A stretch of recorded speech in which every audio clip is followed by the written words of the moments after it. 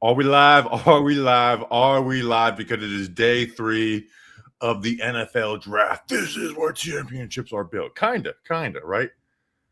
Maybe not built, but this is where the margins are, the difference of the margins. So hope everybody's having a good day. I'm Bobby Skinner here at Football Groom. Danny should be joining us at some point soon. No word on if he's alive. Grump, how you feeling going into day 3? It's gonna be a while before the Giants are on the clock. How you feeling? We've been trying to kill Danny for a while now. I think as a collective Giants nation, not you and me. I hope you guys haven't succeeded. It's kind of an important day. Yeah, it'd be a real bummer on the day, Yeah, save it for the off season, guys. I feel pretty good. I did not watch Malachi Fields before the draft, so I had to do some catch up, and I actually do feel pretty good about that. Going into day 3 of the draft, this is typically my favorite day of the draft. This is the most fun for me. This is where you talk about like the guys on the margins, like you said, and this for me is like a lot more of like talking about how a guy can help or how a guy won't translate. Just like the little things that are just like, it's just too much, or if he can just do this, he can survive, that sort of thing. So I like talking about that sort of stuff. What the bummer is that we're not picking like ever today. Well, it's going to be fun. The 6th round is going to be extremely fun. We brought back the ticker for today because, we won't have guys going off the board every other second. So my last write-up was Thaddeus Dixon out of UNC, a top 30 visit. I like him. So I would love to get him while he's, fresh in my mind. People saying Takario Davis, he's not available. So a lot of guys went off the board yesterday. Yeah, Malachi Fields film breakdown I put it out today. So I think he's a fairly easy evaluation, right? Like he's a contested guy, that's basically all they had him run at Notre Dame was, go balls and curls and then, most of like the route running can be cleaned up. He's never going to be some great elite quick game separator, but it can be cleaned up to where he can be useful in there. And then down the field, he just makes big plays, which is a fit for Jackson Dart. My only trepidation is like, all right, but are you going to want more? Like he's a fit for Jackson Dart no matter what. But are you just going to want more out of that position eventually? That's my trepidation with Malachi Fields. He's a good fit, but and he's going to do what he does. He's going to do it well. But are you going to want more out of that position going forward? So I want to talk about Malachi Fields a lot because I got my first, my write up on him, and I didn't get to, give my thoughts on him. But right now, Raiders are on the clock. They just traded up. So this is, I want to see, is this Jermod McCoy? Yeah, we'll talk about to the first pick in the 4th round. You know what I mean? Like this really could be something. So I just want to check this out right now. Even though there's where are you at on the clock? I'm sorry, I'm at 4:08. Okay, I'm a few seconds ahead of you. That's fine though. That's fine for day 3. Yeah. All right. So let me talk about Malachi Fields for right now. I'm just going to give my quick measurables. 23 years old, 6'4", 218 pounds, 32-inch arms. This is his combine, all right? And this is probably going to be one of the more talked about points about Malachi Fields, especially if people don't view, trading up to get him as worth it, right? And this is going to be talked about a lot probably.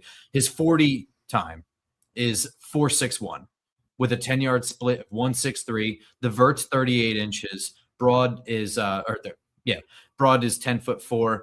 3 cones 6.98, 20-yard shuttle is 4.35.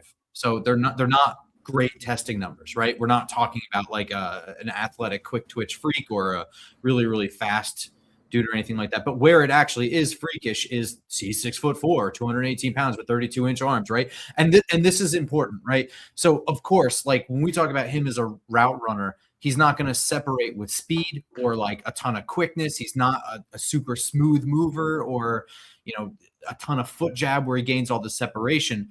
He doesn't gain a ton of separation, but he does all the right things at the catch point, right? He's tough at the catch point to absorb hits. He's got the superior height to win the contested catches, really good body control to box out defenders, protect his hands, and work his feet along the sideline. And he also flashes these acrobatic abilities for these crazy catches, right?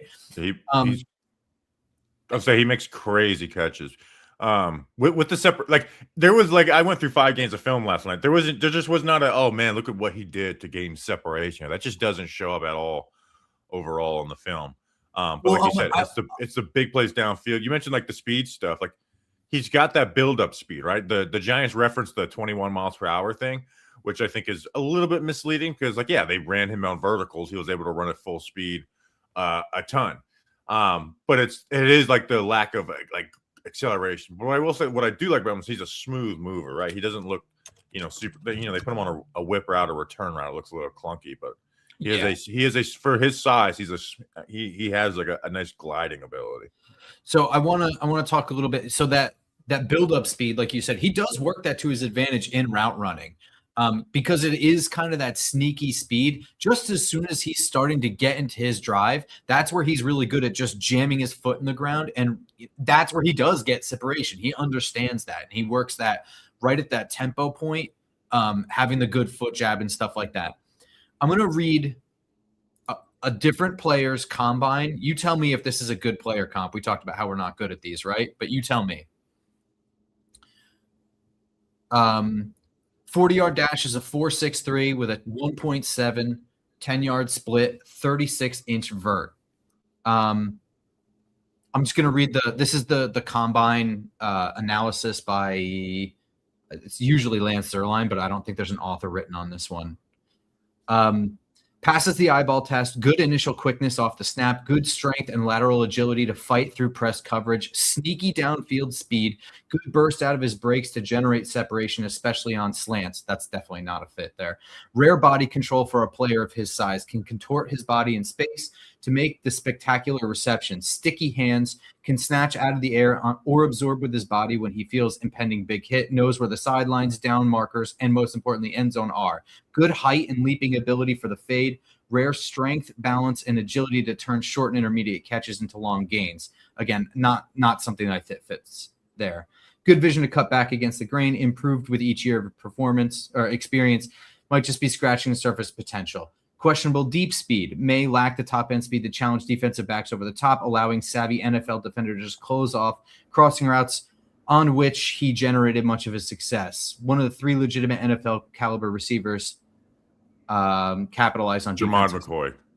There it is McCoy. Yeah, I got the banner already today, and immediately taking our number 1 best available off the board. So you want to guess who that combine write-up was? Who? Hakeem Nicks. Oh! Except here's the thing. He's 4 inches taller than Nicks. Nicks has the 1 inch arm length advantage over him. He has an 1.5 inch hand size advantage over him. But it is a lot of the same stuff. They run a similar 40 with similar lack of, like explosion off of the snap. It's sneaky speed. And really the point is Hakeem Nicks played really well at the catch point. That's where he was really good. If you can build the trust at the catch point with your quarterback in year 1, then you can get targets. You can work off of that. If he can improve his release, I think that's another thing where he can start to gain some separation. Yeah, I put in the film breakdown. There's little things he can do where he just doesn't do that right now. Where it's like, all right, dude, he's never, like you said, he's never going to be this great separator. But there's little things he can do to allow his size to win a little easier. So that'll be interesting to see, how they, try and make that all work. Let's talk about Jermod McCoy. Please. So it came out, I guess he needs to replace a bone plug, which I don't know what that means, but like there's serious questions if he's going to play. I did the hypothetical this morning that if he fell to the Giants in the 6th round, I would take him, even if he told me there's a 95% chance he doesn't play. He doesn't fall there. And supposedly he's like ready to play this year. It's just a question of like, could one more injury or whatever just end his career? I had him as the 2nd best player in the draft. So if he's able to even play 1 year at that production, this is almost like a win for the Raiders. This guy is he matches movement so well. He's physical. He gets in your face. Like the only negative I saw was really like Jeremiah Smith got him on a deep ball, and even that was a perfectly placed deep ball where he had solid positioning on it against Jeremiah Smith, who just works people consistently. But this is the top of the fourth is somewhat of a risk here, but I think a very good calculated risk by the Raiders. They also moved up to get him. I didn't see what the full trade details were because I was yapping. Yeah, they didn't do. By the way, Danny's guy Jude Bowery just went. God damn. I didn't love him. Whoa! I Don't trash Danny's. Danny, tell us about Jude Bowery. What did you like about him? Did you see the mock draft? It said, "Don't make fun of me." Boston College. I'm not making fun of you. Chris Snee, offense. Do you know who Chris Snee is? He went to Boston College, man. Who the hell is Chris Snee? Come on. Come on, man. I'm a Giants fan. I don't pay attention to other teams. Chris Snee, the former Jaguars executive. Oh, yes, of course. Oh, isn't he the son of that Jaguars head coach? Son-in-law. Yeah, son-in-law. Yeah. All right, so now I have to take number one off of our best available, which is a painstaking process. Why couldn't number 8 go? Raiders on the shit list now. Eventually, it's going to happen at some point. Barely get it done now. I was actually not I wanted to have like hey, this has been our best player available, and Jermon McCoy was kind of ruining like any conversation of best available because it was just like, well, he is the best. It's not even close. Yeah, so you referenced Trey Smith on Twitter when Jermon McCoy is falling, and it's like, I don't know how anybody could think about anything else. Like in the 6th round, who gives a shit anymore? Like if he becomes most 6th round picks become nothing. I would rather somebody that has a chance to become something amazing.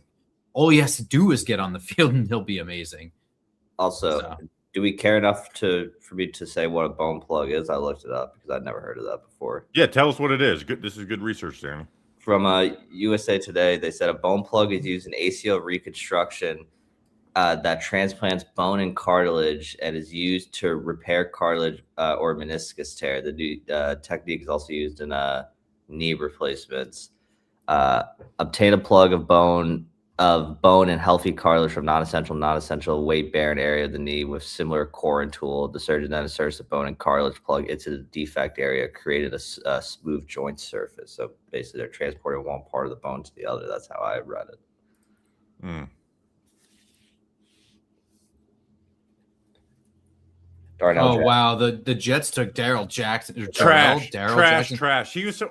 If we all size and nothing else. Yeah, if he took him in the 6th, I'm like, okay, that's where I had him, was a 6th round. But like, oh god, this is my hate player in this draft. Anytime I saw someone taking him in the 3rd or 4th, I wanted to just hate them for it. No offense, but he just doesn't do anything. Now I will say against Miami. He did just kind of like Brockmeyer, their center, just kind of like, hey, get long arms and hold him. But it's just nothing other than that. It's pretty unnatural player. But I don't want to. Yeah, too much. But it's a ton of size. I think anybody who drafts him is betting on improving all the little things to kind of use that size to its fullest advantage. And that's, again, we're on day 3. You start betting on traits and developing the things that can be developed, and you live with the things that are just shortcomings. That's what you do here. So 4th round for me, this is early. I think I had a 5th round grade on him. I was not real high on him. And this is a pretty deep defensive tackle class, right? So I was a little surprised. Yeah, I have him as a later 5th. This is kind of early 4th. I don't love this for them. Like Tim Keenan's still around. I would rather Tim Keenan. I don't know. What about you? Yeah, there's so many other defensive tackles that are available that I would take around. I want to read I think on day 3 we should, every player that we talk about that goes, or that we have a write up on, we should go through it. So, but I want to read his write up is 6'5", 315, 35-inch arms, huge defensive tackle with great length who just doesn't win. Bad athlete overall, lacks agility and balance. Some strength when length is fully unlocked. Bad anchor. There's other things like at least anchor down, and he doesn't do that. Plays way too high with a skinny base. Displaced by double teams consistently. Stands straight up out of his stance.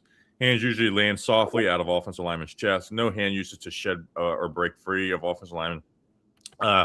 Doesn't bring any knockback power. Can strike and strain well against weaker centers. Length allows him to snatch running backs running past his gap. offensive lineman easily able to reach. No pass rush value will stand up and take up space. So that the good thing is here's what he can do well as a player.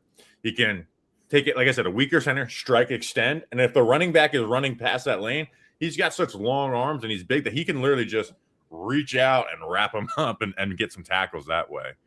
So that's kind of like what his value is.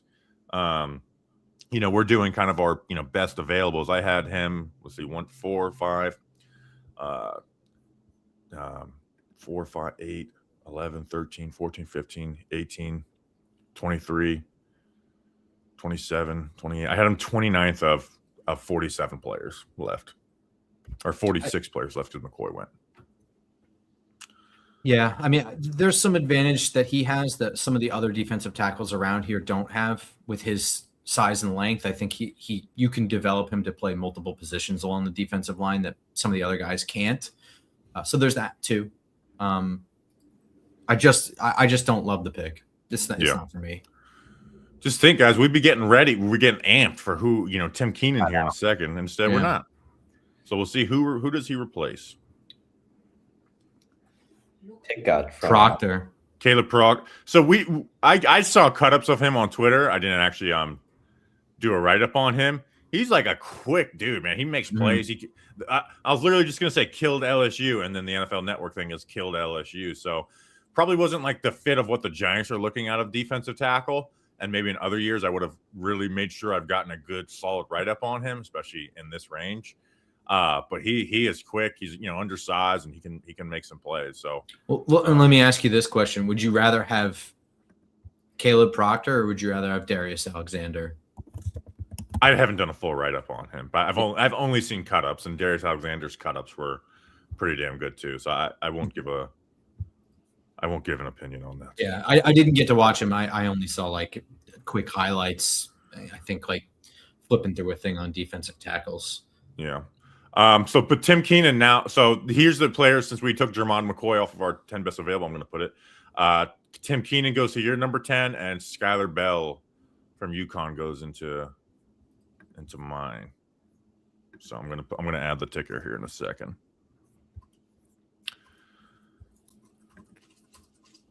Danny, Kings hat? Are you going to stay a Kings fan when you leave LA?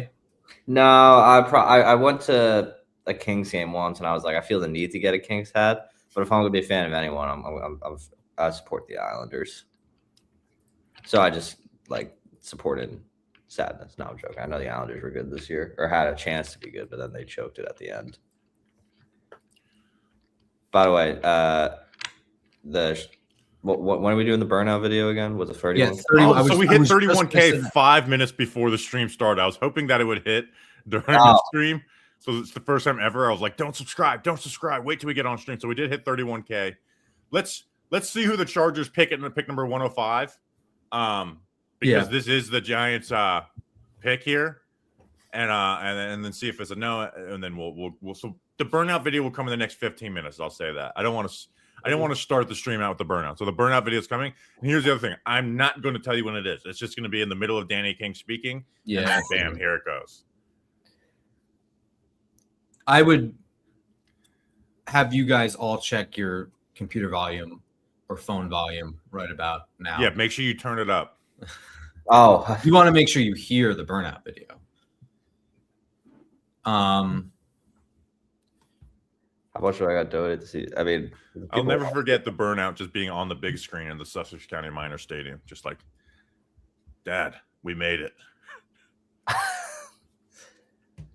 Made it big. Made it to the big leagues.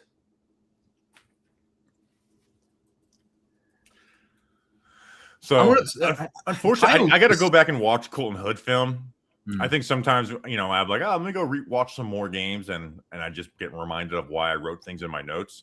But I don't have like a ton because we did our cornerback preview a couple weeks ago, I was like, you know what, I'm going to do the wide receiver film review. Just does it just hits a little more. Let me get the wide receiver, and it's a little easier to do. So let me just get the wide receiver one done tonight, and then so Colton Hood will be the first one that comes out tomorrow. This might be a dumb question, but because you guys, I think you already went for your best available. Is there someone here that like you're like really bummed out that the Giants don't have the chance of taking? That's actually a good question, Danny. I have Grayson Halton right off the bat. Yeah, I Grayson love the way Halton. he fights at the line of scrimmage. Yeah. Tim Keenan always fell to the 5th in the mocks, but he's someone I would consider here. Malik Muhammad, right? I really like Malik Muhammad, the corner out of Texas. He's he's nowhere near the athlete of Colton Hood, right? So Colton Hood has so much more ability than him. But I just think Malik Muhammad is going to be a solid corner too in the NFL. He's so smart. Like he plays with confidence. He knows what he's doing. Like I really like Malik Muhammad. So I would be banging on the table for Malik Muhammad probably if he was here. Well, Keontae Scott is also here too, which I know slot's not our biggest need, but it's at the point now where it's like, hey, just take this guy. Like you're gonna freaking love him, Denard Wilson. Because who's like basically a linebacker at nickel corner. Wait, real quick. I have one more. But we'll get to the super chats in a second after this pick and stuff. Kyle Lewis. I know not necessarily for the, but I mean, he would essentially act as like a dime. Yeah, but I don't see. That's the thing. That's my thing with Kyle Lewis is he went from somebody who was like, oh, nice, to I don't know if I want to take someone who's a dime linebacker in the top of the 4th round. That's my thing. No, but we also lost our 5th, right? Correct. And Danny right. said 5th is where I'd be like, yes, get me a Kyle Lewis. And Brandon Thompson, wide receiver at Mississippi State. Did you do anything on him, Grump? I did not. No.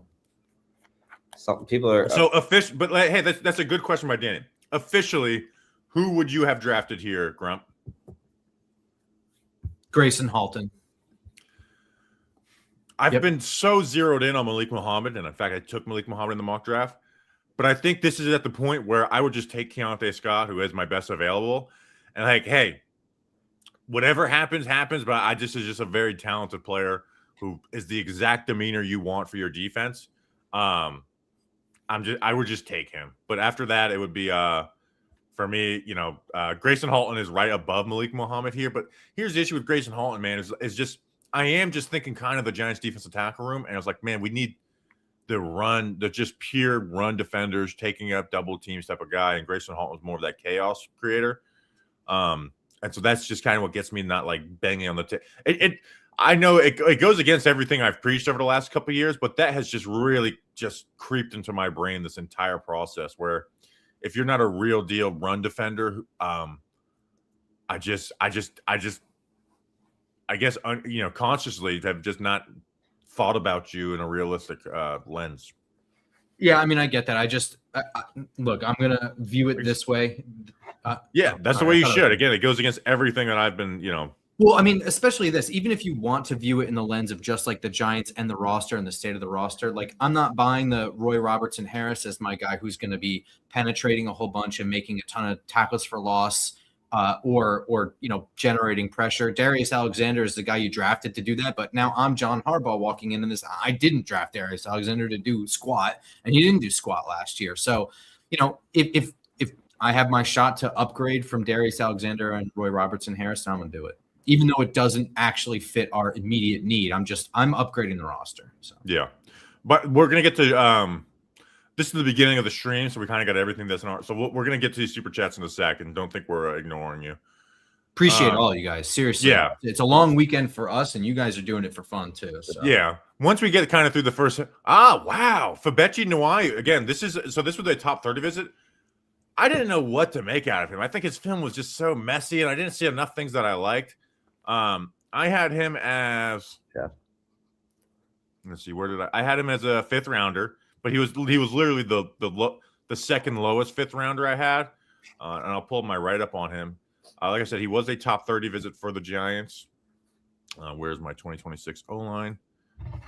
And that reminds me, I want to say something about the offensive line with the 6th round picks. Let's see, where are you, Fabechi Nwaiwu? 6'4", 319 pounds, long arms, 34.5-inch arms for a guard. And he played a little bit of center at Oklahoma, and I think that might be his home. So that's like great length, and I think that's why you get into it. 24.5-inch vertical jump. I mean, that's really bad. I remember being embarrassed by my 22-inch vertical in high school, and I was, bad athlete. Good production last year, 0 sacks, 0 hits, 2 pressures. I don't understand how they got to those numbers. The year before, 4 sacks, 12 pressures. North Texas transfer, Foot speed is average to below average. Good core strength and balance. Flexible hips. Punch and hand usage is undeveloped. Gets his hands on in pass pro and controls blocks. Struggles when guys get to his edges. Anchor and pass pro is good. Head heavy and space, leading to quick losses. Finds work to give blows to defensive linemen. Good get off in the run game. Doesn't generate drive on base blocks, which leads to being head heavy. Keeps feet driving, but just doesn't get movement. Pounces into angle blocks for wins. Can work combos well with constant foot fire. Pulls are slow. So it's just, there's a lot of kind of like dichotomy with him where it's like, hey, I like this, but I don't like that. And some even within like the same category. So the Texans took him. That makes me feel a little bit better though, because they kind of get offensive line exclusively wrong. That is true. Although I was also burned by Kenyon Green. Yeah, there you go. And I was a Kenyon Green guy, but yeah, I think Kenyon I Green, texted Kenyon you Green, about him. Yeah, Kenyon Green is my biggest miss. I don't think there's really anything Really? close. Because Evan Neal obviously is on there, but like Evan Neal was kind of a consensus. Where Kenyon Green, I was much higher. Now, granted, the Texans took him 13th overall, which I was saying like that's where he belongs. But there was really no one banging the Kenyon Green table in that draft cycle, and I was. I love that there's someone walking around selling beers in the crowd. I did not realize they do that at the drafts. I just Dude, they better do that. I was talking to somebody who's a Bills fan, that I know, who's like a super fan because she's from the Buffalo area, which like it's a way of life up there. It is different than whatever you think you know, unless you're a college sports fan. But she was like legitimately stressing out over who the Bills were going to take in the first night. I think about this every time, and they traded out of the first night entirely. Like I just don't think I could ever go as a strict fan for that reason. It'd be a nightmare. Going to night one and sitting and all that, and then just being like, wow, this is so great. And just seeing all the guys you're excited for go off the board while you pick nobody, and then you just go home. Like, could have done anything else that night. Yeah. Some big pieces, and I like Charles Cross was your biggest miss. I disagree. Having Evan Neal and Ikem Ekwonu was a miss. I think Charles Cross has been kind of what I thought he was, which is the Giants were picking 5th and 7th. You have to remember that I was talking through the lens of they were picking 5th and 7th. If they were picking 19th or 20th, I'm like, yeah, Charles Cross is a solid pick here. I just did not view him that way. And Charles Cross has been a good left tackle, but certainly not great. And he just got an extension, a young tackle with his pedigree to get an extension. And it was what, the 10th highest tackle contract or whatever? Like it wasn't even close. His extension was the moment we realized we could get Jermaine Illuminer to stay. That was the first indication that we got. It was like, whoa, wait a minute. This actually might be possible. Yeah, I'm looking at NFL contracts. Pull up off. So I think I've been all right. It's just my miss in that is having Neal and Ekwonu over them. Let's see. Average salary. Man, he is crazy low. Wait, no, hold on. Where is he? Oh no, he's 1, 2, 3, 4. He's 5th. He's 5th for tackles, 6th for offensive linemen. So I guess not bad, but quite a bit less than the guys who hit the top of the market. Have you done anything on Xavier? I have not. Have you, Grump? No, sir.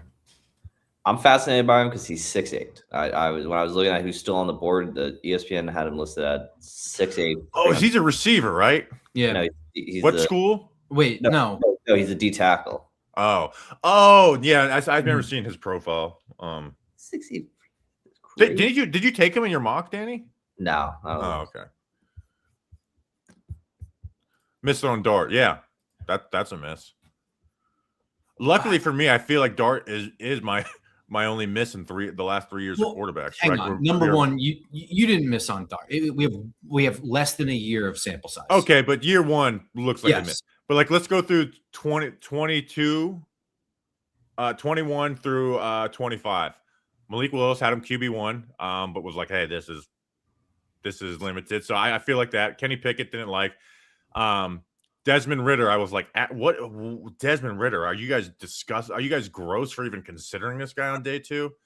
Matt Corral sucked, not a big hot take with that. And then I feel like there was one other QB we did from that class. 2022, we didn't do the quarterbacks that year, just because we weren't taking one. because we were picked 25th and we just signed Daniel Jones. 23, Caleb, I will say, is a little bit of a miss. Drake, Jaden hits. Bo Nix. I should have bumped up my grade on Bo Nix, but I feel like my write-up on him is pretty damn accurate. I just feel like he's done a little bit of pressure. McCarthy, correct. Penix, correct. Grayson Halton. All right, let's forget talking about ourselves. Talk about Grayson Halton, Grump. He was your best available here. Oh yeah, let me pull up my write-up. Right off the bat, I liked his hands. That was the first thing I liked about him, and I remember texting you just like, why does everyone have this guy so low? Like, am I wrong about this one? So I'll just read my write-up on him because it has been a while since I watched him. 6'2", 293 pounds. Those are probably pre-combine numbers. Really good jump off of the snap. Feels O-line concepts well. If left on blocks or for a wham block, he'll take the free release. And he understands it when he sees it coming. He's really strong at the point of attack, can absorb double teams, good use of hands to control blockers and read the backfield. Can get washed out from time to time, could stand to continue foot drive and replaced hands a little bit more. As far as pass rush goes, he's very good with stunts, whether the looper or the one freeing the looper. Pushes the pocket kind of like an animal. He lives in the backfield, quick off of the snap, and sheds blockers well. Good swim move over the center consistently. And you look through his stats, the last 2 years, 8.5 sacks, 3 forced fumbles, and 2 passes defended, and 63 tackles. I really liked him. When I was going through, I wanted to do clip ups. I never had enough time to like edit them. I had to stop putting down like splash plays. I was like, this is going to be like an 8-minute video. I don't need all that. Yeah. So I really, really love Grayson Halton. I'm a little surprised. I thought for sure that he would like be one of those ones in the last like 2 weeks of the lead up to the draft would start sneaking up draft boards. Like people would say like, you know, the NFL circles like him a lot more than the media does or something like that. I thought he was going to be one of those guys. Yeah, he was my number 2 best available. He's just kind of like this bowling ball, like havoc wrecker. Where it's like, all right, he gets upfield, he works. He's what I like is a guy who can work laterally upfield, right? A lot of guys will like have these laterals, like wham, and then they're just still in the same spot, just on the other side of the offensive lineman. He gets lateral and moves forward while using his hands. So I like that about him. His effort, you know, I really honestly put effort or stuff in these write-ups. He was one that I did where it's like, man, it just never stops, where he just slides off blocks eventually. You know, he's got that good first step. Like in the run game, like you said, 6'2", 293, you think, oh man, he's probably like he handled himself well. Obviously, NFL double teams are going to give him issues at that size, but like I really like Grayson Halton. And like you said, he was my number 2 best available. Your number 1, so good stuff with Grayson Hall. So who took him? Sometimes we forget who even took the players that we go. Who took him? San Francisco. All right, good job, San Francisco. The guys over there, they got Jonathan Coleman. Let's go. So we kind of get lost in the sauce of like the Giants picks and stuff. Last night on the tight ends was insane, right? And I saw everyone else was reacting to it. Marlon Klein went in the 2nd round. That's insanity. We talked about Nate Borkacher too. Yeah, I don't know. That was kind of this is a really kind of weird draft class. Gotta say.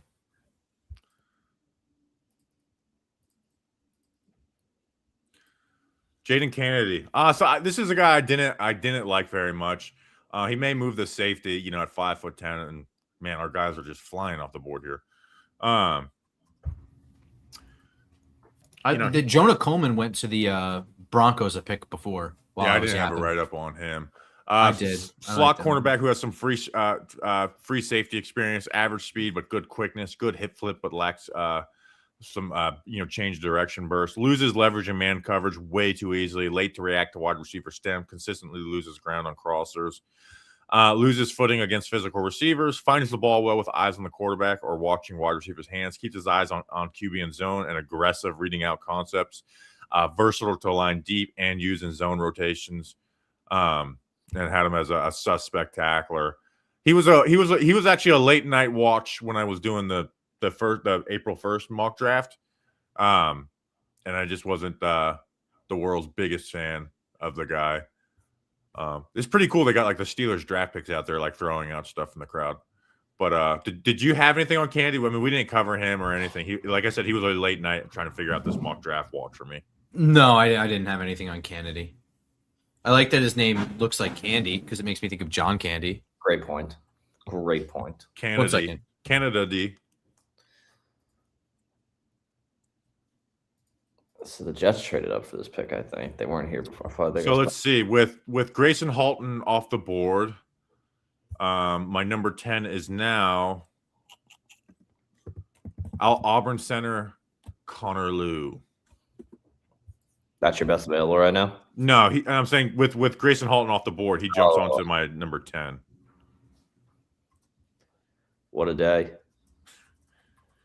And we're going to get to the super chats here in a second, but just on day 3, we don't have so many write-ups left that anytime there is someone who is one of our write-ups, we feel the need to talk.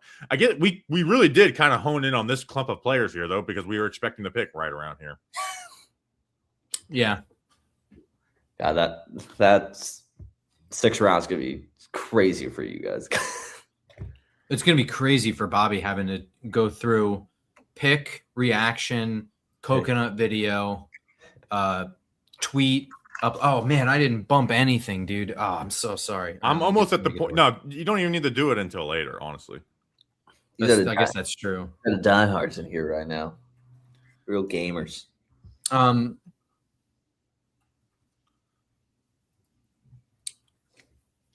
Jonah Coleman is an interesting pick for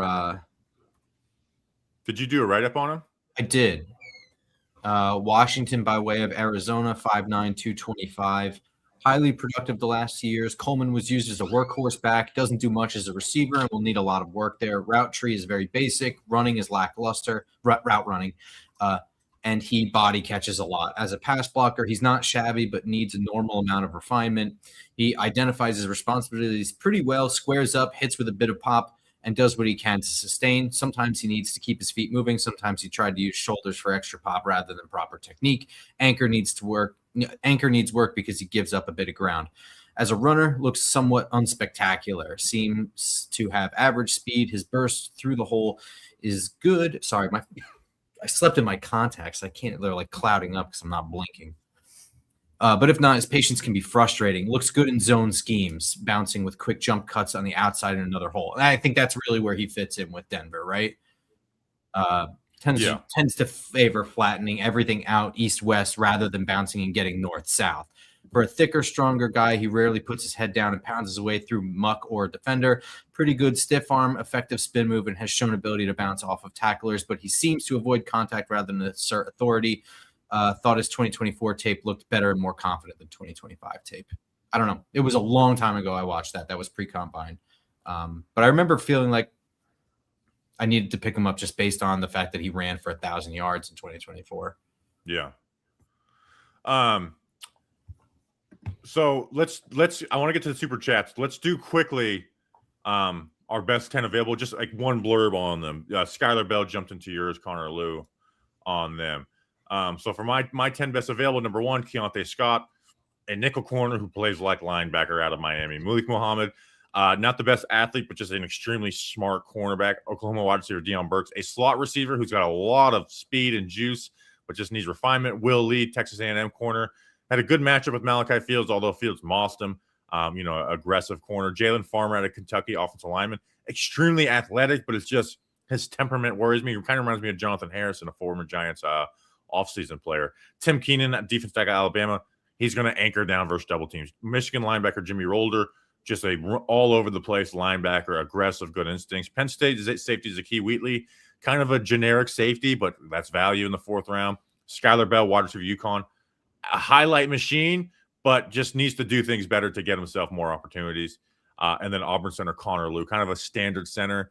I think he's going to struggle with some strong defensive tackles, but he can move around and be a good pass protector for you. Grump, what about your top 10? Cade, someone just asked who's the next quarterback off the board, and it is Cade Klubnik, Giant guy 20. And I guess we could. Yeah, you talk about him while I pull up all my guys here real quick. Well, I've actually been updating yours. I'm just pulling up my quick notes on them really quickly. Yeah, just like I said, just a quick little blurb on each. Cade Club. So we didn't do anything on Cade Klubnik, but obviously you watch Cade Klubnik play college ball, and aesthetically, like he throws like a decent ball and stuff, but it just felt like he just didn't have that. I don't know, some of that it factor. This is the way you talk about a guy when you watch him, play 5 games of college while looking at Twitter, on TV. But he was getting like top 5, like way too early stuff last year. He was like people's number 1 quarterback, which was always a little bit wild to me. But the Jets get him. I like this for the Jets, though. He's like, he's fairly talented. Probably doesn't turn into anything, but they've got so many picks in this draft. I don't mind them burning a 4th on a quarterback here. So yeah, who is the next best of quarterback to go off the board? Let's see. The LSU guy? Yeah, Garrett Nussmeier. Nussmeier, right? Yeah, I'm kind of surprised he hasn't went. And then after that, it's like Cole Payton. I kind of like at an NDSU. Taylon Green is, should change positions. Jaden Daniels' brother. The Commanders will draft him. And then Luke Altmaier. I have seen the Giants' last 2 first-round picks, Arvell Reese and Abdul Carter, just terrorize that guy. So that's my opinion of him. Is if we drafted him, it'd be nightmares for him to have to see those guys every day. My top available is Kamari Ramsey. I think is my current top available, right? No, Keon Sabb is. Keon Sabb went back to school. Oh, yeah, well, that's my bad. That would affect to the top 10. People are like, "Who's this Keon Sabb guy? I never heard of him." Yeah, let me hide that from the banner. I think that's a way too early mock draft. Yeah, so talk through them. So now I can update your thing. So Kamari Ramsey, USC safety, 6 feet. Like him, he's transferred from UCLA. He didn't really miss a whole lot of time. I think that he's a pretty average safety. He's probably going to be a special teams guy right away. But like Kamari Ramsey, Cage Casey just went off the board to the Denver Broncos. Next is linebacker Kyle Lewis, really, really fast, rangy guy who's basically like a DB on the field, but he brings so much pop and he can blitz and do a bunch of stuff like that. Really, really, really productive, and especially in the coverage game at Pitt. Keon Barnes, safety from Clemson, another guy I did a really, really, really long time ago, but I did like another one of these guys that are like average safeties. This is where safeties tend to go, I think, that are not super wow players, but just a very responsible safety that's a pretty good tackler and that sort of thing, has the right measurables, that sort of thing, but just doesn't flash or do anything crazy like that. Rod Moore, after that, safety from Michigan, biggest thing. I like him quite a bit more than other people, but is coming back from injury, sort of a Jermod McCoy situation, so I bumped him down here. Kevin Coleman, wide receiver from Mizzou. I like him quite a bit more than other people. I think he kind of looks like Wan'Dale Robinson to me, where it's like he's just out of reach with his measurables to stretch the field deep, but he has the actual ability to do it. So questionable whether he can do that or not. So he'll be that frustrating tweener. And we're now on day 3. So this is a little bit more of the time to take somebody like that. Aaron Anderson, another short slot corner, but he was very unimpressive despite what he can do. Tim Keenan, we talked about, really good run stuffing defensive tackle, like him a lot. Skylar Bell, wide receiver from UConn. We went over him in our wide receiver mock. Just another one of these guys is like an average wide receiver, can get some production, but has athletic limitations. And then Devin Eastern, Minnesota defensive tackle, has a really, really quick first step, so he can get to the backfield really quickly. Those are my top 10 available. Danny, who is your number 1 available right now?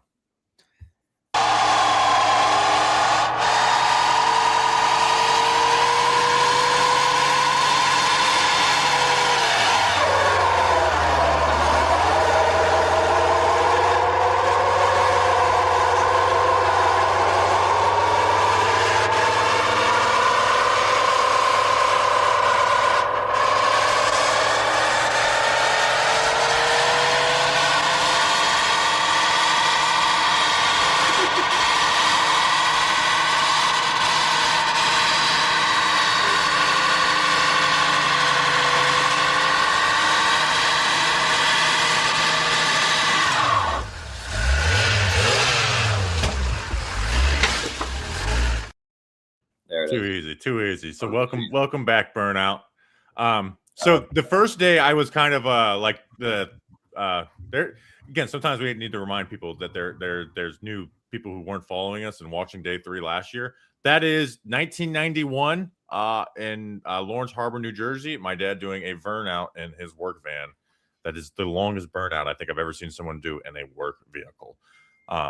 Basically, that wasn't in like a event that like burnouts. The longest burnout I've ever seen. So I think because it's day 3, we can do that with every 100 subscribers we grow, because it's probably only going to happen once, maybe twice over the day. I'm into it. So, very, very good. Very, very. How many times did we play that last year? I feel like it was like every 5 minutes we played. Oh, it was a lot. And we had, dude, do you remember like, oh, the Sussex County Miners jumped right in and they sent us this kid. It's like they sent us all cowbells. You guys are nuts. Oh yeah, I remember. Yeah, I still have all that stuff over here, and I got the little mascot too. They gave you like a little wooden bat too, didn't they? Yeah. They clearly don't know what they're doing. Give us some weapons, and they're back on. By the way, I think they're running their first ad of the year with us on the UDFA pod. So shout out to them. Shout out best minor league team in New Jersey. Shout out. They're independent, not minor league. I don't care. Oh, dude, that was driving me nuts. It was like, they're not. Yes, they are. That's minor league. People really making a big deal about that. Oh, dude, I got corrected like 4 times. I was like, whatever. Yeah, sometimes you got to remind yourself like that's just somebody just saying something and they move on with their day. I'm internally. That's what I'm. Yeah, I know. I go to minor league baseball games to have fun, not be factually correct about everything.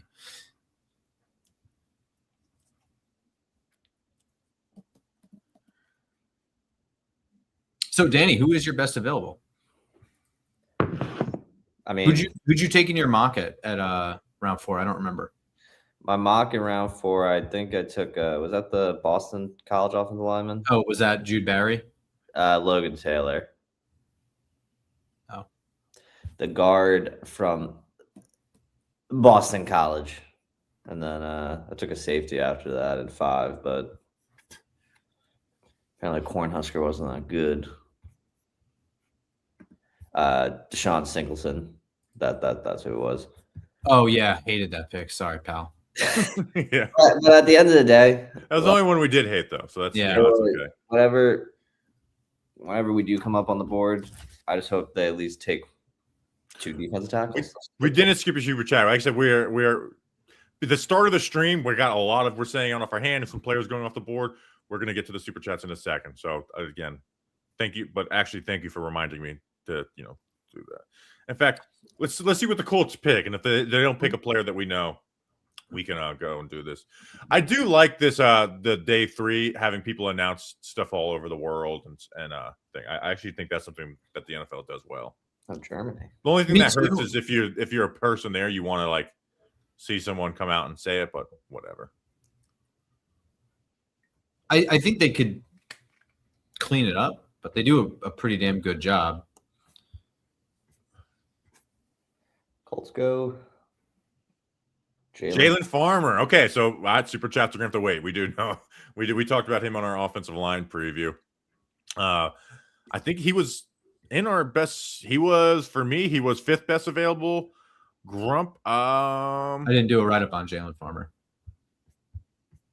Yes, you did. Did I? Yeah, you just don't have him in your list. We did. We were talking about the O-line preview. Shit. It must be your. Oh, I did. Yeah, you're right. Oh man.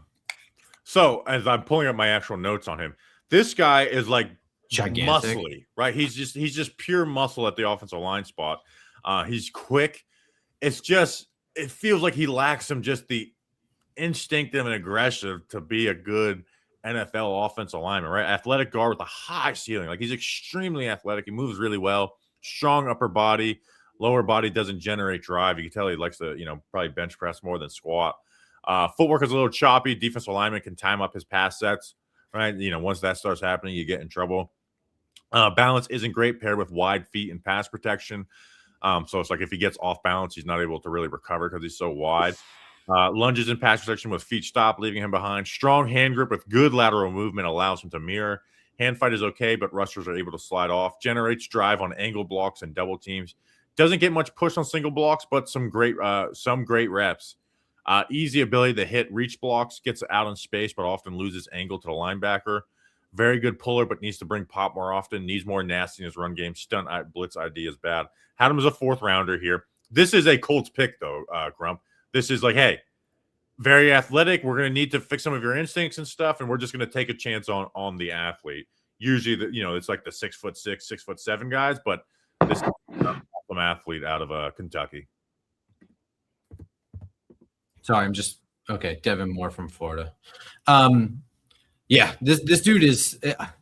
I raved about his size, gigantic and strong, but the athleticism and stuff. His footwork is all over the place. We had the same notes about his strength, right? Like you said that he probably bench press more than he can squat. The strength is in his upper body right now. Really strong punches too. They're a little bit slow, his hands, but they are impactful. So it's really just about landing the correct punches in the correct spots and with the right time. It's not really about getting your hands too much faster. I'm not sure that that's going to change too much with him. I do think that his leg drive is a little slow and sloppy. I think that sometimes he can just kind of stonewall defenders and he can't move them. It's not just a lower body strength issue. It's a matter of like getting that technique right and just working your feet, keeping them going and getting a little bit more smooth moving in the lower body. All right, that's Jalen Farmer. So he was 4th on my big board of best available. And so with him gone, that slides in my 6th round selection in the mock draft, J.C. Davis, offensive lineman out of Illinois. Elijah Surratt. Grump, did you do an actual write-up on Elijah Surratt? Here's the thing. I know Elijah Surratt, though. Like, I watched him. Me too. I've known him from JMU, actually. Yeah, I watched him last year. Watching Fernando Mendoza, watch him in big games. He just does not have any speed to separate. Right. So I'm just not going to be as high on him as others. Right. Where people view him like, hey, I view him as the top of the 2nd round. It's like, it's hard for me to pull the trigger on a guy who just can't create space for himself. And he's just flat out slow. But he's good at so many things that, I know there's a Keenan Allen comps for him. And it's like, man, it's hard to say those people are 100% wrong when, Keenan Allen ran a 4.71 40. I didn't watch Keenan Allen in college to give a full opinion on him. But like, at least you're just taking a guy who at least knows how to play the position, is going to be great at back shoulders. Is he gonna do enough to garner some of those back stuff, shoulder throws and garner enough snaps to get there? But he was very good at Indiana. Like maybe he's just a good college player, not a good NFL player, but he was awesome at Indiana. I think he's one of those guys that's like a role player. You know what I mean? Like the limitations are the limitations, and for the NFL, they're you have to overcome by getting better at other stuff. Like we were saying, kind of with Malachi Fields, is like being really good at the catch point can cover up a lot of stuff. I've been watching him since JMU, just because I like watching James. I like watching Cignetti, so I liked watching the teams he coached. So. I get it, man. But for me, like you said, you brought up Keenan Allen, where it's like being slow can be completely erased by being a superior route runner like Keenan Allen. And one of the guys I actually did do a write-up on where I feel like his route running ability can cover up that is Vinny Anthony, the Wisconsin guy from the Senior Bowl. Yeah. Like that's where I do see your point, where it's just like I'm higher on Vinny Anthony than I think the universe, where I actually have him on my big board. I don't even know if he's on a lot of big boards, but I do think that ability in the right role and in the right scheme can cover up those. I don't know about Elijah Surratt because he doesn't have that route running ability, in my opinion. But he is a good player. I like watching him play. He just might be a great college player, and that's it. Yeah. All right, here comes the Bucs pick. I did enjoy that. That was also the worst Rose Bowl weather-wise I think in like the last 30 years. That game rained all day.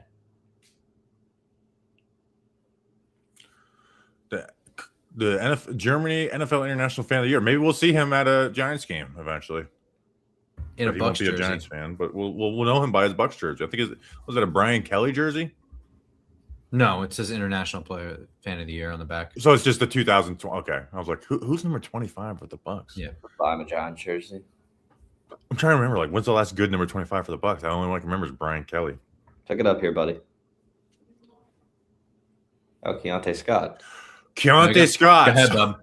Dude, I want to talk about the Bucs draft class here in a second. Overall, Yeah, really. Scott, oh my gosh, all defense. Well, forget all defense. It's all dudes, dude. Yeah. Dude, it's a good day to be a Bucs fan. I got to see what Trevor Sycamore's reaction to this is, because this is a hell of a class. I don't love Ted Hurst, but Keontae Scott, Josiah Trotter, and Ruben Bain. You just talk about, like, forget all the other bullshit. I'm just taking guys. Let me pull my write-up on Scott. Dude, I'm giddy for Tampa right now. 5'11", 193 pounds. So he gave up 70% of his passes, 333 yards, but only 8.5 yards per catch. No touchdowns, 2 interceptions, 4 pass breakups. He did have that pick 6 in the Ohio State playoff game, so I'll always be thankful for him on that. 13 tackles for a loss, 5 sacks, and 2 forced fumbles last year, right? Now, he's an older player, right? He transferred from Auburn. This is a nasty, run-defending, blitzing nickel cornerback. Grump, we talked about it when we did our cornerback preview. I had to double check, like, are they pointing the arrow at the right player on some of these film cut-ups? Because, like, he's playing linebacker. He's blitzing so often. So good athlete overall, shows a lot of burst, aggressive, looking to cut off routes, good recovery skills, but needs them too often, right? So that's, the aggression comes in there. Stay square on top of routes, but can lose leverage and fall behind. Strong read routes, hangs in man coverage fairly well, but moments of bad losses. Will look to get downhill or cheat inside, leaving flat zone open. Great run support, actually beats blocks from everyone. Blitzes in hot and knocks guys around, has some missed tackles, but closes in so well.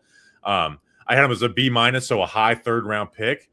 But Tampa as a whole here, you get Ruben Bain, right? Undersized, but many people viewed as the best edge. He was my 5th overall player, number 1 edge in the class. You get Josiah Trotter, right? Jeremiah Trotter's son. I mean, just brings the freaking heat. Ted Hurst, I don't love that pick, but he's got some good highlight moments.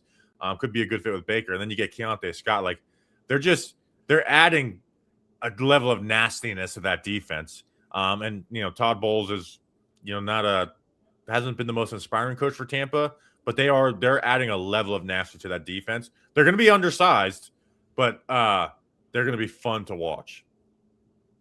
I'd like to see them add one of these Penn State running backs to that offense, and I will sign up for this Bucs season being the NFC South champs.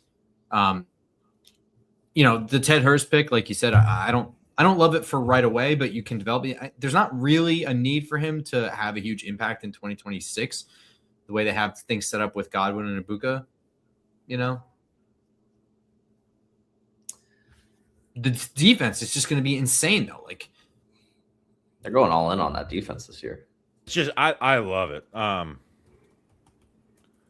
got to stop saying Jeremiah Trotter. Keeps on messing with me. Someone asked a good question. Are we past the point where a Kayvon trade makes sense? For this year, yes. Yes. For this year's draft, yes. It could still happen. Remember, like Bobby said, this is sort of the time to shit or get off the pot. So it could still happen, like, whatever, for 2027 stuff or for, some kind of player swap or something like that. Who knows? But so awesome stuff there for Tampa. Who did any pick go off after I went on my Travis Burke. Travis Burke went off? Yeah. Let's talk about Travis Burke. I got to count how many guys I got left. They're flying off the board here. So, Grump, we didn't talk about him on the preview. So I watched him. He was a Giants top 30 visit, and he was a very early top 30 visit. So I actually thought that he would be a real deal target for them. And he fits seemingly what John Harbaugh likes, is these 6'8", 330-pound tackles who just with hands on you can just control a block. But he went from Gardner-Webb to FIU to Memphis. Never really had good pass rush production at any of them, right? He's given up 12 sacks over the last 3 years, 6 quarterback hits, and then a lot of pressures. He's big. When he has moments of just flat-out dominance, like solid athlete for his size, strong player, but needs to harness it more, average at best balance, doesn't slide his feet well in pass pro, struggles to get the landmarks, defensive linemen swipe his hands and win the corner easily. extremely strong grip strength to just lock on the pass and run. Needs to keep his hands holstered and punch better. Keeps his chest wide open for defensive linemen to attack. Absorbs power and strains well. Replaces his hands fairly well in pass protection. Run game footwork is solid. High pad level gives him issues sustaining drive blocks. Real upper body strength to torque defensive linemen. So, like, it's just, again, it's against smaller competition, but it's just so rare to see offensive linemen take other college level athletes and just, and just put and move them. He's got that ability with his. Oh my God! Now Jimmy Rolder's off the board. What's going on here? 6'2", 238 pounds. I loved it. This is such a good pick for Campbell, dude. And staying in Michigan, this is amazing. Really, really downhill, quick, aggressive. We liked him for the Giants. Just he was our 6th round for the mock, Harbaughs, man. This is like a linebacker's linebacker. Whatever limitations there are to him, he makes up with just like football acumen. Closes well, hits like a hammer. I sound like Gruden right now, like not actually saying things and just metaphors, but he's like the most fun, not top of the class linebacker. Exactly. Well, Kyle Lewis is as well too. But he's not Kyle really, Lewis was in the consensus top like 70 at one point, which I guess, like I said, I actually said in the linebacker preview, I was like, Kyle Lewis is someone that consensus is going to like that's just going to fall because teams are going to want their third rounders to be full-time players. But with Rolder, I mean, just a instinctual, quick linebacker. He just has a nose for the ball. Like, I just don't understand how he avoids some of the traffic that he does. It's like, how did he go from here and now he's at the line of scrimmage making a play? The peripheral coverage, vision for him to keep eyes in the backfield and to the side so he can avoid the junk. It's close to really, really, really good. Like he takes on blocks in so many different ways, whether it's dipping, going through them, dumping them, and coverage. Like again, he's gonna widen his coverage and then float back inside. That's what you want from your linebacker. He's gonna reroute guys. Now he's not someone you could just put in man, which you're not asking many linebackers to do that. But yeah, Jimmy Rolder. So we've been putting him in the mock drafts in the 6th round, but I kind of secretly was like, someone's gonna take him. Like this is fun. I will put him here. He is consensus around here, so I don't feel like I'm just cheating by putting him here. But there's gonna be a handful of teams that are just willing to take him before there. And again, we're gonna get to the super chats, I swear, but they keep on just reeling off people we have write-ups on, and on day 3 where we're live for 7 hours, when players that we have write-ups on go off the board, we have to do the work. Show the work you put in. Do you got Wesley Williams while you're at it? No, Wesley Williams. All right, well, shit. So let me take some of these guys off of my board. So let's see. Did Bryce Bocher get picked? I didn't see that name, right? Okay. No. It's not familiar. So yeah, I'm moving Travis Burke. Grump, can you go to your board and remove the guys that have been drafted? So I'm not. I'm sorry. Doing this. Yeah. No, it's fine. I'm just right now I'm updating the ticker. So let's see. So Jimmy Rolder was my number 6 available. So number Jimmy 6 is now Zakee Wheatley from Penn State. And for you, was he in your top 10 available here? I must have missed him moving him into my big board. I had my shit all over the place, so constructing the big board was kind of a mess. Let me go through here and just Keontae Scott. Let's see. So with Jimmy Rolder out, now my 10th player who moves in is now TCU linebacker Caleb Elarms-Orr, who actually did take in a mock draft.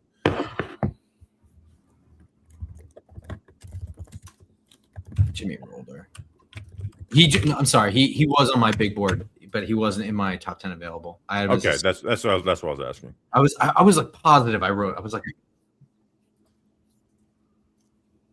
I think I'm all the way updated here. Like Malik Muhammad didn't go yet, right? Oh no. Skylar Bell, no. Yeah, you're good. I didn't see him in your top 10, so I was just making sure.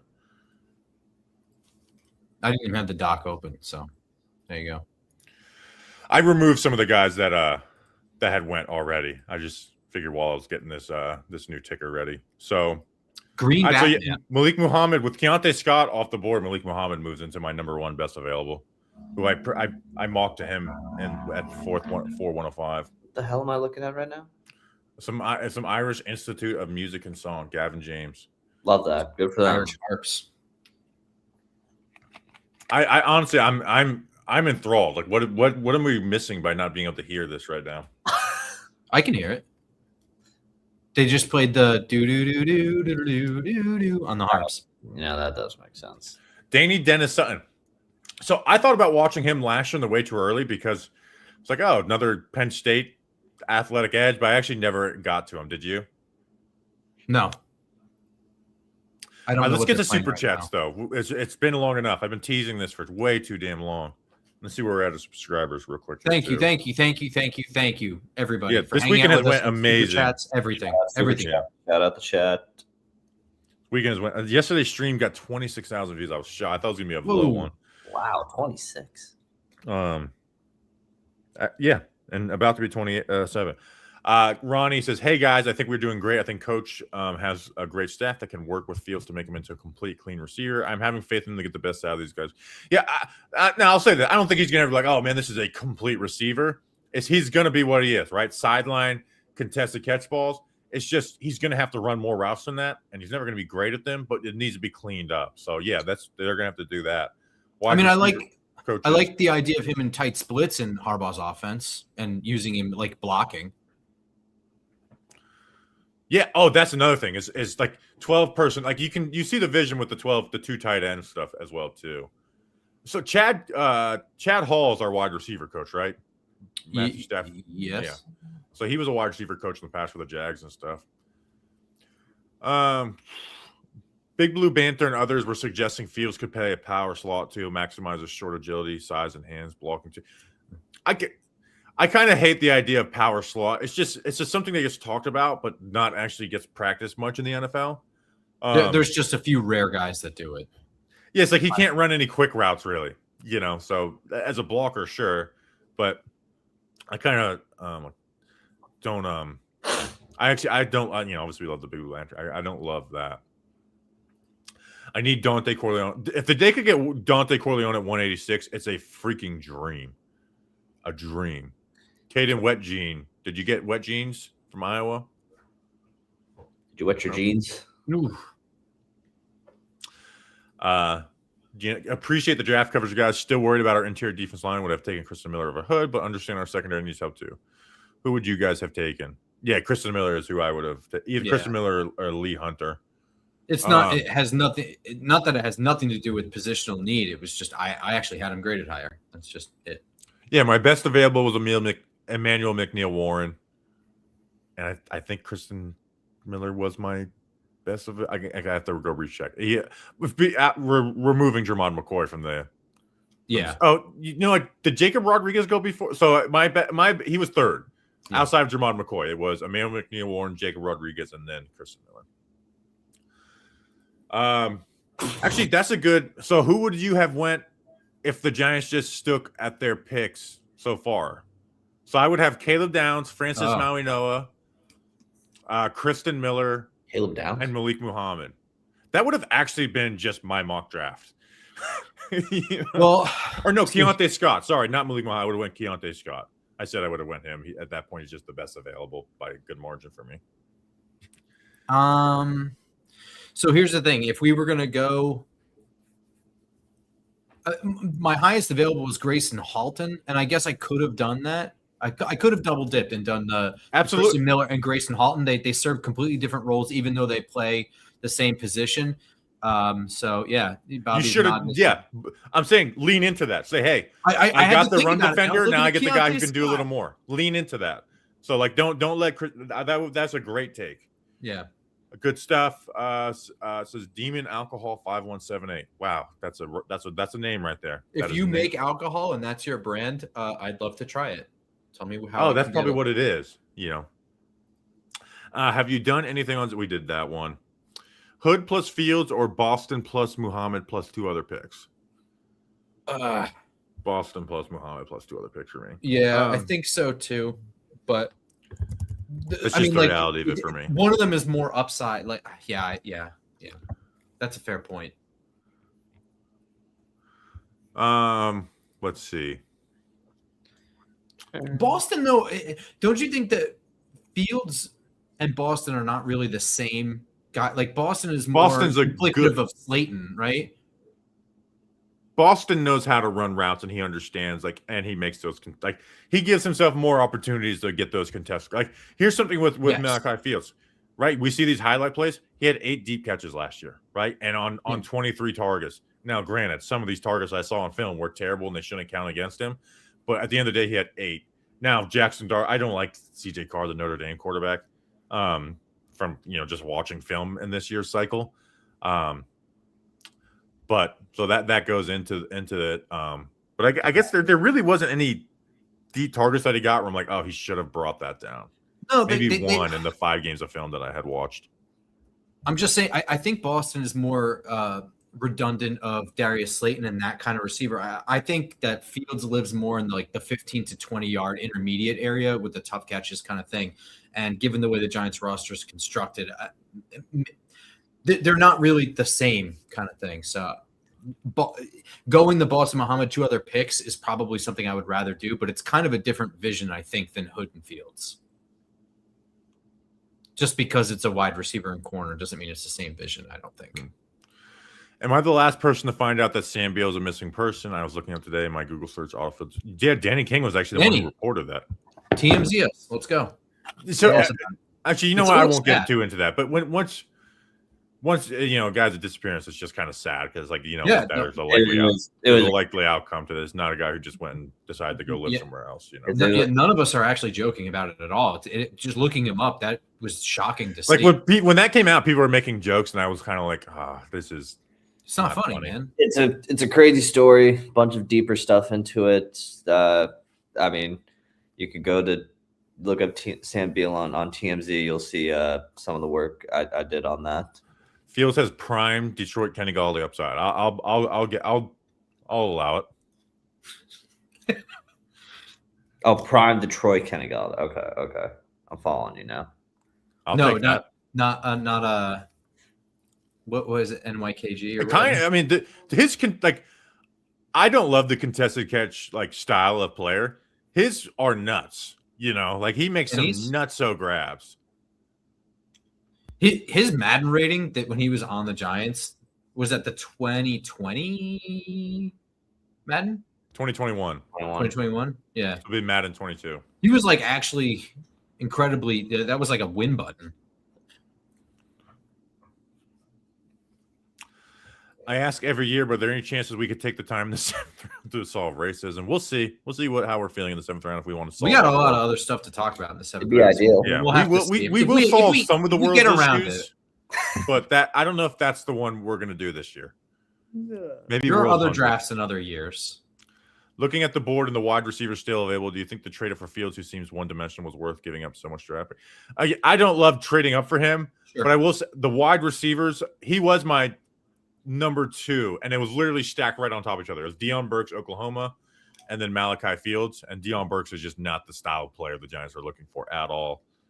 So he was better than. But with Malachi Fields, my drawback on him is it's like even a little bit like I said with Denzel Boston. Denzel Boston was thought about in the top of the 2nd, so it's very much a different conversation. Where I like him a lot more than a lot of the players that people like in this class. But I just hope we're not in 2 years being like we need to really strongly upgrade from this spot. So, Mike, did you do a write up on Mike Washington? We really liked him at the Senior Bowl. Yeah, you just got to give me a second to pull it up. But I did like him. You did a few Arkansas guys. You were Mr. Arkansas this year. Was I? Fernando Carmona, Julian Neal, Mike Washington. You said Taylor Green is the 3rd quarterback in the class? Yeah. That was me. Big body back, runs with surprising amount of speed, looks ferocious in the open field, not a whole lot of shake and bake, very much a straight ahead runner. Looks like an asset in a gap scheme.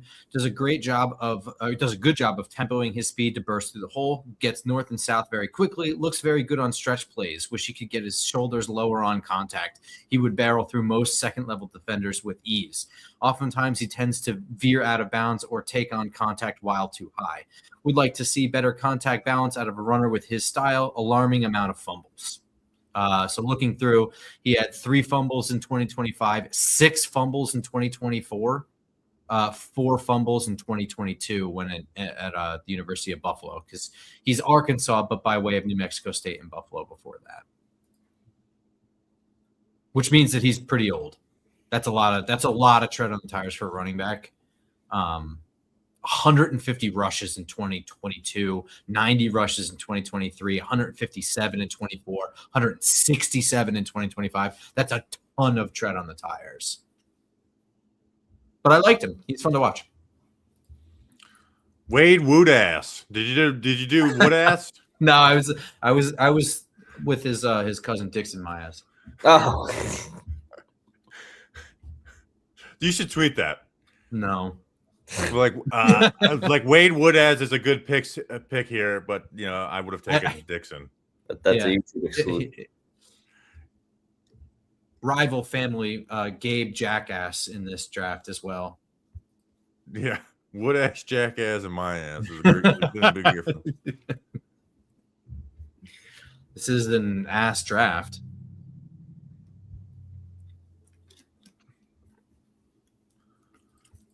I hadn't checked Twitter in an hour. I want to make sure I didn't miss anything. Trashman said huge as well.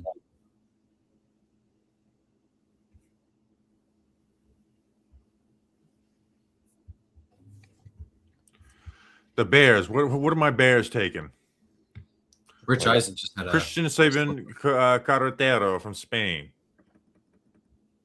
Oh my gosh. Isn't that supposed to be a? I asked my wife, who's from Spain, if she knew him. She does not. So, is she even from Spain?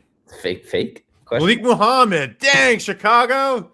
They got my guy, my number 1 best available. Let me pull up my cornerback notes. So again, I understand why he fell to the 4th, because we interviewed him. He was a good interview too, by the way. Let me pull up my notes on him. 6 foot, 182 pound corner, 32.5-inch arms. Gave up 168 yards last year. Right, year before he gave up 400 on 50% completion percentage. Smart zone cornerback who I think will last in the NFL. Average speed, but knows how to play around it. Lacks good agility and burst. Stays behind when he's beat. Right, so I'm starting you off with some negative notes there for my best available. Plays stronger than his actual strength. Loses footing too often. Man, did I like this guy? Yeah, did you? Good ball skills. Keeps his eyes on the quarterback. Looking to get physical from off coverage, staying square. Patient, doesn't get into bail, looking to stay square and pounce. Really good route recognition from off coverage. Understands zone coverage and reads out concepts well. Will trust safety to go and take another route altogether to go and make a play. Cheats leverage and plays to it. Patient to stay square and have you work through him. Likely to get holding calls at points. Physical beyond 5 yards. Solid run defender. So I had him as a low third. So the reason he fell to the 4th is because a lot of teams just kind of look at those first 4 points and like, all right, athletic profile. But I just think he's going to last. Dennis Allen is a great fit for him, right? Dennis Allen is going to allow him to play this way. So a great fit for him here. Skylar Bell. Skylar Bell off the board. Let's see. So let's see. Malik Muhammad was my number 1 available. Skylar Bell was my number 7. For you, Grump, he was your number 9. Why don't you start talking to us about Skylar Bell, Grump, if you have your notes up. We just talked about him on Monday too. Final thought about Malik Muhammad. Yeah, go ahead. The full athlete, and I think at this point you start betting on his. You turn him into a corner, right? You got to start cleaning up the things he doesn't do well, and you bet on the fact that this dude played basketball and tracked. He was super highly recruited. He's a full athlete, so a lot to like about him. Plenty to clean up, but he was high up on our big board. I had him as a late 3rd, so even though I have him lower than you, I still had a high grade on him. I thought he would go on night 2. In terms of Skylar Bell, this is a dude who's 5'11", 192 pounds. Inside, outside, right? 400 plus snaps in slot, 400 plus snaps wide. I think he has home run speed with good start and stop ability. He runs a pretty varied route tree, but at UConn he ran a lot really near the the line of scrimmage. He was at Wisconsin before UConn. The route running does lack a little bit of polish. The release is good, can be a little bit quicker and more refined, though. Struggles with physicality. At the catch point, some outstanding catchability. Can make tough contested catches, some ability to twist and control body.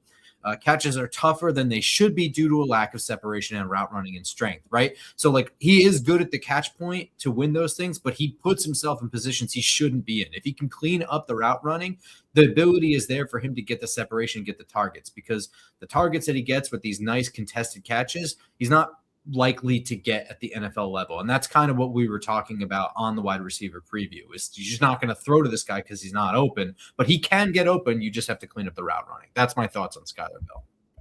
He stops well, right? So it's like, you throw this so he makes acrobatic packs, but he's runs. Okay, oh my gosh. All right, let me just get rid of the ticker right now because all my guys are going off. Let me change the graphic here for a second, and we'll get to Caleb Elam's or here. So yeah, it's just like, man, he's another guy who's just highlight packages, nice, and you fall in love with it, but it's just you got to do more to get targets in the NFL, and it's just like you got to make things easier for yourself. Not everything can be an insane play. UConn, they're going to give you opportunities to do that and make those plays. The NFL, they're not. Let me pull up my linebacker notes on Caleb. We didn't talk about him on the previews. I'm not expecting. You didn't happen to have one on him, Crump? I don't think so. I'm double checking my. Yeah, so I actually took him in the 6 of the mock draft of the month, beginning of the month. Athletic linebacker who finds the football, good range sideline to sideline and getting downhill. Overall strength is good, but can play above his weight. Stacks and sheds, but needs to activate quicker. Can dump offensive linemen when getting his hands on them. Will get sealed off with length on them. Can be a suspect tackler. Controlled aggression, reading out his keys. Follows the action well, getting to get to the running back before his cut. Moments of just bad undercuts, leaving the gap open, right? And that will lead to huge plays in the NFL. Solid zone coverage, does responsibility, but not mentally ahead. Handles man coverage duties well. I had him as a 4th round. He was kind of one of those guys where it's like I had him as a 4th round, but he's not the I loved you in the 4th round type of player. But hey, this is literally where he went. So I'm removing guys from my board. And then we'll update all this stuff in a second. Remove them. I'm trying to stay on top of my board for you too. Getting Skyler Bell off of here. Pretty rude of the Giants to have moved out of the spot. Y'all had this round covered. So now that I have a new number 1, I'm going to update this ticker here, and then I will talk about my new number 1 here. So all right. What? Wait.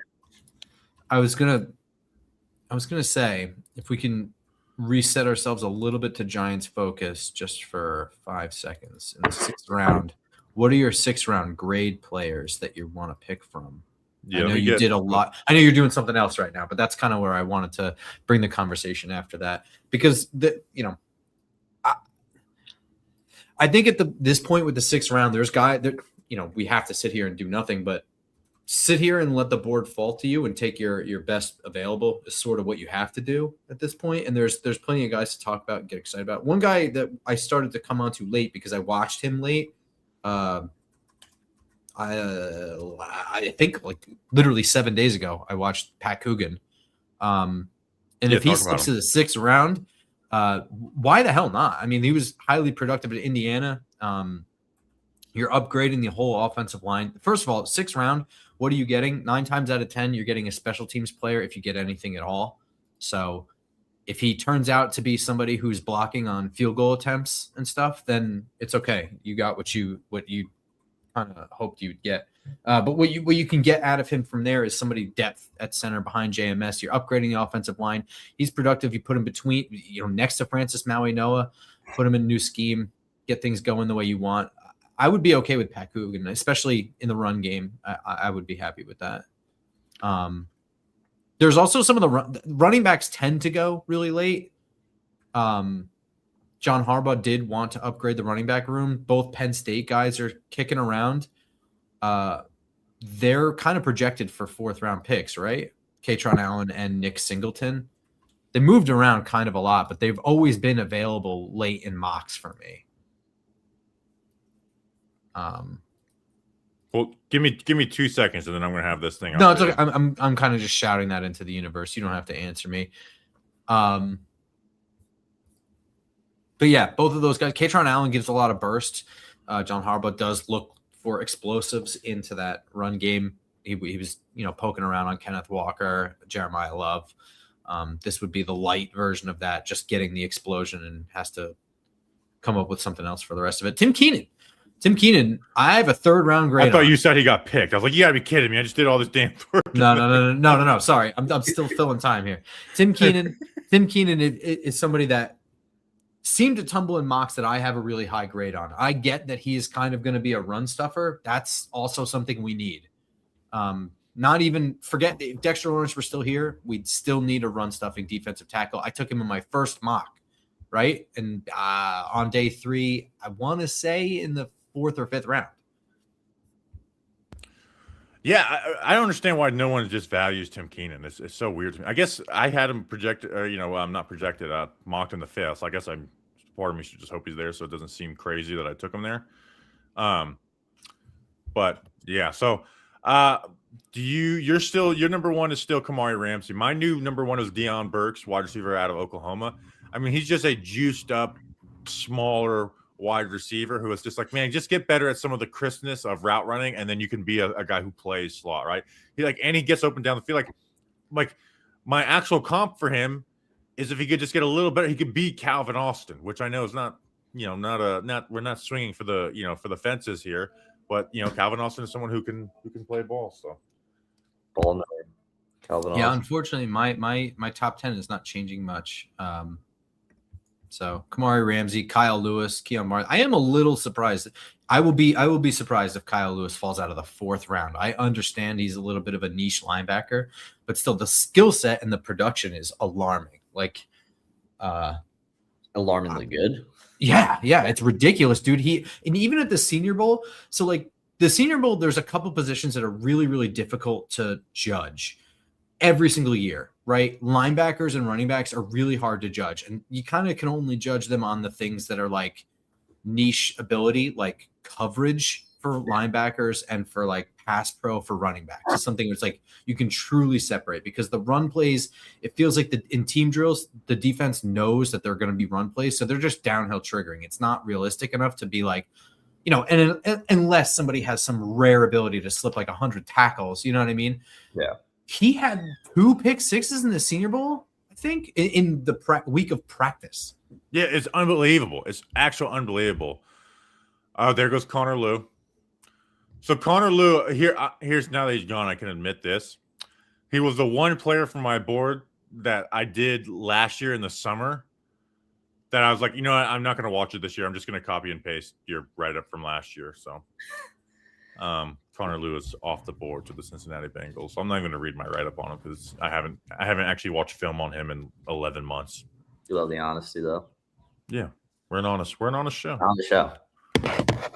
Basically, honest Abe of. If the Giants drafted him, I would have not divulged that information to you immediately. Eventually, it would have gotten out of me, but it would have got out eventually. Yeah. Honesty is the best policy.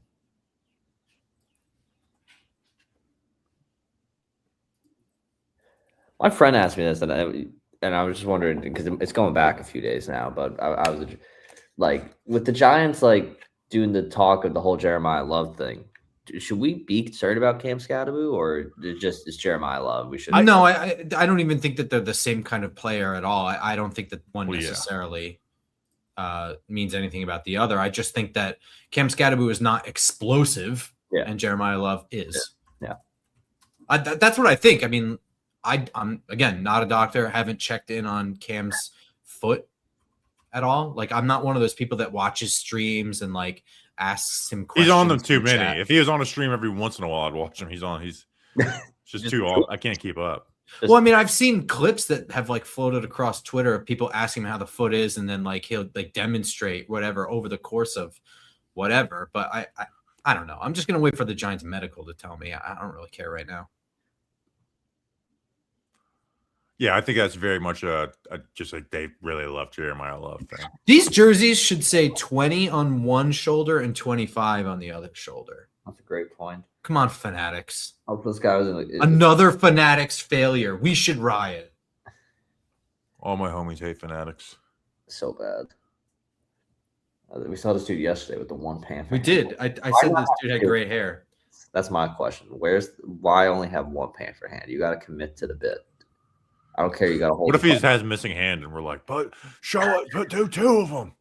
Did I send you the Instagram video of the guy who put a credit card chip in his friend's glass eye so that he could pay for a beer using his face? No, I didn't see that. Oh, there goes Will Lee, my number 2 best available. I still have my cornerback notes up. Let me scroll down to him. So, hey, if if you want to see Will Lee, watch the Malachi Fields film breakdown. There's good and bad of him, right? Have him breaking up some quick slants, and then also Malachi Fields just mossing his ass. So we talked about him with Nick Filato, and I asked Filato, I was like, hey, is there other examples of him getting mossed, or was it just Malachi Fields? I don't know the full answer of that. Again, we're not doing, we're not going 6 games deep on every player. He's had a good, good completion percentage against, like 50% the last couple of years, but also has given up over 900 yards and 8 touchdowns. So he feels like kind of a boom or bust type of player. Long physical cornerback who plays with confidence. Speed is average for corner and quickness to match. Good getting into the catch space, pokes the ball, matches the release well, but does give space.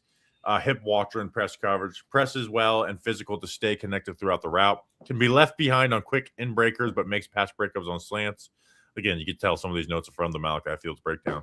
Ball skills or evaluation. Ball skills are so-so. Gives up contested catches to bigger wide receivers. Not over-influenced by wide receiver tricks. Very patient with his leverage. Chance taker in zone coverage. Some examples of a completely vacated zone leading to big plays. So chance taker, and so he goes to Carolina. So my number 2 best available is off the board. Are the Panthers having a goes to number 2 draft?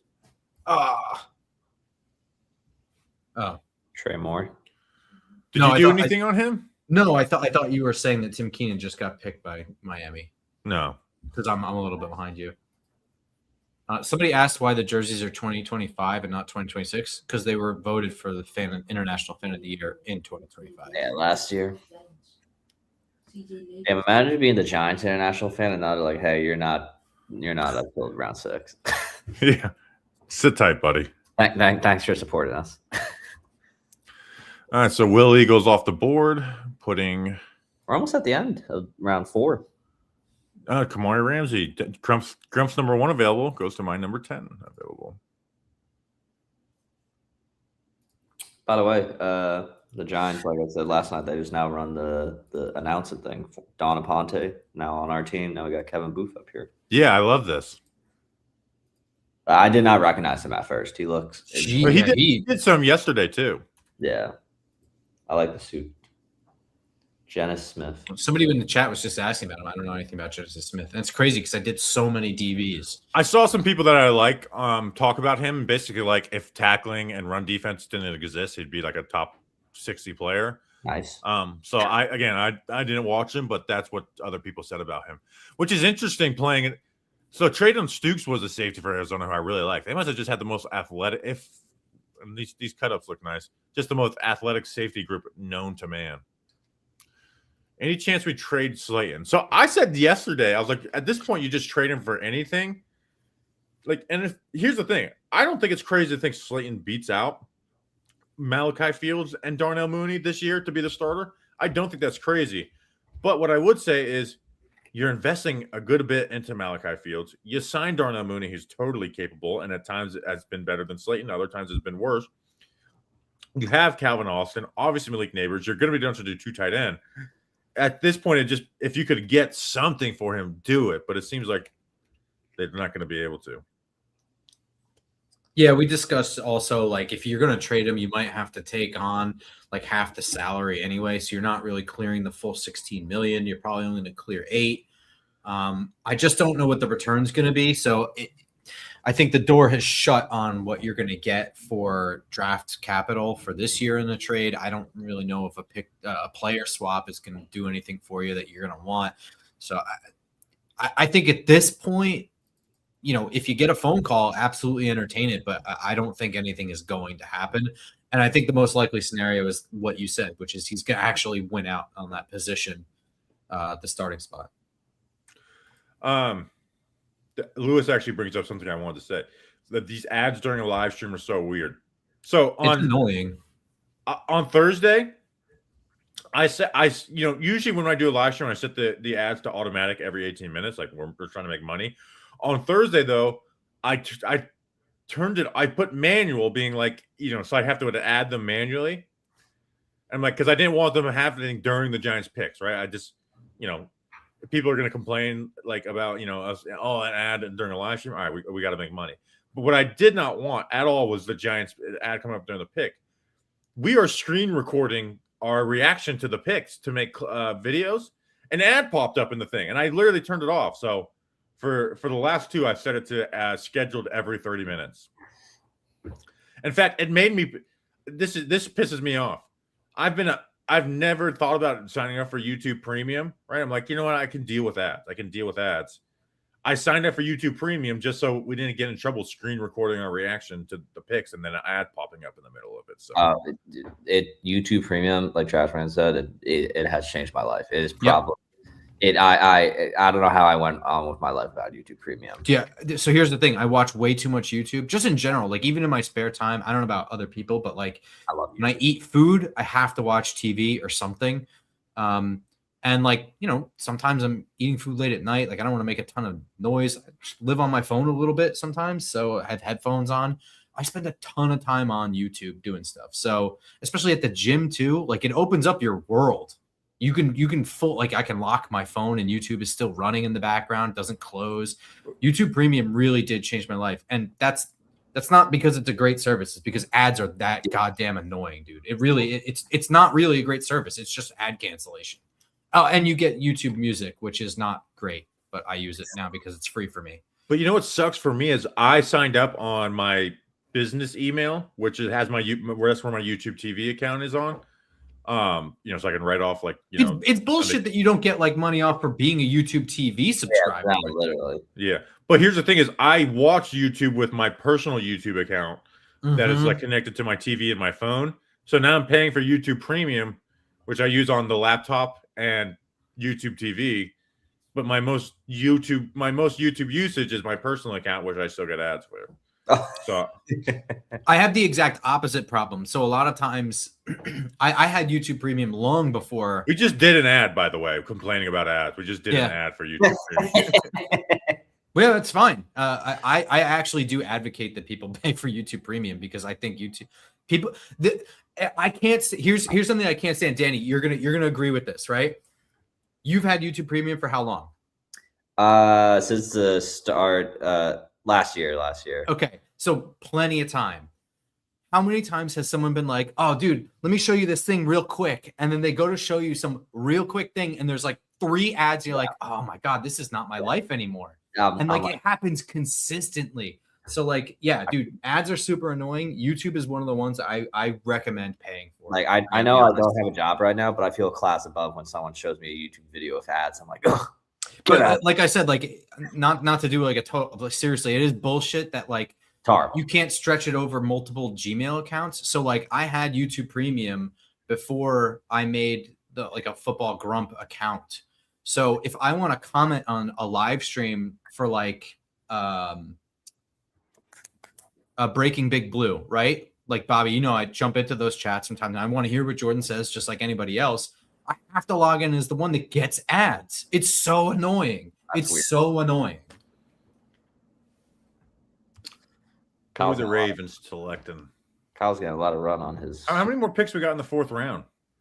1, 2, 3, 4, 5, 6, 7. Yeah, 7 more. And then we still have another whole round without a Giants pick. But then once that 6th round hits, oh baby. Seriously. You're going to want to be here.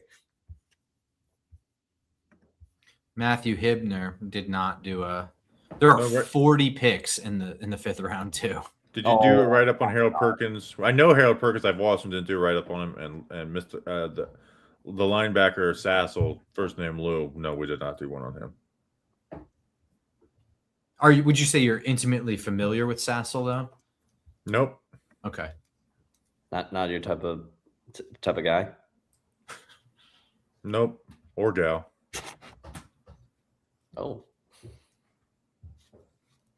Someone just said just use the Brave browser, Grump. I do have the Brave browser as well. I recommend that for people, but it ultimately because it blocks all ads. Other than that, though, I would say it's not a great browser. It has some cool qualities, but just its search features and stuff aren't great. On Facebook said Papa Smell and Salt, so I'll do that for them. Oh, like and subscribe. That was bad timing. I did it. Timing. Oh fuck. Do a second one. Feels a little stronger this morning. oh my god, dude! Whoa. Oh, that one was pretty good though. Yeah, holy, I must have unearthed that from the bottom of the container. But I'm ready to die for you, bro. True.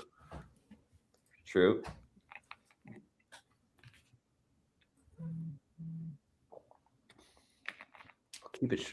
Yeah, what does that woman even mean? There was a boat on some river. What Senior Bowl guys left would you want in the 6th round? Tim Kyle Keenan. Lewis.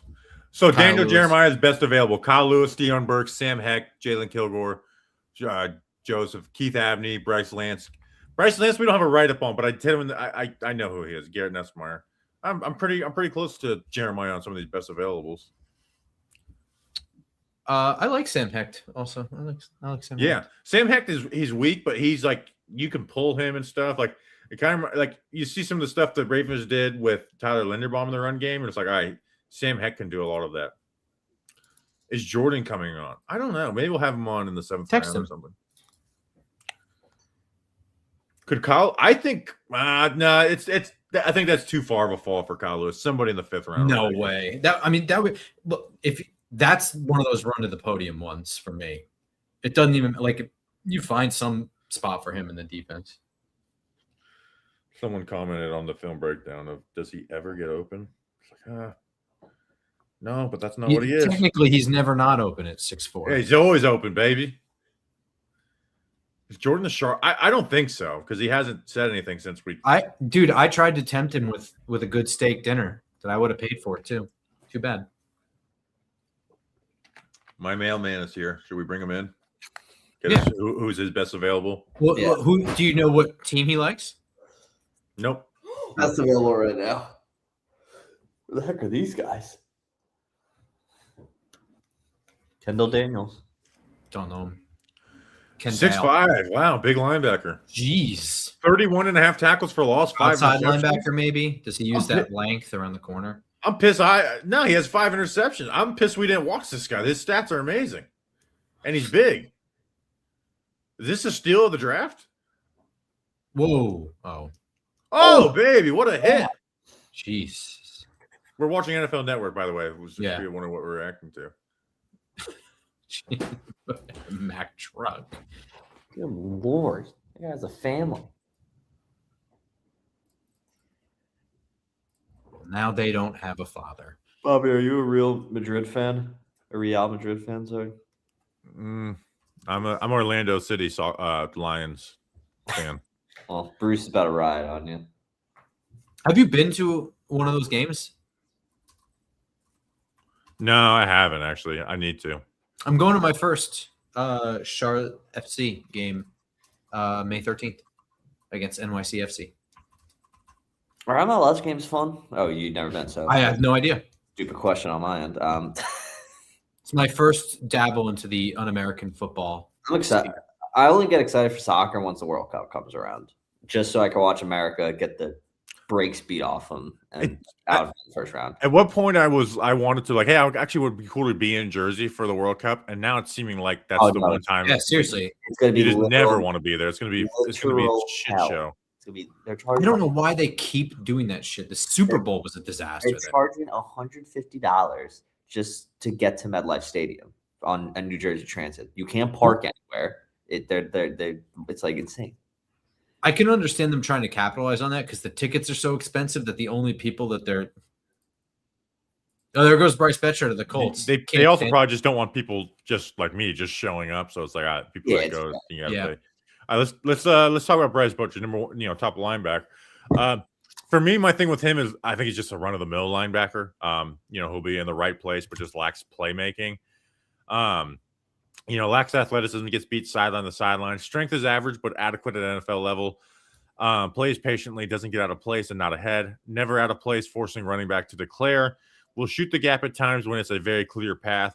Athleticism issue shows up and running back hitting hole to the alley, right? So like if he's kind of got like the B gap and he's kind of playing into that guard a little bit just in case, if that running back just turns on the burners, he'll just beat him to the corner. Stack and shed, but not efficiently, consistently. Not a stout tackler, gets beat in the open field. Smart in coverage, but a step behind, making breaks with the receivers, slips off blocks to the blitz. Yeah, like coverage-wise, you can tell he's a smart player and stuff, but it was just like they kind of just kept on throwing where it's just right out of his reach where there's issue. Why is he throwing a baseball on football pads? He's drafted by the Houston Astros in the 2024 MLB draft. So I don't really love him as a linebacker. Most of my notes are not negative, but there's just a lot of like, okay, like decent. You know what I mean? Like everything just looks kind of lateral speed, movement skills. He does close down on things in front of him really, really well. Like, he plays kind of violently. I know people that love this guy. And I think that there is some edge to him that's fun. But overall, as a linebacker, he just doesn't play great to me. So I just didn't love it. I actually, I don't know how he is as a baseball player, and I don't really care about baseball, but I guess with the skills I saw on tape, I'd be worried that he does make a career switch to baseball. Why wouldn't I? Right? What round was he drafted in baseball? I don't know. I just know he was drafted in the 2024 draft to the Astros. I remember I was getting so confused. I was looking up his Oregon profile, and I was like, what the fuck are these stats? What is this shit? And they were all baseballs. That's funny. That's great.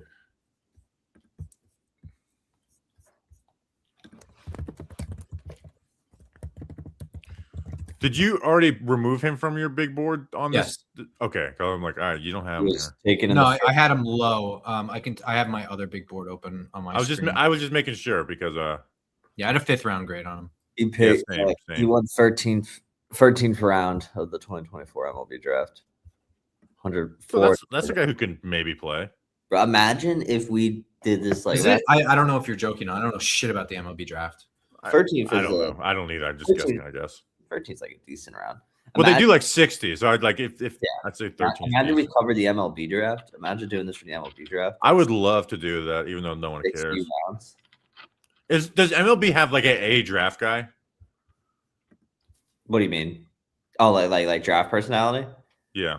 Oh yeah. I mean, I can't think of the guy's name off the top of my head, but I have seen Is he like a heavy analytics guy? Probably. I don't know. Or maybe he's not. There's just so much high school players you'd have to watch. That's what I'm saying. It sucks. I couldn't imagine getting into that. And it was like, I don't even know. Baseball as like a system, and you include like all the minor league players, it's crazy how many people play baseball. There's a bird that's. Is he trying to get to? People are saying Keith Law. So if you care enough, we got a bird trying to get in. Now that's content. Looks like a bird trying to get into my Get him in. I'm Soffit. invested. Why don't you just let him in? Let him in or her in. Well, it's not going in the window. It's like like the paneling on over the the ledge of your roof. Yeah. It looks like he's trying to get in there. My wife is chasing him away though. Might have a nest in there. You might want to be careful. That's what I'm saying. I don't want Let the homie in. I'm not trying to deal with that. Deal with it. Having a nest there, or the fact that your wife is now attacking where a nest might be. Who does the bird like here? That's what I was going to say. Who's on the bird's big board? He's a big big board. The bird board. Let the bird hit the salts. Big, Good big bird. Board. Let the bird hit the salts. He likes corn. By the way, did you see that highlight? Remember? Did you know the Malachi Fields highlight from the Senior Bowl, Grump? Yeah. Yes. Sorry to ruin you guys. No, I was laughing at something else that was funny. Go ahead. So there's a highlight of Malachi Fields at the Senior Bowl where he runs a little corner post and Taylor Green just puts the ball out there. I mean, it's like 80 yards down the field. And we had been talking to this agent, right? He's like, oh yeah. he's like, I represent this guy, so we're talking with him. We swap phone numbers and stuff. He took a picture with us. Yeah, we took a piece. He's like, I want you to remember who I am. Oh, And he walks away. As he walks away, his client just gets fucking destroyed. He was on the opposite end, on the the highlight of Malachi Fields as he walked away. I was like, and we kind of snickered to each other. I was like, oh gosh, I hope he didn't hear us, snickering about. He was such a nice guy too. He came right up to us and introduced it. Yeah. I did a write-up on that player though, just for him, so if he gets drafted, I'll send him a text. I know you said to do that. I forgot. This is a great shot right now. Buddy. Bryce Lance. I didn't do a write-up on him, but he's so good. I could have just used my mid-season mock write-up on him. He's so productive, but you're looking at this is why he goes here. The production is at a level of play where he can kind of just run past dudes, and that's a lot of what his production came from. It's like thousands of yards of yak. And he's not as fast as Christian Watson. Where Christian Watson is like, I understand it looks crazy against this competition, but he's a freaking burner. What did Bryce Lance run in the 40? But he's not as fast as him. He's Trey Lance's younger brother, by the way. So NDSU thing there. So I like him, but he was also one of these guys where it's like, man, you might just get him to the NFL, and he's just straight line speed, and then that's literally it, because that's kind of how they used him at NDSU, and he had had back-to-back 1,000+ yard seasons, so it's even more productive than Christian Watson. So I think he's going to be as good as it's up to him at this point. Like he's got to develop an actual wide receiver route tree. If he can do that, then he can hit the field. I think he's athletic enough. He's tall. He's 6'3". He's got like the crazy length. I think he could do it, but right now, what you're getting is a day 3 prospect is not really I don't think he has any day 1 impact. Do you? I would be surprised. No, especially with them. They have Chris Olave and Tyson now. Yeah, that's true. The agent was a fan of the show. No, he was just an agent. Just a guy. Yeah, we were connecting, we're making contacts. It's all about contacts, baby. It's all about who you know. We are very much a what you know is more important than the who you know show, but always it's not bad to know some people either. So I have 33 players left. How many do you have left, Grump? I bet you about 10 of mine don't go drafted, so it's really like 23 players left. Oh no! I just need enough to get Daniel King on my best available. That's what I need out of this damn night. Did Burks get drafted? No, not yet. I didn't think so. All right, unless he did. 6, 7, yeah, that's true. I didn't think that. That would do it. Let me see. No, I don't think so. No, he hasn't gotten drafted yet. Now we're peeking at the chat, Maddie. I think I have about 30 left. We're doing, sometimes we're doing 2 things at once, but we're checking. I know, yeah, I'm doing. This is the beauty of day 3, though. It's like we got 900 people here, but I like that the chat is kind of moving a little slower. Where now it's like this is the hanging with the chat. Day 1 and day 2, the chat a lot is of arguing in there, and I don't even know what you guys are talking. Yeah, it's just tough on day 1 and day 2. Day 3, this is for the GNS for life, right? You guys are not GNS for draft recap and first week of the season and who they sign a free agency. You guys are GNS for life. We'll get some of those guys back in when the Giants make their clump of 6th-round picks. I had to brag last night, though, because I'm worried about this 6th-round clump. Is since 2024, we are 15-17 of having write-ups on Giants draft picks, which was a nice moment, especially after the 2022 debacle. 2022 was not just miserable because of the draft stream. We recorded that at like 4 a.m. because we had so many guys we had to watch film of on that Sunday. Look, 2022 wasn't a loss. It was a learning experience, and I think we did learn from it. We figured out how to try and hone in on who the Giants might be talking to and looking at. We tried to develop, an idea of who they were targeting. And then also we adjusted how we attacked it, right? Like we even saw those, like they really do like Senior Bowl guys. Like I know we like to do the Senior Bowl. It's like we got to take those write-ups kind of seriously and see who they're talking to down there. Outside of this particular year when they're going through a head coach search at the time or building a staff, I guess, at the time, they had a huge representation down there. So. Yeah. Also, one thing I've learned is every wide receiver who is 6'3" or above Grump, we need to have write-ups on because they did have interest in Denzel Boston. In fact, I think if Colton Hood wasn't there, they would have taken Denzel Boston. And then they get Malachi Fields. We're going to have to Isaiah do O-lineman every single year too, like mid-round O-lineman with the staff. Yeah. So every receiver 6'3" going forward, we need to have a write-up on. We know Harbaugh's type with linemen as well at this point, I think. Good. So we don't have like actual data backed on this, but just kind of vibes of which positions generally have the highest hit rate in the late rounds. It depends on like what it's you mean by defensive hit tackle and interior offensive line. What do you mean by hit rate? Like in their position or guys that can see the field? Let's say starters. At their position. Right. Not just like, oh, this is a good player for a 6th round pick. Like guys who are just starters for a team and you're not talking about their draft slot. Right. Like John Runyon. John Runyon is a hit where, like a starting level player. A guy who's starting not just because he got drafted or whatever. So I really think it is interior offensive line and defensive tackle. Tight end, I think, also has their moment in here because it's usually the guys that have like skills that aren't valued or whatever. They don't flash and then they show up, or they, like Isaiah Likely and Charlie Kolar, right? Yeah. But so quarterback definitely not. Running back not, but running back and wide receiver definitely not. But when running back and wide receiver have one that does hit, they're very much remembered. Yeah. O-line, again, interior offensive tackle. I think the ones that have the highest hit rate also have high bust rates in this range too. Like O-linemen, like you get a lot of O-linemen that become something in this range, but you get a lot that bust out. Yeah. Same thing with linebacker. You tend to get a lot of special teams players here. That's the cornerback number 2 corners, where it's like, I think day 2 is like, all right, we get the athletic athlete, and then some solid players fall to day 3. And then safety. You can find safeties all over the damn draft. So again, this is not. Oh, by the way, we do have to do our little kicker thing here. We'll do that. I guess we could do that. Let's do that. We'll pick 150. So remind us to pick 150 to do our kicker spiel. Rayshon Benny in the 6th would be unbelievable. Did you do something on LT Overton? No, I didn't. We watched him at the Senior Bowl. I think he had a post-practice moment, didn't he?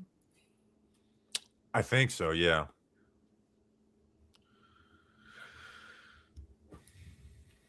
I believe so. I believe Jason Kilgore. Did Jason Kilgore win, right? Jalen Kilgore? Jason. This guy in the chat asked about Jason Kilgore. He probably means Jalen. Did Jalen Kilgore go? No, that's Grump's best available. No, it's not. You're lying. Billy Schroth was on my last watch list, but I didn't actually watch him. Womp womp. Womp womp.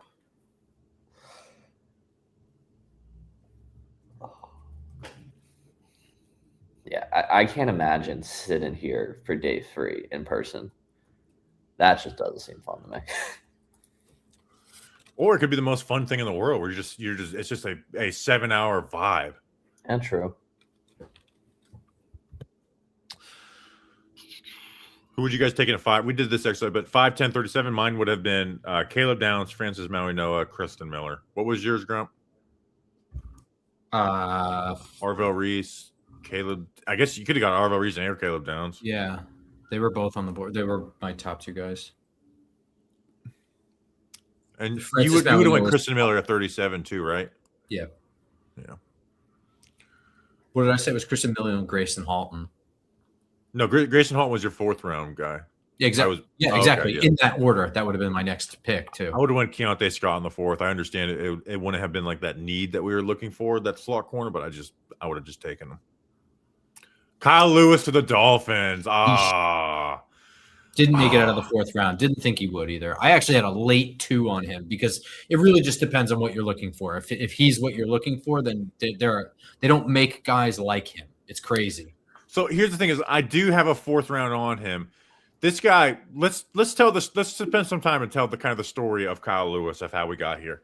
So we go down to the Senior Bowl, and something that we do for the Senior Bowl every year. By the way, we're all rocking the draft hoodies. I love it.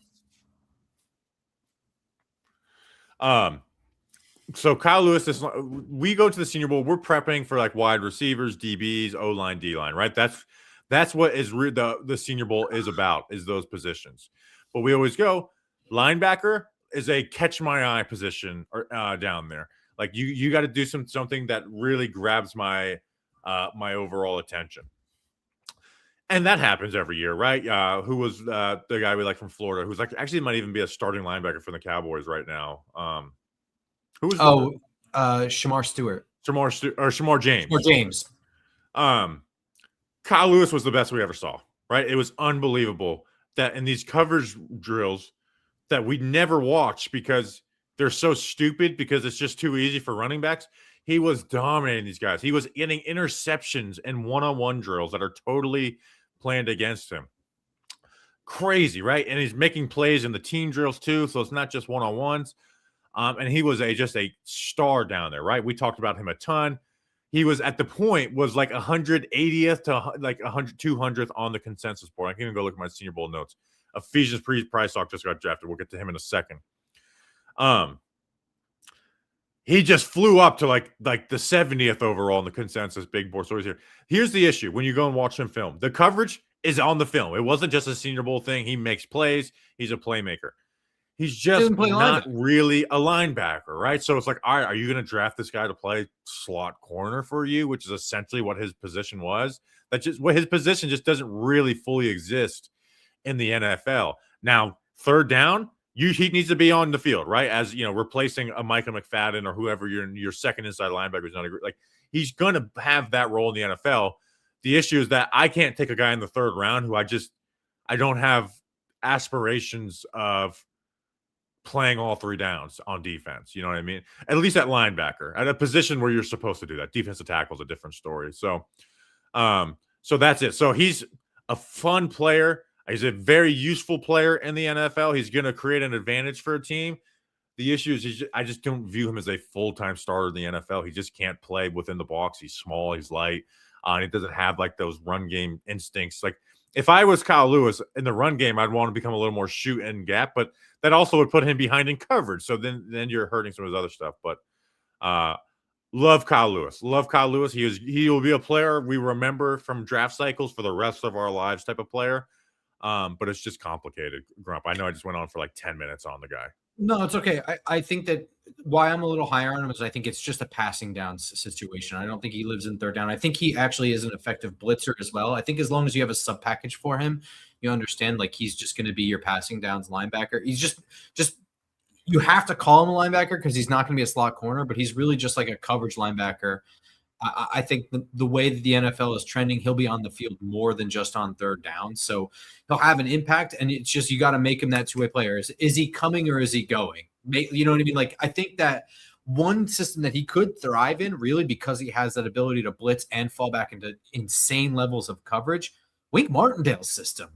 He would be great in Wink Martindale's system. Anything that and that's why I kind of liked him for the Giants as an idea is like with Denard Wilson, you can not that he blitzes a whole lot, but rotating post snap, he has legit coverage ability to kind of pairing next to Micah McFadden, or replacing Micah McFadden to be next to Tremaine Edmonds on passing downs is not really a terrible idea. Just, in terms of what he's going to give you in the run game, it's not going to be to like stack and shed. It's going to be to like avoid blockers to make tackles, kind of a lot more like a dime coverage guy.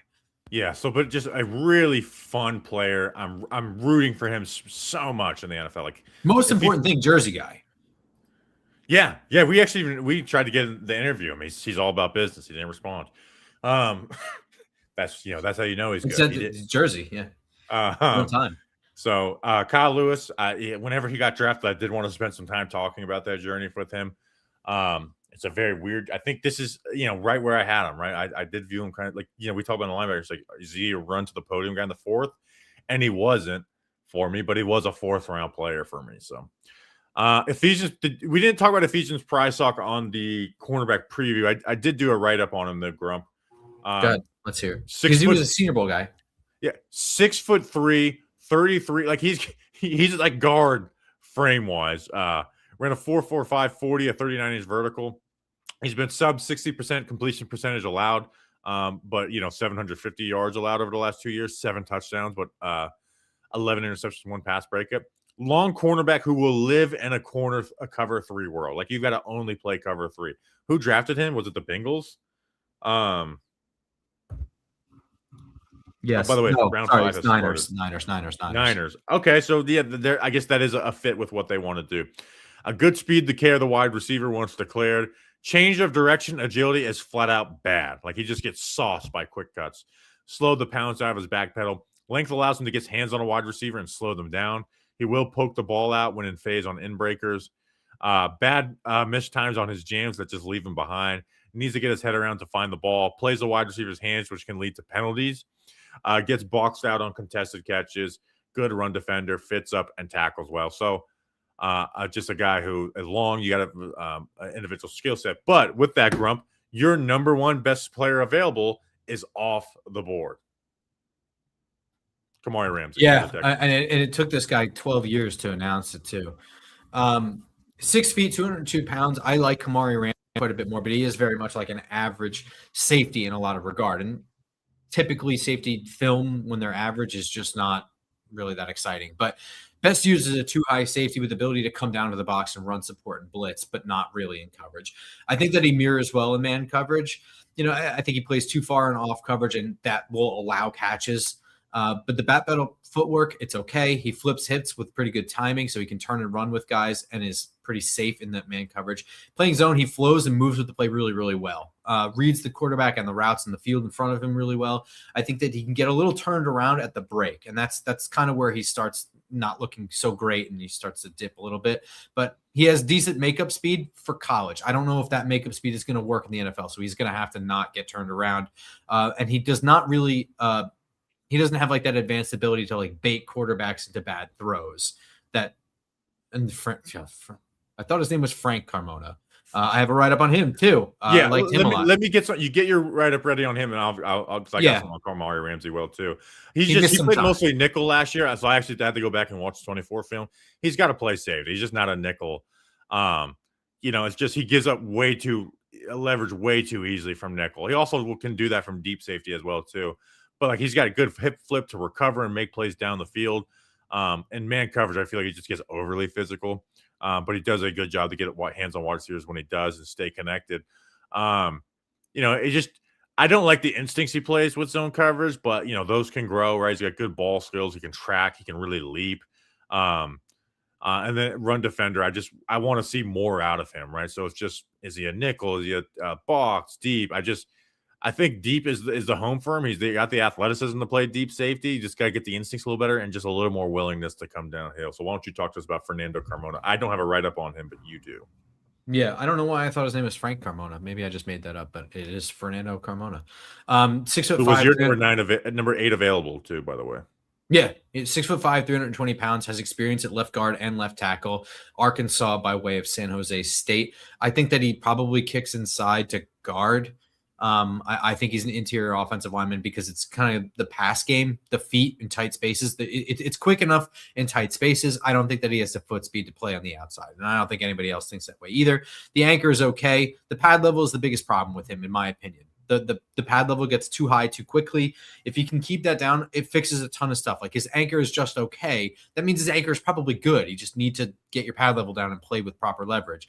I think a lot of times he allows hands into his chest, which is a problem in pass protection. But when it comes to run blocking, furious hands. I think the leg drive is pretty decent. Again, the strength is pretty good. The leverage would go a long way in the run game. And Arkansas really is about blasting open running lanes. Little bit of a character concern, maybe, possibly. He did get called out publicly on Twitter for stomping on a player in a pile. I did come across that in my research. In 2024, intentionally stepped on a Texas Tech player and had to issue a whole apology about it. But you know what? Do you kind of like that, though? I was just going to say, if that's the only thing right there for an offensive lineman that's going to be mean in the run game, I sweep that one under the rug. I'll ask him some questions about it. I'll ask some questions about dirtbags. Yeah, exactly. So I actually liked Fernando Carmona.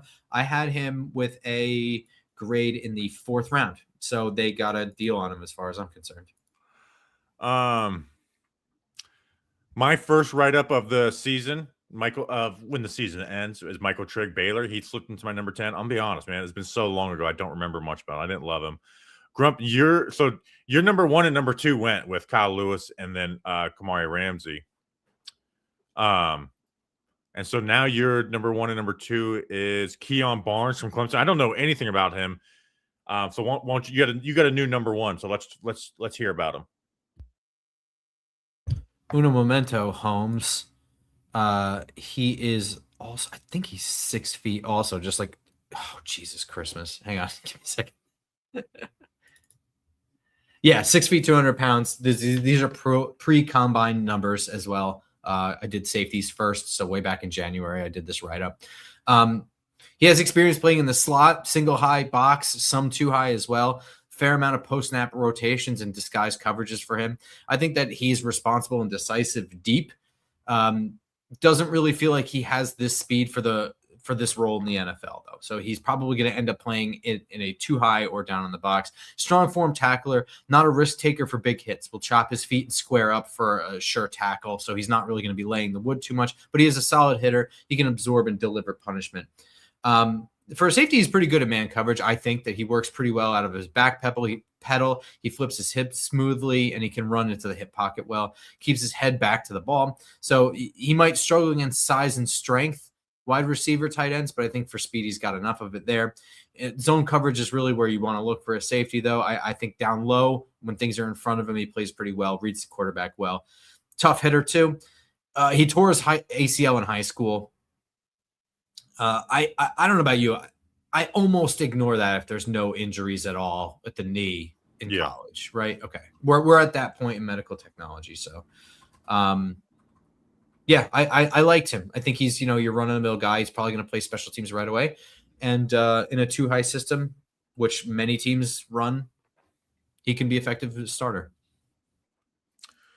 Who are your worst available players? I'm not going to count the Nigerian guy who hasn't played football, but I just put him in as like, all right, I'll just put you at the bottom of the board. I can't in good faith put you above anybody. This is not to be funny. I only watched this guy just because of the name. Daniel King, guard out of North Carolina. So Danny King, you are my worst available. This is to be funny. My you're third, muted, Danny.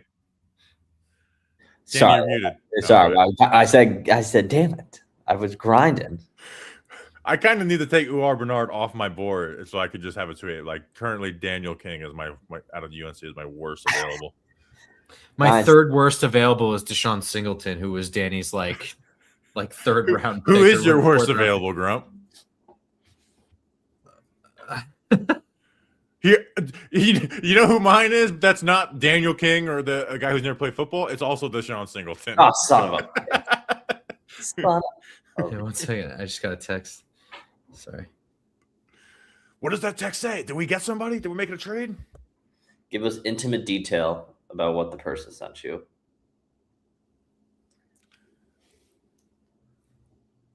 There's something I wanted to do. Oh, yeah. Finish. Okay, can I read this text? This text is from my real life boss, not Bobby Skinner, who is not in the chat but is watching, and texted me and said, as an Iowa Hawkeye and Steelers fan, I'm super excited about the Jennings Dunker draft pick. So this is my my boss, Bobby, just texted me that Nice. is watching the show. So thank you. I'll keep your name off. But So did he watch the day 2 stream? Because we did talk a lot about him, I think watching right now. So I don't think so. I'll let you know if I get. I'm just saying your boss, because I know you were bashing him a little bit yesterday on the stream, so I just want to see what you sent out a social security number to the rest of us. Yeah, I'm just kidding. Oh, okay. I was like, I don't remember that. I'm really tired. Don't do that to me. But hey, how good of football knowledge is that? Steelers fan, Hawkeyes fan, excited about Jennings Dunker going there. We raved about Jennings Dunker last night. So I also he was one of those dudes that as soon as I saw his picture, I was like, nope. I'm not. I'm watching all of his film right now. I'm not waiting till after the Senior Bowl. So I watched 2 games of his before we went down to the Senior Bowl. So I already knew going to Mobile, Alabama, that he was going to kick inside from right tackle to right guard. I'm excited about him. And Bobby brought this up last night. He basically wore a Steelers uniform already. He's born to be a Steeler. He was born to be an offensive lineman. I think he looks great. And rocking the hair, I'm legitimately jealous. Only redhead I've ever been jealous of in my life. Not any redheads from Jersey. Did we pick already? No, we got a long way to go. We still got probably another over. We had over an hour, right? We got a long way to go. Probably not till 4 o'clock Eastern. We're gonna do our kicker preview here soon. At pick 150, we said. I need the pee before we do the kicker preview. 145's coming. I'm actually transferring my Thaddeus Dixon notes onto the computer because I thought maybe he'd go before and I wouldn't have to stress about that. But now I'm having to do that.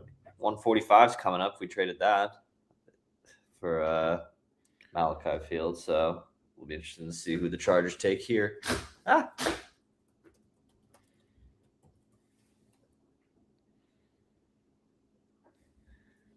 Is there anyone here on your guys' big boards that you wish the Giants were still here for? Same exercise. Oh yeah, Sam Heck just went.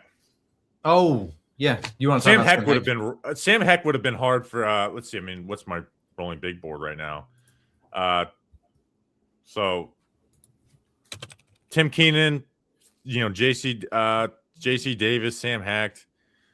Sam Heck would have been hard here. So this is the Chargers pick. So let's talk about Sam Heck real quick. We didn't talk about him in the O-line preview, Grumps. So I don't know if you have a write-up on him. I don't. I just did some watches of him. I'm familiar from just watching Kansas State. Okay. Athletic center only prospect who will need to add strength. Really good athlete. Lacks core strength, gets tossed around. Pass sets are clean in pass pro, finds the full man. Punch lands well in pass pro and locks on. Slides his feet well. Moves laterally well. Weak anchor. Gives up ground against bull rushes. Good get off in the run game. Fires into blocks. Angle blocks can get movement plus work combos to linebackers. Struggles to hold point of attack and drive blocks. Loses consistently. Defensive linemen are able to control him and he loses balance. Keeps his feet moving in outside zone to flip or drive blocks. Gets out and moves in space really well. Great puller. So the pulling is the stuff that really flashes for you. And that's highlight stuff. It's kind of like you said, it reminds you of some of the stuff that Greg Roman did in the run game with Tyler Linderbaum. It's just the issue is one-on-one blocks. He's just going to give up ground consistently in the run game. But I think this is a pretty damn good player for the Panthers to get in round 5. I think it's definitely worth the swing at this point. He was getting some third-round buzz from some of the draft industry. I didn't have him there. Let me see. What did I have him at? I had him as a 5th rounder. But also like the type of 5th rounder group where if you took him at the top of the 4th, it's like I totally understand this as well too. Yeah, he was one of those guys that I was kind of just watching throughout the year. And then we saw him at the Senior Bowl a little bit, but I didn't actually do like a true write-up on him because I didn't actually do a true watch of him. But super athletic dude. I think he's somebody you have to mold a little bit, but there's the precedent that you can be very successful with a guy like that at center, and you can do a lot of really fun stuff pulling him, after snapping the ball, which is pretty crazy. I think he has that ability. I like him, but like I said, like you got to develop him. And O-line coaches are probably one of the most prized position coaches that there are in the world. So if you've got one of those coaches, he's definitely somebody you feel comfortable taking a swing on, I think. But not to start in 2026. I don't think. No way. Depth player first. You're muted. Said we would have just been on the board. Who would you have taken here? Tim Keenan. Nick Barrett went. I didn't have a write up on him. Did you? No, but I would have taken Tim Keenan, even though he's not the highest on my board for the Giants. Absolutely.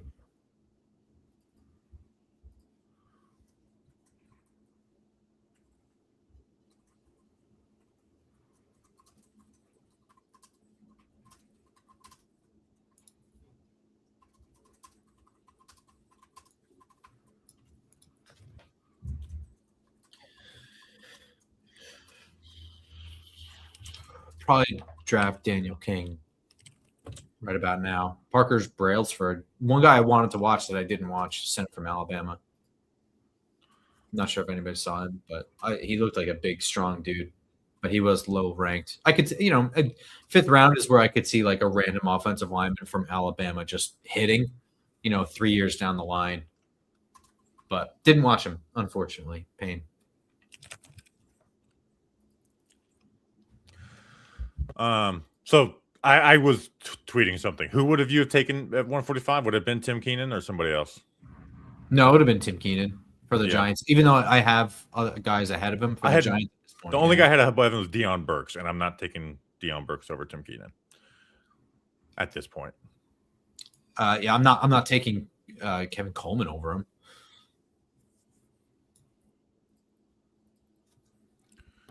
All right, so my new number 10, now that Sam Hecht is gone, is defensive tackle Rayshon Benny. Rayshon Benny, one of the funniest reps I've ever seen, where he literally, like, tosses a person.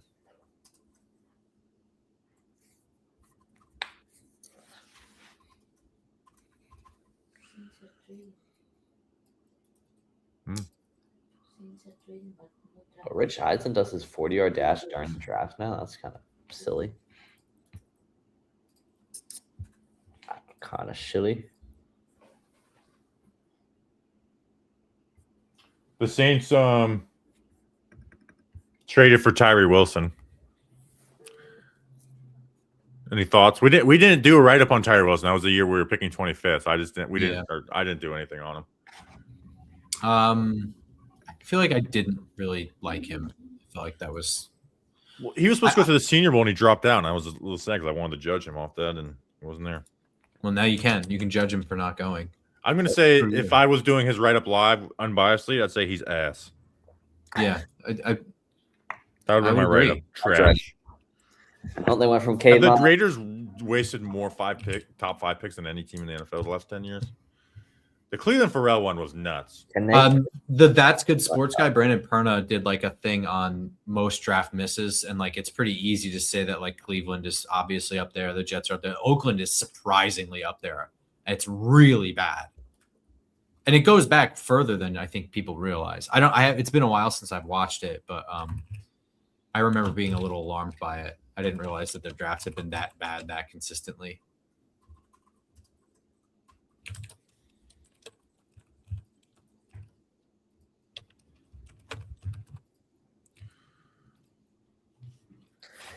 They're so zoomed in on Brian Schottenheimer.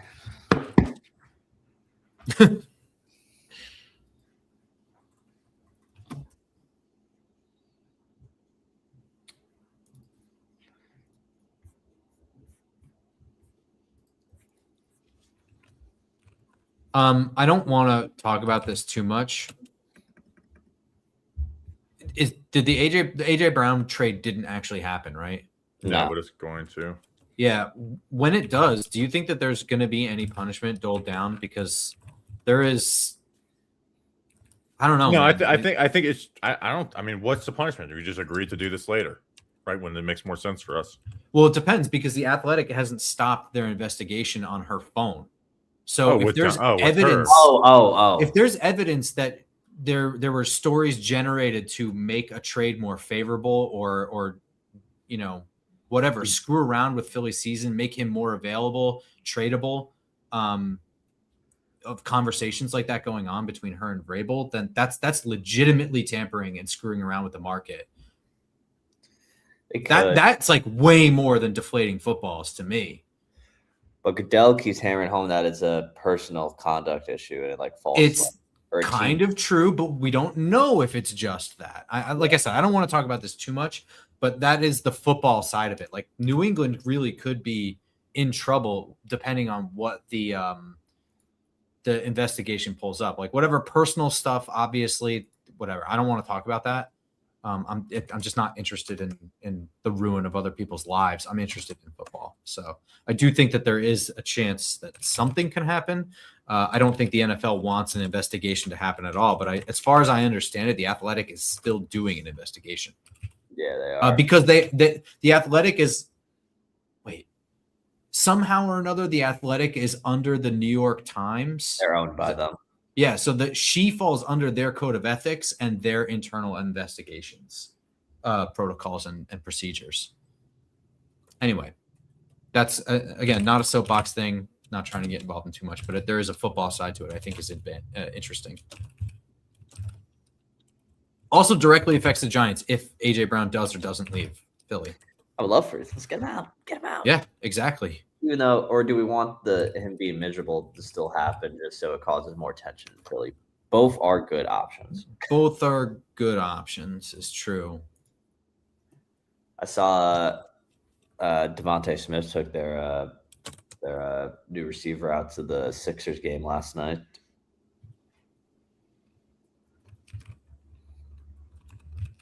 I have no idea what's going on in basketball at all. I just know the Knicks are choking, and everyone wants Mike Brown fired. That's actually the extent of what I know, and I'm pretty sure. Like, did the Hornets make it or no? I know that they were like suddenly in the running. No, they lost. After being terrible. He blamed the Bell. Mo Bell's like, yeah, I probably if we would have done anything different, I would have not trusted the coach. Oh. Yo, like, I would have just not ran the plays earlier and just took control if there are any regrets I have. I still can't believe he didn't get hurt in that crash in Charlotte, or the guy didn't get hurt because he like destroyed that. Actually, no, LaMelo's car took the bigger brunt of the damage. He was driving a souped-up Hummer. So I haven't looked at the chat in like 5 minutes as I was transferring from paper to computer the Thaddeus Dixon write-up, because now we're at a point where maybe he is available. If he's I'll say this about him. I like him, right? So he was the last watch, and he didn't feel like a waste. And he was Giants top 30 of his. Yeah, I don't know anything about him. Tell me about him. I want to hear it. Well, let me pull up my notes that I just closed. Grump. Thaddeus Dixon. He's a cousin of Dixon Mayaz. Just kidding. Clemson. So he's was transferred from Washington, by the way, and coaches supposedly love him. He gave up less than 50% at Washington, 240 yards, 10 pass breakups. This past year, gave up only 244 yards. He got injured, though. I only played 7 games. So he's like, 244 yards in 7 games isn't great. Literally a third of his yards allowed came on a trick play against Clemson, where he was behind. Average speed, just doesn't recover downfield. Good agility, fluid mover, physical, likes to throw jams, stays on top of the wide receiver as long as possible. Squeezes wide receiver in the sideline, reads wide receiver well to turn his head at catch space. Can create pass breakups, but won't get interceptions. Hold on, I'm adding a little nuance to that note. Good eyes on the QB in his back pedal. Good pounce from off coverage. Doesn't read out concepts in zone. Bad run instincts, but a physical tackler. And I have him as a 5th rounder, 6 foot 195. So there you go. I'm gonna go take a whiz, and then I'll be back, and then we could do our kicker preview. Here, did you do something on Bo Stevens? He just went, Grump. Did you do a write up on him? I know you talked about him. I don't know. Well, here Danny's back, so you can go. Where would it rank on the boom meter? What did he say? What did you say, Danny? Connor Hughes tweeted because he mentioned about the Saints trade, how they were poking around Kayvon. He said, important to know, which was not discussed in original reporting yesterday, talks for Kayvon were around a month ago, not recently. I don't believe that. Well, that is actually what Joe Shane did say. He said we didn't have any of those talks today. There you go. Yeah. He said today. That's thank you. That is what Joe Shane said. Agreed. All right, see you guys. I'll be right back. Not even a bad thing. It's just that's where I'm saying I don't believe it. They should have talked about Kayvon today. All right, be right back.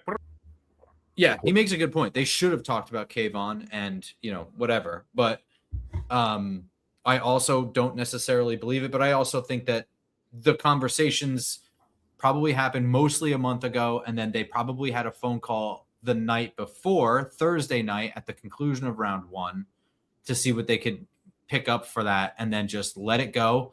Just checking in on something we talked about in the past, and then we're just waiting for the phone to ring the day of, so that Joe Shane could actually tell the truth and also not tell the whole truth. That's my suspicion. Yeah. But or he's just flat out lying, right? And in which case, I want him to be lying around this time of the year. Like, I don't want all that. I don't need to know this shit. It doesn't matter. It can come out to me later, and I can judge him for his decision making later. Justin Jefferson got drafted by Cleveland. Yeah. Linebacker. Different Justin Jefferson, unfortunately, for them. You got Jefferson right up? Everyone seems shocked. I don't know. I don't. Everyone seems shocked by this in the chat, so I didn't know if that was. Raiders just trade up. Raiders. They just trade with the Panthers? Yeah, I think so. Who is sitting around that they want to trade up for? How many move? How far up did they move? Or they didn't trade with the Panthers. They traded in front of the Panthers. Oh, yeah. No one's tweeting out I was tweeting out the trade comp. No. Trade comp.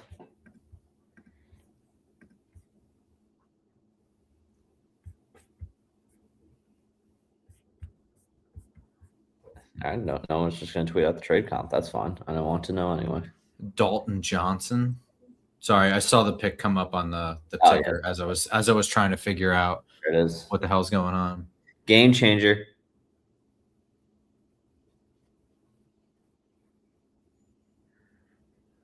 Oh, someone saying it was the Tyree Wilson trade. Oh. That My bad. I understand. Bobby asked me to do my write-up on Bo Stevens. It was a quick write-up. From Iowa, 6'5", 315 pounds. He played both guard spots. Big and strong career guard. Spent most of his time on the left side. Obvious size and strength, but there are still some issues. Mobility is a little bit limited. Not likely to be getting out into space often and moving athletically. Plays with decent leverage, but tends to lean upon contact. Leads to balance issues when moving his feet in the run game and when defenders break arms in the pass game, specifically with spin moves. Seems like a smart and tough player that needs to make refinements to his game to be a starter, but has the tools needed due to limited athleticism, may be scheme specific. I did not see who drafted him, though. Seattle.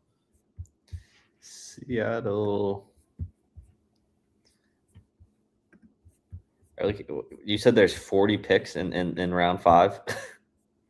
Yeah, That's it goes from 141 to 181.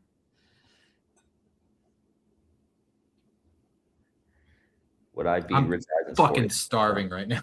I know. I was gonna place an Uber Eats order. What are you gonna order? There's this good deli out here called a Jihada's Deli. Excuse me? It's I don't know how to say it. I've never been able to get Sean it right. McDermott owned that one. But this thing called the Don Pepe. It's a grilled balsamic chicken with like roasted red peppers, arugula, garlic aioli. Yeah. Mozzarella? You got to add that, unfortunately. Oh, come on. That belongs on that sandwich. You got chicken cutlet with roasted red peppers. You got to put fresh moots on that. Knicks won't choke till the second round. That's probably funny. How do I say? So I clearly said it wrong. I've never been able to. It's the 2 G's that keep throwing me off. GG, buddy. Someone just called me a mook. But I'm ready to die for you, bro. There he is. Nawagawa. Bam!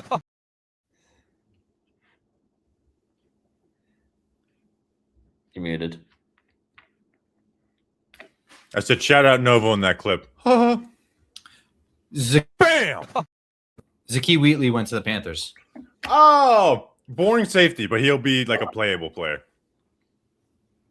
Okay. Like he's solid. He's just kind of like solid, right? Kind of reminds me lesser player. Who is Jordan Battle, the Alabama safety who everyone liked? They kind of because he just got to play next to Brian Branch. It's like, yeah, makes no mistakes, doesn't really make plays. Good athlete, not a great athlete. Let me pull my damn write up on the guy. Pull it up. After that, Justin Jolie went to the Broncos. I gotta upgrade the update the. I just put up 2025 safety class, Max and Hook. Toledo. Justin Jolie was in my top 10 available. Yeah, so I gotta update that once I talk about I got it. Did you talk about Justin Jolie yet? No, it just happened. Okay, I'll talk about Yeah, go ahead. You go first. Wheatley, and then you talk about Jolie. Wheatley. 6'3", 203 pounds. Oh, Jaeger Burton went. I didn't watch people like him. 6'3", 203 pounds. Long safety. And you didn't really have any stats. 4.5 tackles for loss. 4 interceptions, I guess, for the last 2 years. 5 pass breakups. Long safety who understands the position and can play in most spots. Solid athlete overall. Speed is there and moves well. Smooth mover. Good burst. Lacks overall strength. Good recognition of route concepts. Knows what's coming. Doesn't hang in center field. Finds sideline where help is needed. That's probably what I like about him the most. Is he's not just standing in the middle of the field. From split zone, we'll keep eyes on what needs help and QB to take it. Not much man experience, but looked solid. Stays square and transitions well with cuts and uses length. No pop in the run game. We'll get there as a stopper, passive. Not a strong tackler, but does wrap up. Goes low on tackles where there's momentum. And I had him as a 4th rounder. I mean, I guess he was number 3 on my best available. So, and then Justin Jolie is off of Grump's board. Yeah, Justin Jolie, NC State by way of UConn, 6'3", 240 pounds. I liked him a lot, actually. I think that this is a guy right here in this range. This is pretty good. He's a smooth mover, even if like the speed stuff is very average. I think that he's pretty athletic. He moves in and out of breaks with some suddenness, but again, like the burst isn't really there that gets the separation. Just smooth and sudden. He has strong hands at the catch point. I think he has good body control too. As far as being a runner, he's a little bit tougher to bring down. He's got a big body to him. As far as being a blocker, there's definitely room for improvement there. But I really like how low he gets in his stance, right? Like his pad level is ridiculously low and he explodes right into dudes' chests. So he has the advantage right off the bat. Now, if he can clean up the rest of the stuff with the keeping his sustain, grip strength, that sort of stuff, using his length to his advantage, he has 32-inch arms. He could be a real asset in the run game, especially as like a move blocker with his athleticism. So I really like him. He's not flashy in the receiving game, but he does move pretty well. So I think this is a great pick for Denver. Denver having a sneaky, decent draft. Hold on, I am updating the ticker real quick. Bam. Wham. Bam. Thank you, ma'am. All right, there we go. New ticker. So what I missed with the chat? I haven't looked at the chat since I went to go pee. Okay, Banks isn't our cornerback 3. This is one of my worries coming out of the draft was that Banks would be our backup corner. He is not now, so I'm happy about that. If Keenan is still there, would you trade 260? Yes, I would. Absolutely. I'm making sure I didn't miss any chats. Let's see. Danny Jeanette just left 199. I don't know what was sad. Sorry about that. Oh, Rich Russick, Calico Madness plus 2 defense tackles or bust in the 6 QB2 2020. I don't know who that is, but I love it. I love it. Jaden Duggar, linebacker, Louisiana, just went. I don't know. Let's do our kicker thing. Okay. I want to do a kicker preview. We had 3, right? Yeah. I'll even share my screen for this.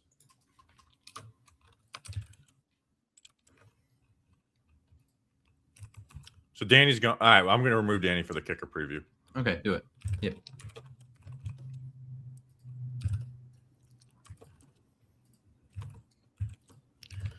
All right. So what is my rankings for the I graded 3 kickers is number 1, Dominique Zaveda, 6'3", 178.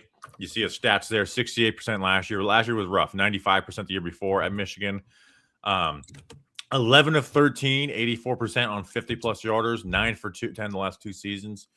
I even put his pronunciation there, Zaveda. Arkansas State transfer, not recruited by Jim Harbaugh. Michigan played Arkansas State, and then Jim Harbaugh recruited him. Monster leg, easily hits it. Allegedly hit a 70-yarder in a big house practice. 7 for 7 in the 4th quarter with the game in the balance. Some ugly misses in 2025, right? The numbers are there. His makes are just dead center, though.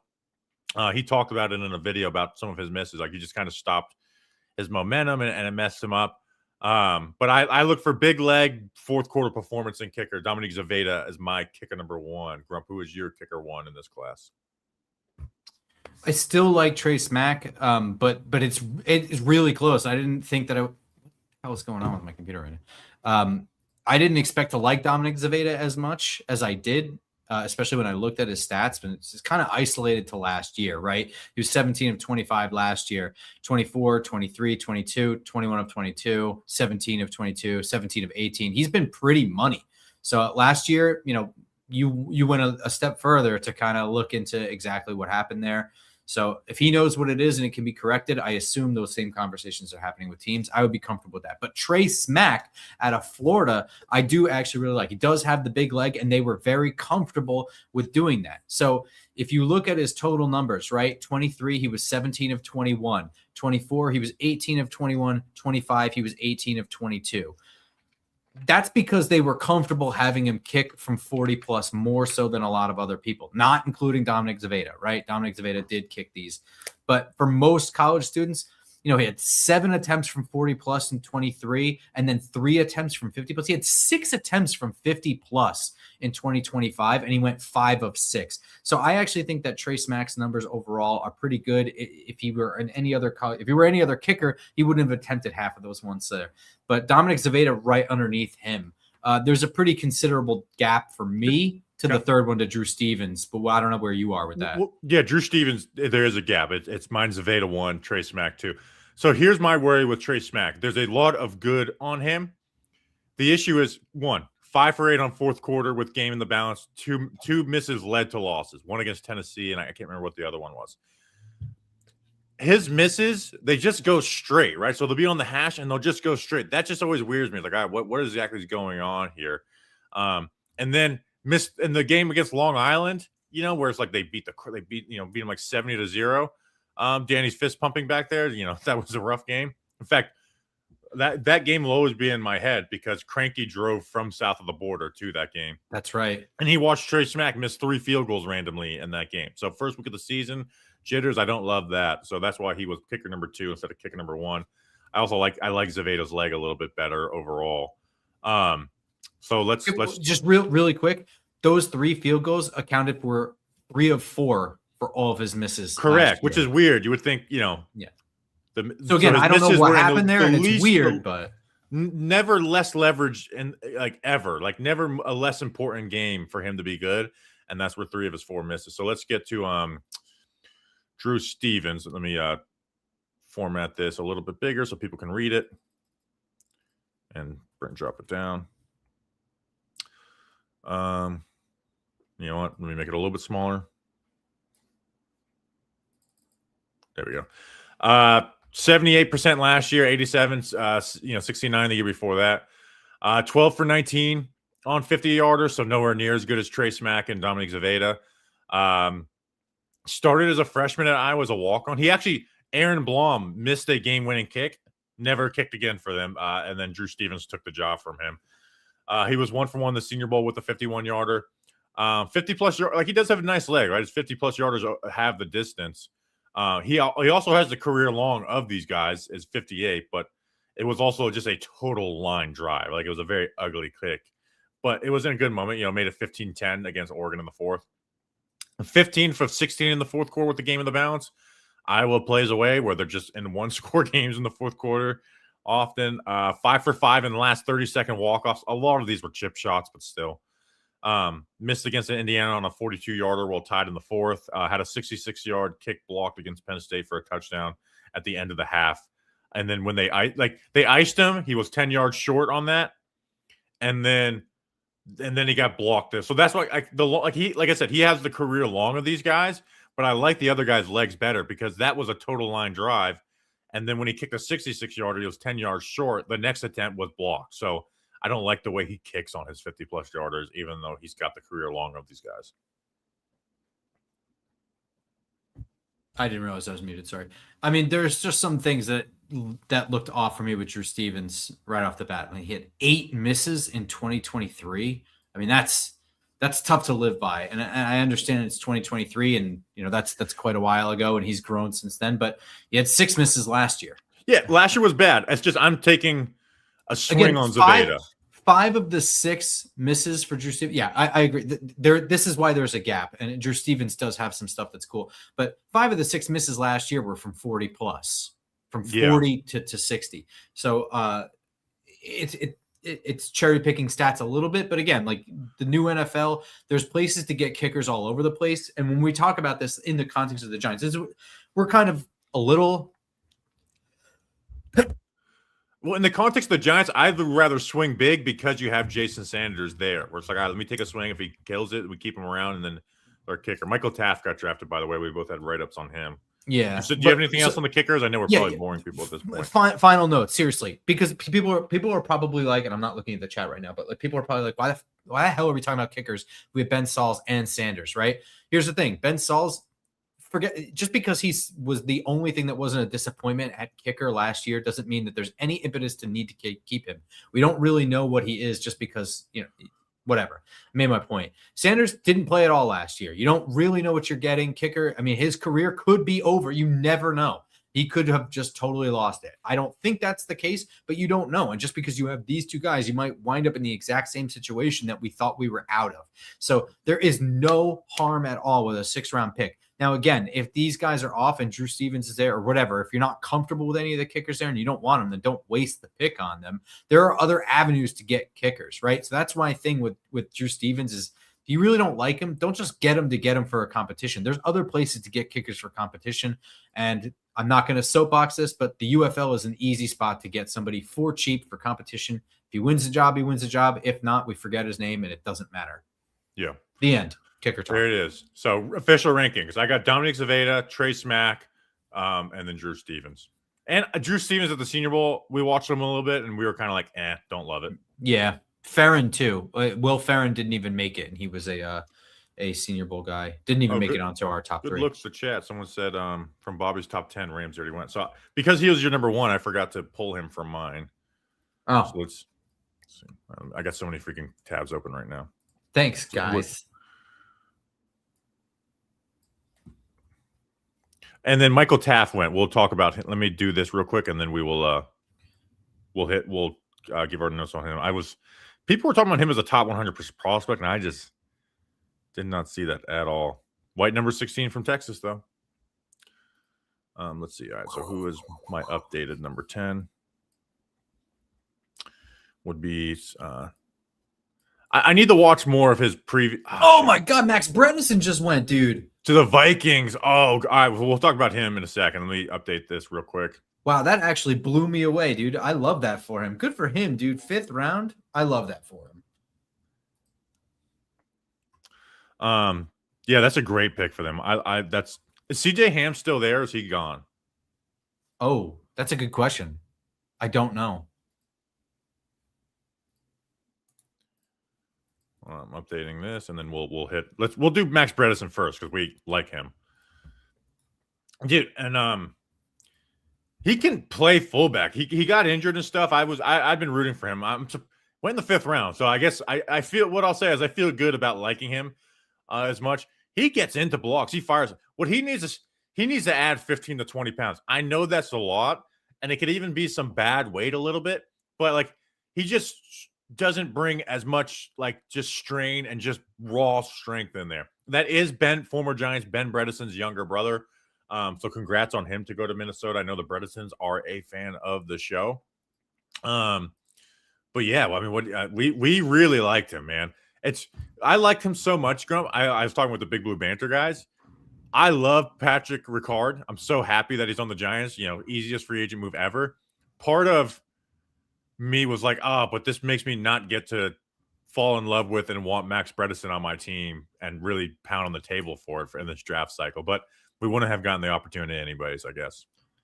Yeah, I guess not. But the thing is, I thought there was at least a possibility that he would fall because he keeps being listed as a tight. I don't know how many people really even use a fullback anymore, and even so, he doesn't have like elite size for the position or anything like that. Like he doesn't like pop up. This is one of those things where you're going to sound like John Gruden. This guy is a football player. You know what I mean? Like he just is. He's just a hard-nosed football player. Just it's kind of the same way Jimmy Rolder, right? Just definitely a hardball guy, like culture builder kind of thing. They moved him all over the place. It's basically just like if they had a thing they needed to get done, they would trust Max Bredesen was going to give 100% motor for it. Athlete in space, decent hands, engages squared up with tenacity, plays with good pad level, attacks with good angles too, keeps feet moving, stays square in pass protection, understands his assignments individually and within the play context. But then the negatives, right? Struggles to initiate drive, while run blocking, can struggle to latch on blocking with more refined and built players. So there is some size stuff to it.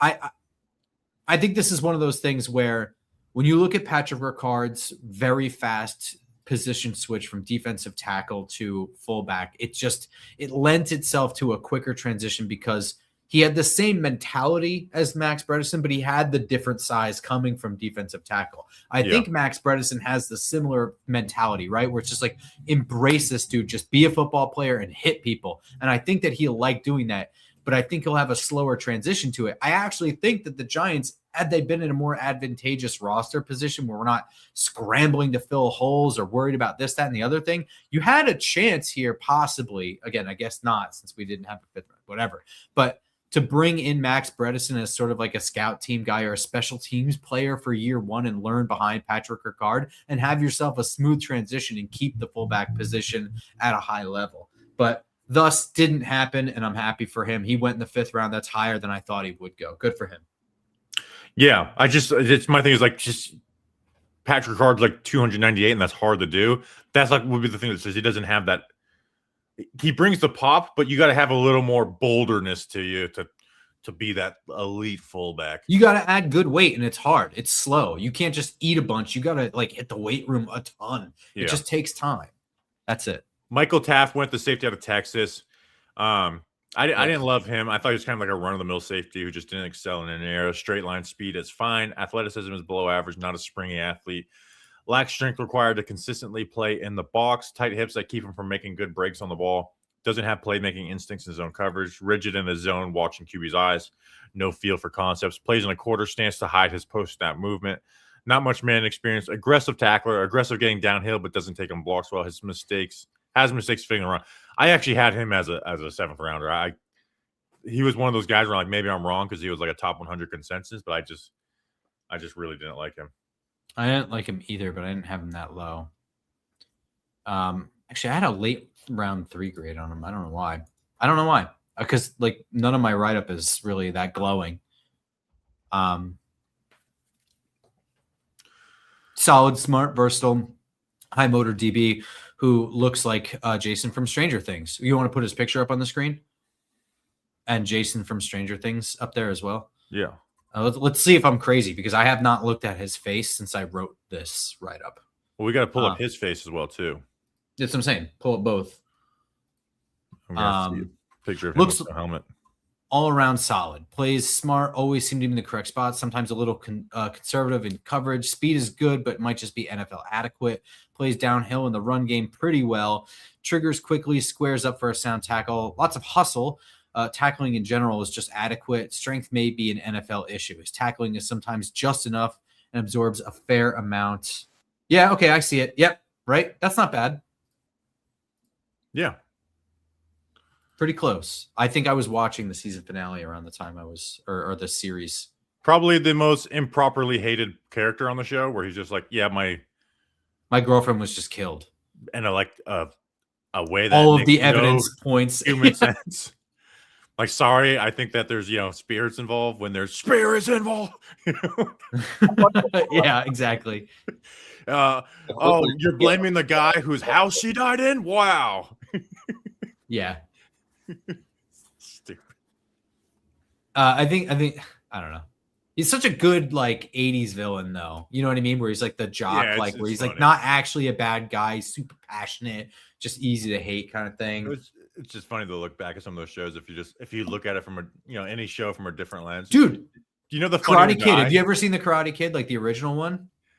Yeah, there's one that goes like, yeah, I saw someone. Yeah, you can make a legitimate case that the Karate Kid is actually the it's like, rival. yeah, he showed up, messed Is his with my girlfriend girl. taken from him. Like, get the hell out of here, brat. Have you ever seen those old Funny or Die Zach Morris's trash videos? Oh yeah, I haven't in a while, but yeah, those are. I don't. It's been since I was on Facebook. Looking at Facebook every day, but those were very funny. You could arrive to that conclusion without that shit. So I watched. There's a that's period true. of time. They just did a very good job with those. Yeah. Oh, they're really funny. But like, dude, some of those Saved by the Bell episodes, the premises were just diabolical. Why are you making this character? He's like the worst person. The beautiful thing about this stream is every time I do like look at Twitter, I'm like, people are freaking out about stuff, and it's like we haven't even made a pick yet. I don't freak out about anything anymore. I don't think. I just hope everything works out. Oh, there is that Navy fullback. I didn't watch him.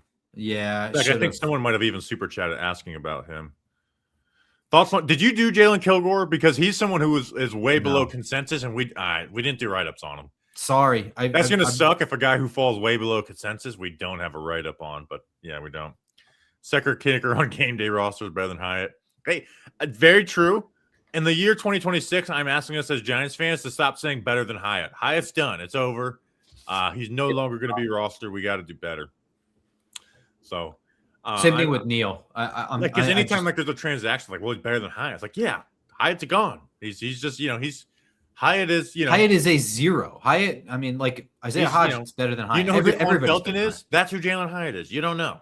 Yep. You'll erase him from your memory. Exactly. Very good. Who's Hyatt? I don't know who Hyatt is. The hotel? So, yeah. Until they start actually, and still OTAs come, and then Jalen Hyatt makes a deep catch and OTAs, and then the cycle begins all over again.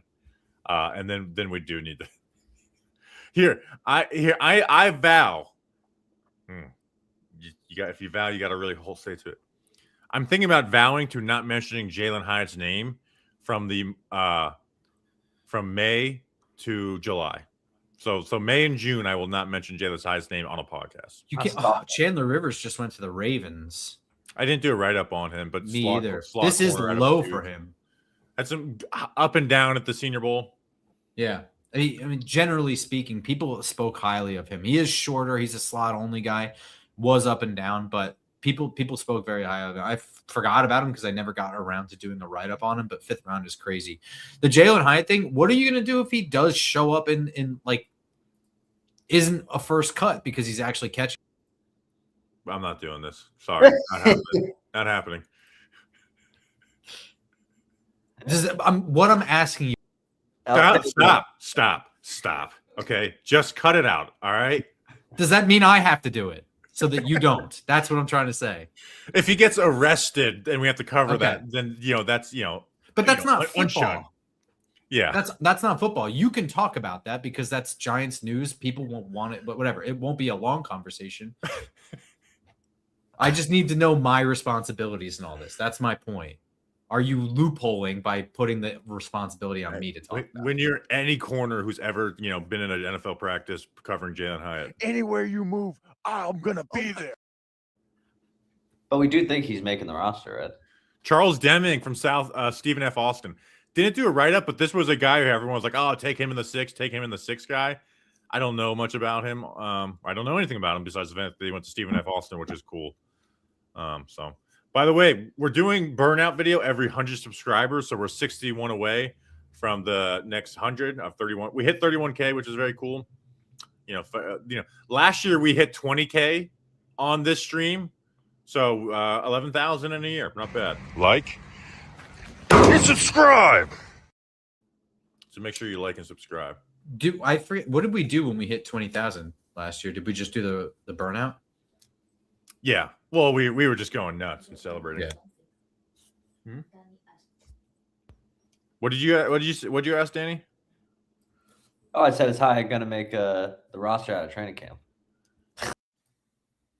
No, yeah, I was gonna say you didn't boot him for that. I was trying to ask you a legit question. But I'm ready to die for you, bro. If we're doing an interview, like an OTA interview with like Ryan Dunleavy, he's like Jalen Hyatt. I'm just like, all right, and I appreciate you jumping on. That's an episode, and we will see you on Friday. Until then, let's go Big Blue. When are you gonna throw the Mawagawa in his face? But I'm ready to die for you, bro. I screwed Mawagawa. I'm gonna, and anytime Maui Noah does something in practice, I'm just gonna quote tweet it with that video. Here's the thing that sucks about Arvell Reese and Maui Noah is we don't get like the OTA hype. With what? With the draft picks of Arvell Reese and Maui Noah, we don't get any OTA hype.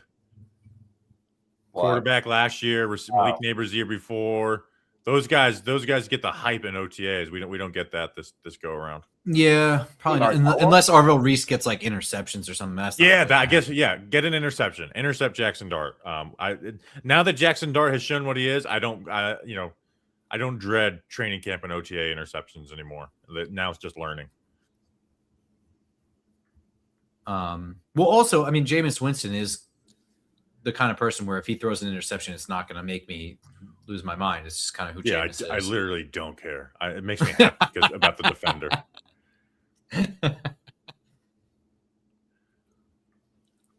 But the OTA hype will be Malachi Fields, dude.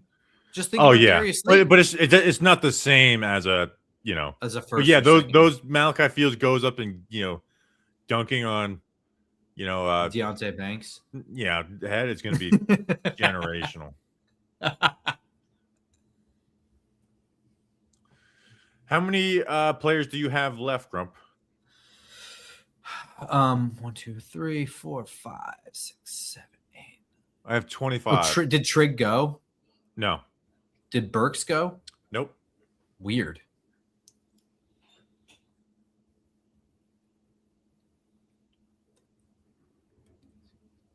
Did Keith Abney go? I have 20.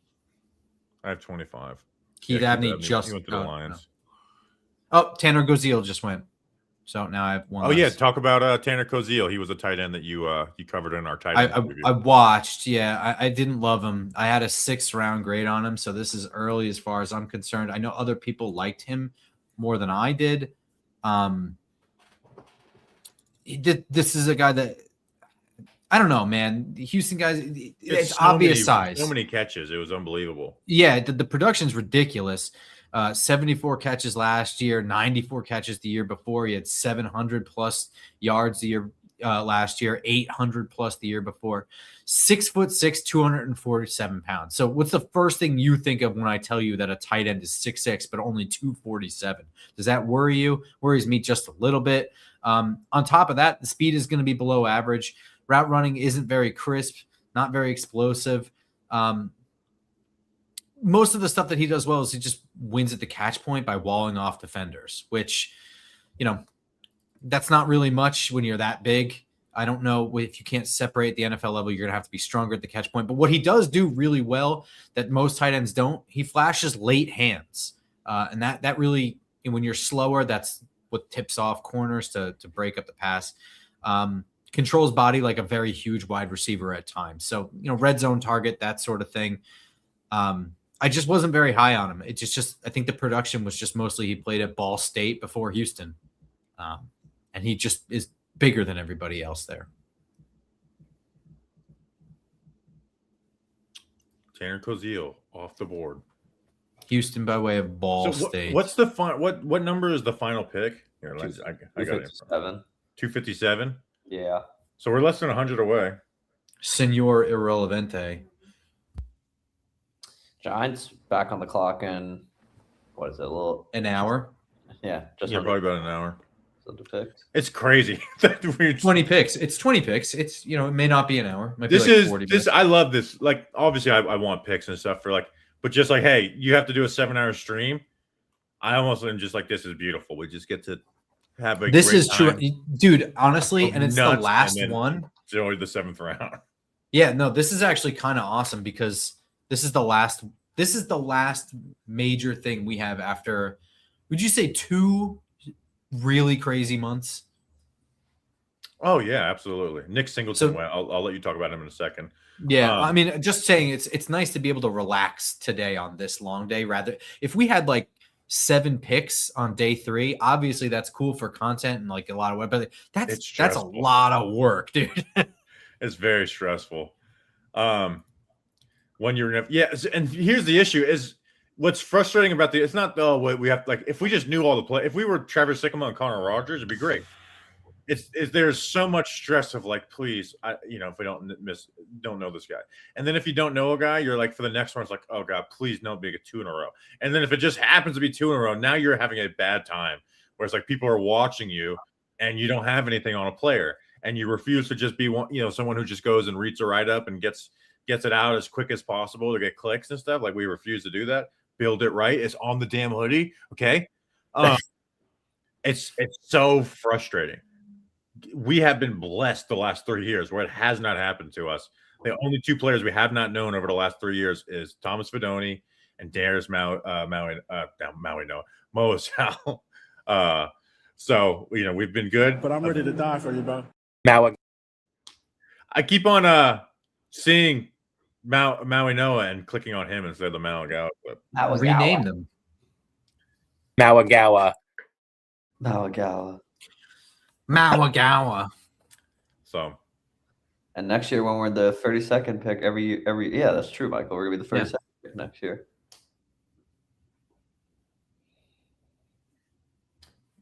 Nick Singleton, running back from talk about Nick Singleton. State. He was on your top 10 available.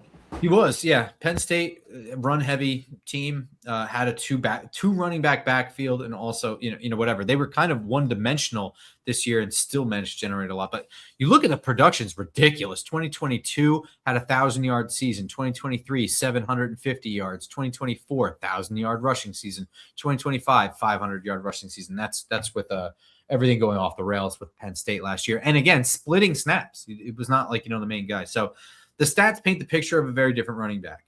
Singleton looks quite average in a lot of ways. His durability is incredible, though. No injuries or missed time to speak of. It's true he played in a lackluster offense at the fringes of the top end of college football, but he fails to look like a difference maker. He will need a strong system to play a role in, not the guy you build around. His vision behind the line of scrimmage is fine, but he doesn't have a problem putting his head down and driving through a tiny crease for whatever he can get. His burst through the hole looks pretty average. In fact, it looks like he only has one speed, even when he breaks into the open field. Serious lack of shimmy to his game. His only move to lose defenders appears to be power and is quite ineffective most of the time. He goes down easily at a disappointing rate. In the pass game, he has really good hands. He has the ability to he has really good hands, it appears, though he was not utilized much and he only ran a small handful of routes. As a pass blocker, he has the build and there's evidence of good form, but he looks indecisive in his blocking responsibilities, which often has him off balance or not in good position when the time comes, leading to some bad reps, which means it's very, correctable. The form and stuff, it's all there. It's just about IDing what you need to do first. If you can get that down, he's probably going to be a good pass blocker. Ability is there, but needs some serious work. Again, this is part of a backfield. This is not the guy you draft for a workhorse position, so this is where you have him. I like him for that, but basically that sounds more negative than it is because it means he's part of a system and that's going to push him further down my big board. That doesn't mean that he's not an adequate NFL back. I like him quite a bit. I just like Katron Allen more because I think Katron Allen has burst that Singleton does not. The end. Your boy Vinny Anthony has made it to your top 10 list. Love Vinny Anthony, dude. He's not going to get drafted. You know what? If he gets drafted here, I'll do a smelling salts if he gets drafted on this stream. Hey, the chat, I don't need Vinny Anthony to do some salts. Look at that. Bobby's a man of the people. Man of the cat piss. I'll do some too. Oh my God. If we're all gonna Danny went from being like, are we really doing to this to just he's all in. I'm just addicted. Oh. 19 picks. Yeah, we are. Yeah, we're 19 picks away. Oh my God. I'm gonna be. What's the rolling big board look like? Yeah, I mean it's. Why don't you just look down? Maybe he's listening to us and he's not getting the wall. Oh, okay, that's fair. That's fair. Sorry, bud. It's been a while since we did go through our top 10. Let's do that. We're 20 picks away, so let's kind of go through it. These guys, there's going to be a handful of these guys that will be available. So, for me, number one, Oklahoma wide receiver Deion Burks. In fact, Dane Brugler mocked him to the Giants in the 4th, and I usually always evaluate Brugler pick to the Giants because he's connected. Small guy, juiced up, can get open down the field. He just needs to become better in quick game to, get him some more slot options because he's not going to be used down the field at 5'9" in the NFL a ton. It's kind of similar to Calvin Austin. Number 2, Alabama defensive tackle Tim Keena. If they get Tim Keena, it's a celebration on this thing. That is a big dude. He's 6 foot. He's not the longest guy, but he's just big. He eats double teams. Illinois offensive lineman J.C. Davis, athletic. He's going to move from tackle to inside. He's sloppy, but there.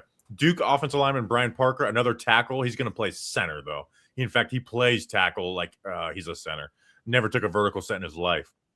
Texas offensive lineman DJ Campbell, a 5-star recruit. Never really panned out the way. Big, strong, a little bit plodding. Number 6, Toledo cornerback Andre Filler. I just like the way Toledo coaches their DBs. He's long, he's physical. Baylor tight end Michael Trigg, one of my first write-ups. I don't remember much about him. 8, Michigan defensive tackle Rayshon Benny, another defensive tackle, not the biggest guy, but he's a run defender and he plays physical. 9, UNC quarterback Thaddeus Dixon, good instincts and stuff, doesn't have the best athleticism. And then number 10, Cincinnati defensive Dante Corleone, a true nose tackle, was a freshman All-American. He's dealt with injuries, and that's probably why he's sliding. Grump, what is your top 10 best available? Number 1, defensive back Keon Barnes from Clemson, going to be part of a 2-high system, probably a sure tackler, but a little bit indecisive, needs to get a little bit more confident in his game, but doesn't really allow anything deep. Grump, I got to interrupt you. Yeah. You took Dante Corleone in the 4th. I did. But I don't have a formal write-up on him. That's why I don't have him on my big board. Oh, okay. All right. That's I was like, wait a second. How is he not in your top 10 here? Yeah, I just didn't do a formal write-up on him. I didn't feel comfortable putting him on my big board and giving him a full grade. Okay. Number 2, Kevin Coleman, wide receiver from Mizzou. He's one of those guys, closest comp I can think of is Wan'Dale Robinson, because he's a frustrating mix of outside and inside ability, which is probably going to make him difficult to deal with come contract season, but does get separation. He's an impact player. I think can generate some chain moving ability. Number 3, Aaron Anderson, slot receiver from LSU. Honestly, probably should have dipped him. I really liked, what he can bring. I was excited for him in the way too early. I was excited for him last year. This year, he didn't really develop. We saw him at the Senior Bowl. He didn't stand out at all, but he does have something where you're going to bet on his athleticism and quick twitch, short area quickness sort of thing. Number 4, Tim Keenan, defensive line, Alabama. Want him right now. If he's falling, I'm interested in trading up for him. It's a position of need. He's a run stuffer, can eat up double teams. They need this anyway. Forget the Dexter Lawrence thing. Even if he were still here, I would draft Tim Keenan, and I did in my first mock draft. Devin Eastern is my next one, defensive tackle from Minnesota. Really quick first step so he can start living in the backfield. Definitely something the Giants were trying to get with Darius Alexander and Roy Robertson Harris, who neither of which impressed. After that, running back Katron Allen from Penn State, just talked about him, part of a 2-backfield in Penn State. He's the guy with the burst. Cornerback Julian Neal from Arkansas. Don't really remember a whole lot about him. He's gone. Sorry, Michael Trigg. Don't remember a whole lot about him either. Baylor tight end. Deion Burks after that. Not a big fan of what he brought. I don't like him as a fit for the Giants either. Personally, Oklahoma wide receiver. Indiana wide receiver. Burks. Oklahoma. Okay, good. After that, wide receiver Vinny Anthony the second from Wisconsin. Not fast, but a good route runner in short areas. So he actually gets separation, even in drills that are going to be hard against him. So I think somebody that, you know what you're getting there. You're not expecting him to do anything that's going to do anything except win and move the chains, right? Short area, move the chains. And then I guess after that is Jacoby Thomas. He didn't go yet, right? Miami defensive back. Yeah, he went yesterday. All right, then Pat Coogan. That's my last guy. Indiana center. I like the idea. Certainly productive run-heavy system there with Indiana.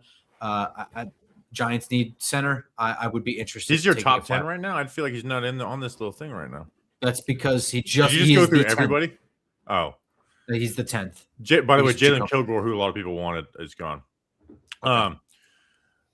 Kendrick Law, someone I actually took on the mock draft before, Kentucky wide receiver, 5'11", 203. They gave him a lot of manufactured touches. I don't love the manufactured touches, but guy in the 6th round, he at least buys some talent there. Yak, slot receiver, Kentucky gets a ton of manufactured touches. Remind you, if anybody. Solid speed, but not going to stack and run past DBs. Quick cuts, staying at full speed, but doesn't have extra gear burst. Strong runner with the ball in his hands. Good yak threat, reading blocks and finding cuts. Route tree was extremely limited at Kentucky, and some laziness at times. Snappiness in his cuts, but doesn't have the shake to break down a DB. Quick game routes show potential and could find slot work. Doesn't adjust to the ball well, but also terrible quarterback play. Strong, able to run through reroutes, good blocker. I don't understand how Kentucky went through the SEC with their quarterback play last year. It was so bad. So Kendrick Law. They fire their head coach. Mark Stoops. Or the Bob Stoops? Which one? It was Mark, right? Mark. It was Mark. Bob Stoops got fired from the UFL. Oh. He's coaching in that? No. No, well, sorry. Getting fired is kind of a harsh thing. I don't know if he retired or whatever, but the new investor, he did like a shift to kind of like care more about regional fandom. So like Ted Ginn Jr. is Columbus's head coach. Didn't he get arrested? Ted Jr. Yeah, that just happened. He had a Yeah. DUI. I don't even think he got arrested. I think he just had like a regular DUI. Insight. Oh, Michael Keaton. Neuheisel is the coach for the team that Bob Stoops. I love coached. Michael Keaton. Have Me you ever too. seen The Founder? Yes. It's a good movie. Interesting. Didn't know that. The 6th round is in sight. I like Beetlejuice too. Riley Nowakowski. Is that the fullback? Like the number 37 or whatever it is? Yeah, I think it is. Yeah, 6'2", 250. That's who that is. He was fun. I didn't watch him, to write up, but obviously watched a good amount of Indiana football. What a good time. How many picks until the Giants? What's 17 away? Yep. I think the 5th round is like the real long round. Like Grum said, there was 40 picks. Not a fan of the Michael Keaton Batman. Not as big of a fan. I'm not a superhero guy. This shit's wasted on me. I'm sorry. I definitely like Bale's Batman better. I like Bale's Batman better. I like. This is probably going to be a take. I don't know. I think I know what you're gonna say, and I think I'm about to agree with it. The Batman with Robert Pattinson was way more excellent than I thought. Yeah. Oh, it's so good. It's so good. I love. If I could change one thing, I'd take the chase scene out of it. It felt like it was like a forced. We got to get a Batmobile in here. Yeah. Kind of thing, and it was like unnecessary, and it would made it long. But other than that, it's such a good, moody movie. I really liked it, and I thought I would hate it. They actually made the Riddler scary. Like how much was so dark. Like how much would be scary guy that does riddles? No, let's do it like a serial killer type riddles. That's the thing with Batman too. Is it can be hokey superhero or it could be real life. Whereas like a lot of the superhero stuff that's like they try like the Marvel movies and stuff like that shit doesn't work for me. It's just so over the top that it's not like Batman exists in a universe that's almost believable. Yeah, and that's what makes it fun. But I don't care about superhero movies, and I hate Marvel movies. It's such a cash grab. It's gross. You're muted, Bobby. I was saying thank you, Nasio. Chilling at the laundromat, waiting for these defense actors to get drafted. That's a great vibe. Yo, I hope we're making your laundromat experience better. I've lived that life. That's boring. It sure is. And so yeah, but mock 6th round. That's the way to spend the 6th round. So before you were doing this stuff, were you always like just locked in on like day 3? Grump? When I was doing this for fun, like long ago. Before you were even doing Just Giants. I'm saying like before you were doing Just Giants. Yeah, so I wasn't locked in. It didn't work the same way. So like I didn't have a show. So I built up my chops by just, I knew where the Giants were picking. And then I would look at, whatever big board was available at any given time. Like I would probably do this every week, right? And I would look, okay, these are the guys that are available. And I would watch whatever film I could available and gather as much information. And then I would look at the Giants roster and see who would fit. And if there were guys that I felt like didn't fit, like for instance, right? Like you need a wide receiver. These are the wide receivers in that range, according to whoever is smarter than me. And there are guys is like, well, this guy is big and fast. And that's what they need. Like they need a tall wide receiver. So anybody who was short, I would just get rid of. So yes, I kind of would lock into day 3, but not as generally as I do now, where I'm just getting a canvas of everything. It was centered around the Giants and what they needed and where they were picking. And that's kind of how I grew. So yes.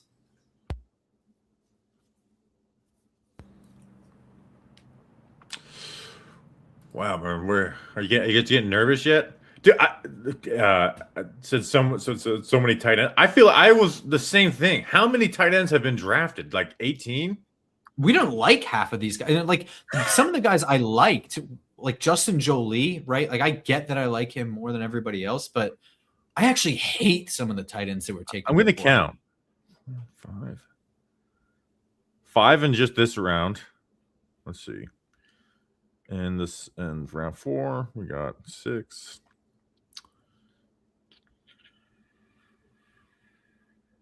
All right, only one that went round 4. 6, 7, 8, 9, 10, 11, 12, 13, 14. You have 15 with 1 in the first round. 15 total tight ends drafted. That's nuts. I counted first. No, you actually got there before me. Give us some guys that would generally be celebrating if they drafted. Tim Keenan. I'm not the biggest Dante Corleone fan, but I would basically celebrate anybody who has DT next to their name. But Corleone would certainly be one there. Pat Coogan. I would be really happy with Pat Coogan. JC Davis, I mocked him. He's athletic. DJ Campbell, he's another guy I mocked. Andre Fuller, Rayshon Benny. So I mean, there's like a little clump of guys. I mean, I have how many players do I have left? 1, 2, 3, 4, 5, 9, 10, 12. I have like 12 guys who are like actual like draftable grades left, and the rest are just random guys I watched, and kickers and Danny King and Nigeria UR Bernard, who doesn't actually play football. So I have a tweet lined up. Will there be another positive plane this year since vibes are actually trending in a positive? No, because I feel like planes are a little overdone at this point. We did the plane thing. We'll do a 24-hour stream. So the stream this year is just going to be like live show location, right? We're going to be doing just picking a live show location for the next year. But I don't know if we want to, like, the live shows, they do cost money to go and, put it, travel and all that stuff. So maybe just cover that. And then maybe if we get all over a certain amount, we could literally just give it away to like, hey, some Giants fan in the Twitter community is going through a rough time. I don't know. We'll see. I was really hoping for Vietnam. I won't lie. So you can go there anytime you want, Danny. I'm going to make the rule that international ones are like any country is capped out at 5 entries. And they cost more. Because you're not just going to send me to any random ass country. I'm not getting the wheel filled up with a bunch of countries. Yeah. Listen, I want to travel internationally. Doing a live show, and that's a mess. There's so much equipment that has to be hauled and shit. It's a whole thing. If Vietnam would have won last time, I would have went. They say no, I'm too stubborn to not. But that happened organically, where somebody just ran. Liam, who was out of the South of the Border show, just randomly put in there, and somehow it happened to freaking survive. Sonny Styles' brother just went to the Saints. I wanted to do a write-up on him just because, but I didn't. Yeah, Afghanistan. That's really hilarious. I'm sure the ISIS government there will be really cool about us. Yeah, it's like that. That's just not doable. Like, what do we do? That's what I'm saying. It's like you're actually willing to do like an international thing, and then take it seriously, guys. Like, if you want us to do that, then I get the joke, believe me. But like, that is literally impossible. It can't go to Russia, can't go to Iran, can't go to Afghanistan. Some stuff's off the list.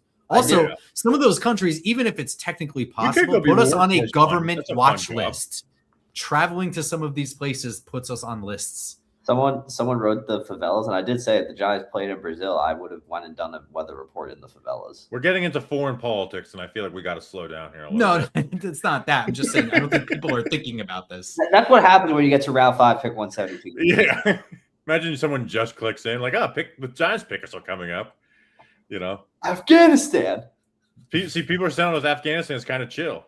People are saying Afghanistan, so maybe it is. Maybe that's where we go. It's super duper not, and I actually know that from not firsthand. From there? But no, my wife followed this guy who was trying to bicycle from like I forget, it was from like Europe to Japan. So he had to go through there, and he like documented. He's like, they're kind of cool, but like I literally had to have like a flag, like an ISIS Afghanistan flag, or they were gonna. I don't know what was gonna happen to me. I had to tread lightly. Let's. I'm just saying. I just joined in. We're still outside of 10 picks away. I'm sitting here. I have no clue. The Giants are on. You can see the Giants now, though. You can see their. Oh yeah, we just finally hit the screen on the bottom. Yeah. Once we get to Miami, let's get fully locked in. Then we're about. I have a tweet ready to go to bump the stream when we're 10 picks away. So we're on the outstretches of not giving a shit. Some of these comments are killing me. I know. That's why I like it. We got to stop.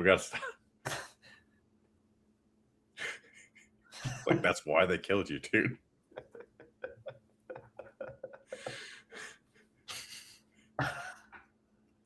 Dude. Oh, all right, let's not chat. You guys do whatever you want, but we need a refresh. We need a refresh. I say we gotta play the burnout video, but we made a cause. Did Nussmeier get drafted?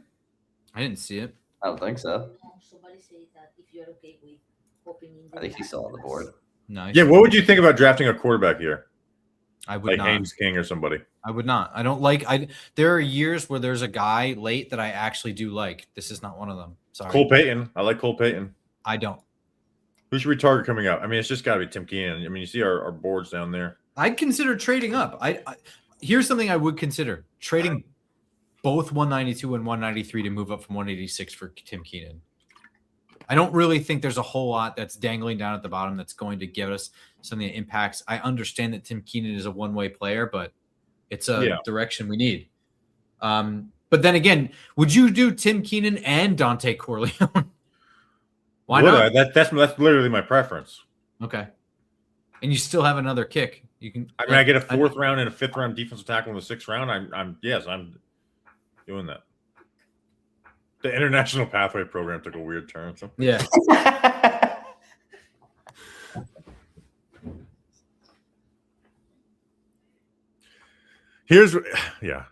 Defensive tackle. Give me defensive tackles.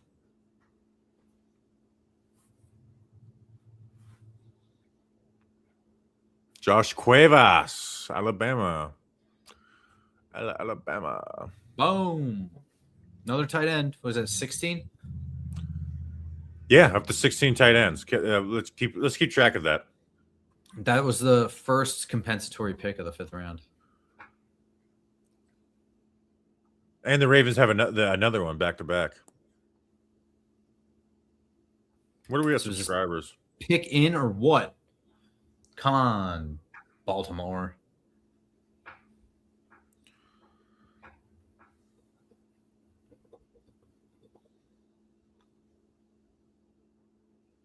Tate Sandell didn't come out.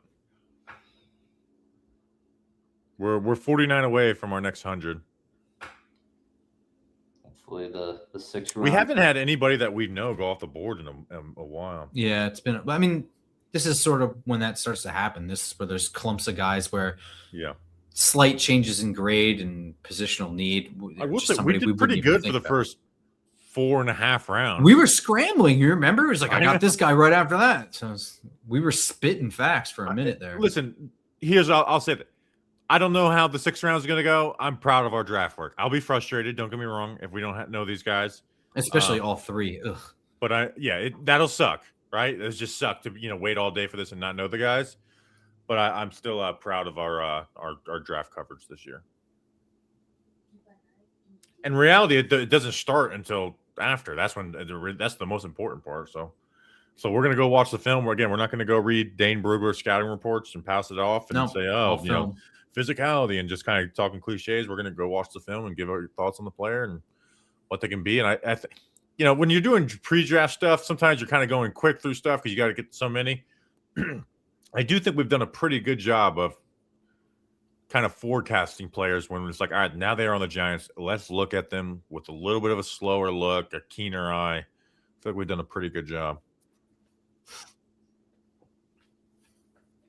I was nervous about this. I'm nervous every year. I always feel like I didn't do as much as I wanted, and it's always true. I never. If you don't feel that way, you don't care.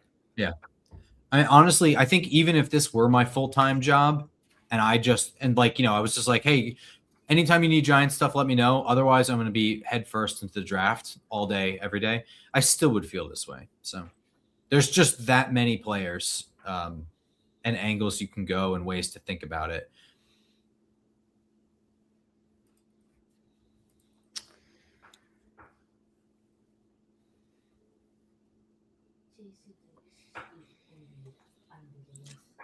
The painting behind me is slanted. Will I fix it? One day. Get the top 30 visits available. When they win the Super Bowl, you'll fix it. Is the only Yeah. one left. I have been tracking it. People keep asking about the Xavier Harris guy. Y'all didn't do. Yeah, we didn't do anything on him, but he's like a 6'8" defensive tackle, right? Yeah. I'll tell you this: him being 6'8" is less impressive to me than just Tim Keenan's production. So Will I work at Barstool? They want me. I would. Yeah, I feel like that would be fun. I would get them. Go work for Clem. I'd be their PA guy. And even to go deliver a package, I'll do that. Yeah. Seems fun.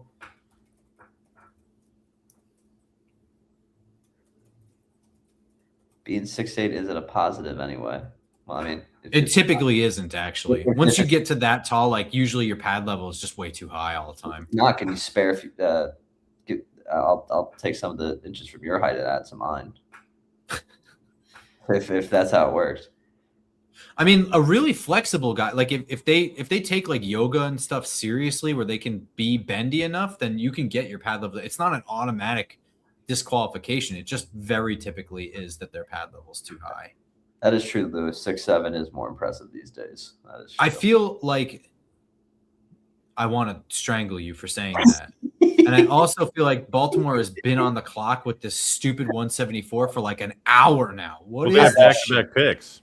I know. Hurry up already. You don't know who you're calling? Campbell has made it work at that height. That's a good point. All right, so the Giants' top 30 visits left. This is good information here. Adam Randall, your boy, Danny, talk to us about him. A former receiver turned running back at 800 rushing yards. Dude, that's Tyrone Tracy right there. Oh, when I was 232 pounds. That's a big back, man. When I was doing my stuff, when I learned about him, I was like, we made it work with Tyrone Tracy. I wouldn't mind doing it again. And I feel like that'd be a fun trio of running backs. So, I mean, yeah, look at that. 814 rushing yards, 10 touchdowns. First 2 seasons as a wide receiver, converted to running back in 24. When did Tyrone convert to make the transition? Do we remember that? The transition from wide receiver to running back, it was at Purdue. Like, he did it 2024. I was trying to remember how long Tyrone Tracy made it. He only played 1 year running back. 1 year? Yeah. Didn't it happen at the transfer point? Like, what didn't it happen with the coach? I think he played 1 year running back at Purdue and then did it. But yeah, fun player like that for Baltimore. All right, so we got 7 more picks in the 5th round, and then we are 5th up in the 6th, and then right after that, This is how much we love this shit. I'm actually starting to get nervous now, and it's 6th-round picks. This is Corey Black, and I'm nervous about it. The gate. That's how much you love it. I love it. I love it. If we get Tim Keenan, that's just a celebration. But if we get Tim Keenan, now the pressure's on. Like now, this 6th-round pick has to hit. Damn, another Raiders pick. I mean, what do you mean the pressure's on at that point? The pressure's on. We've been banging the table to draft Tim Keenan in the 5th round. We get in the 6th. Now for us personally, look, the picks. We're betting on the film and stuff. It's up to them to become. I'm not wrong. They didn't develop. That's their problem. I was not wrong. It was their lack of, desire. Their lack of ability. They didn't try. Well, here's the thing. Suck. I think I might have not taken some things with Evan Neal seriously, but him being this bad, I truly do think is an Evan Neal problem. If you tried harder, you would be better than you are right now. So I do believe in that. So that. I don't. Dude, he's terrible. I don't want to make this a whole Evan Neal thing, but the fact that he is still at the same spot he was when he was drafted, that's a him problem a little bit. A little bit, but he sucks. Yeah. He doesn't have he's not he's got talent, but he doesn't lock that. He's I say this with Evan Neal. Doing all these games and stuff, he's had one good game in my opinion, and it was the Ravens against JPP, who was just washed, and Odafe Owe. That was the only game where I was like, "This is good film." Mm-hmm. Yeah, I mean, I don't know. I think any player that hasn't developed at all since the day they were drafted, there's just something that has to be on you a little bit. A little bit, but I don't think if he worked harder, he'd be a good player. And good. He'd be better than he was. That's my only point. I'm Okay. so fascinated by his training camp coming up. I'm so fascinated. I know he's gonna not be good in probably. I'm not. I think it's not really No. going to be much. And now for that him. we have Francis Maui, no, we don't. No, there's yeah, there's no it's waste of time really on it. It's solely just from the fact, like, I'm intrigued to see like what he does at training camp and then what that means for when he hits the open market. He may not. He may not even make it to training camp. He may be like a springtime body because they have Daniel Faalele, which I think that John Harbaugh is going to feel a little bit more comfortable with than Evan Neal and Francis Maui. No, now there's not really. He may not even make it that far. Like the public may not see Evan Neal. Mawagawa.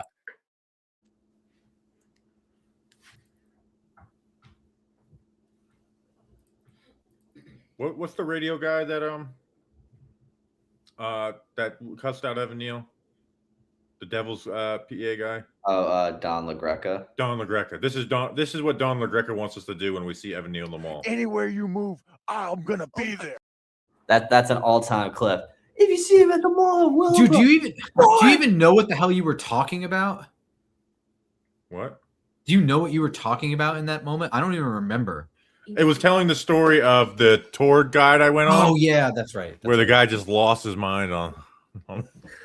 So I was just trying to think of show clips to go to, and I was like, "Oh, I bet you there's one from there."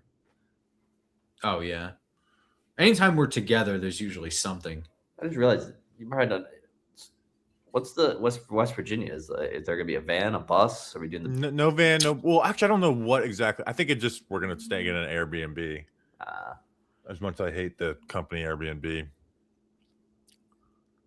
So, yeah.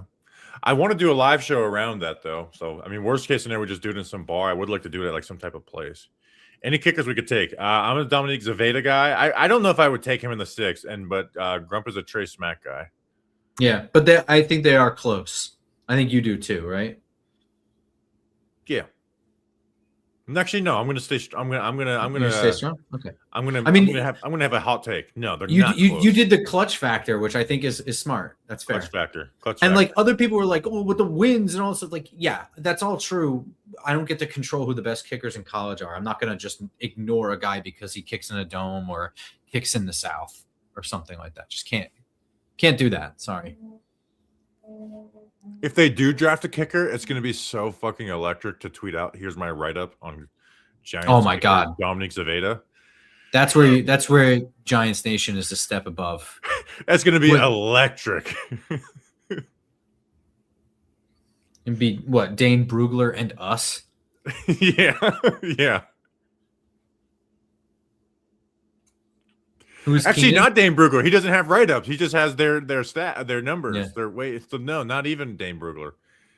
Good point.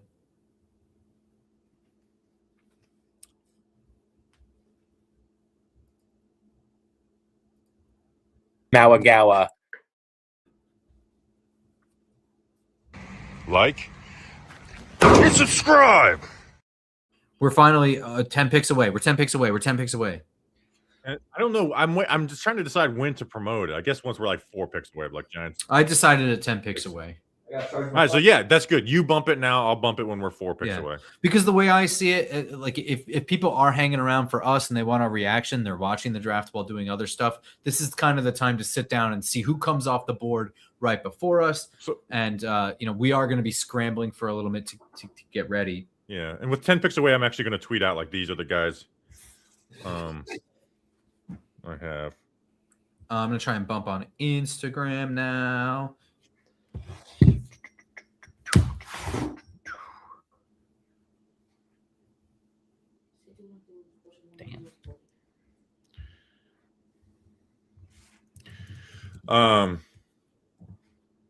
So yeah, let's bump it. Sounds okay.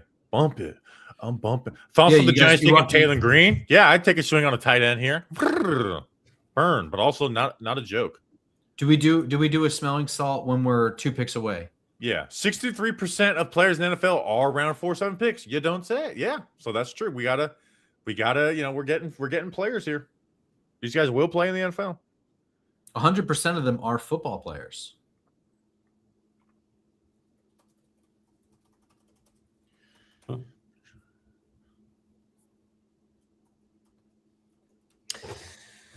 Bump the salts is what the chat's saying. Not yet. Not yet. I'm not not- yet. Not yet. Oh, yeah, okay, I'll wait. I might have a problem now. Shit.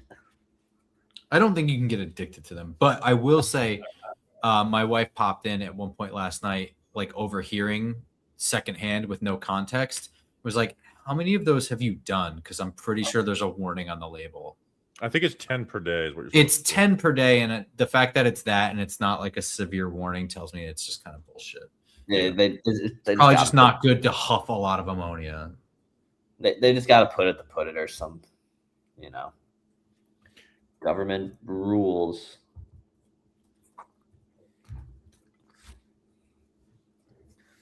There's plenty of good people left still.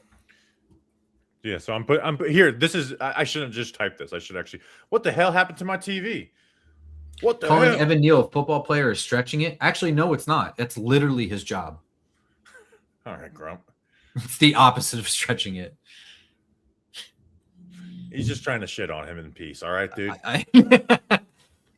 We don't shit in peace in this house. I will bully you while on the crapper. All right, so I should talk through this instead of just typing out a tweet. So I'm going to put together. We're 10 picks away here. So you'll see my best available. I am switching it a little bit for the Giants as my big board for the Giants, 3 6-round picks. Number 1, easy, Tim Keenan. Number 2, I'm going to go. I have Rayshon Benny over Dante Corleone. Right, make sure I spell that right. 3 tech, and I got to revisit some of my notes on these guys to feel really good.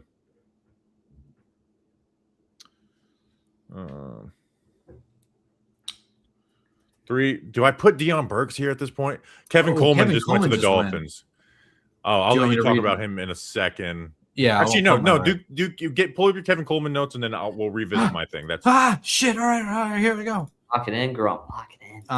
What I've been saying for a while is that he reminds me a lot of Wandale with his inside-outside versatility, which is going to be frustrating for people. But while you have him on a rookie deal for a day 3 deal, you get the most out of him for what it is. 5'11", 174 pounds, size to play all spots. Quick feet for the slot, experience in the backfield as well. Not often pressed up, but wins at the release pretty frequently. Quick, sharp feet. Routes aren't always as crispy. Good work finding soft spots in zone coverage. Acceleration is a plus trait. Fast before and after the catch. At the catch point, just kind of average. Doesn't really do anything that stands out, I don't think. As far as the open field, I think he gets north and south very quickly after the catch, understands running angles pretty well, speedy with quick feet, has some dance ability, but does more damage staying north and south, and I would encourage him to continue doing that. He does not go down easily, which is also good. Another thing that just kind of reminds me of Wandale Robinson, a guy that, despite his size, doesn't go down too easily. And again, he's not as short as Wandale either. 5'11" and 5'7", I think, is the big. That's 4-inch difference. It's huge. He was a 4-star recruit, high school 2-way player as well. He was the freshman of the year in 2022 for South, whatever the SWAC is, where Jackson State is. And that's kind of, he'd never stayed in one place for long. Jackson State, Louisville, Mississippi State to Missouri. So he bounced around all over the place. I like him. Here, this is good value, I think. That's Kevin Coleman. That was my job. I'm going to bump the show now on Instagram since I saw you just tagged me in that. Thank you. So here's what I'm thinking for the Giants top 10 right now. So number 1 is Tim Keenan, right? Tim Keenan, number 1. I'm going to kind of stay true to my board, even though I want defensive tackle. I'm going to go J.C. Davis, number 2. I'm going to stay true to the board. I'm going to go DJ Campbell, number 3, the guard from Texas. And then I have Andre. I'm gonna put Toledo cornerback number 4. At what point do I put the? I might just put together just names instead of like actually ranking these. Are they playing Duhast right now on NFL Network? No. I'm actually going to put. Yes, they are. Yes, they are. Yes, they are. I'm sorry. Go ahead. What were you saying? I'm going to put Dion. I'm going to stick to. I got to stick. I can't be one of these guys who preaches this shit and then doesn't stick to it when I get there. I'm going to put Deion Burks number 3. I have Tim Keenan and J.C. Davis as fourth, Deion Burks as a late third. So I'm gonna slightly bump those guys up, but it's it's the sixth round. So I'm gonna put Deion Burks number 3. So number 4, I'm gonna put Texas offensive guard DJ Campbell. Number 5, Duke offensive lineman Brian Parker. Excuse me. I have something messed up. For some reason, I have Dante Corleone here, and it's supposed to be here. Yeah, I totally messed that up. All right. Hold on. I have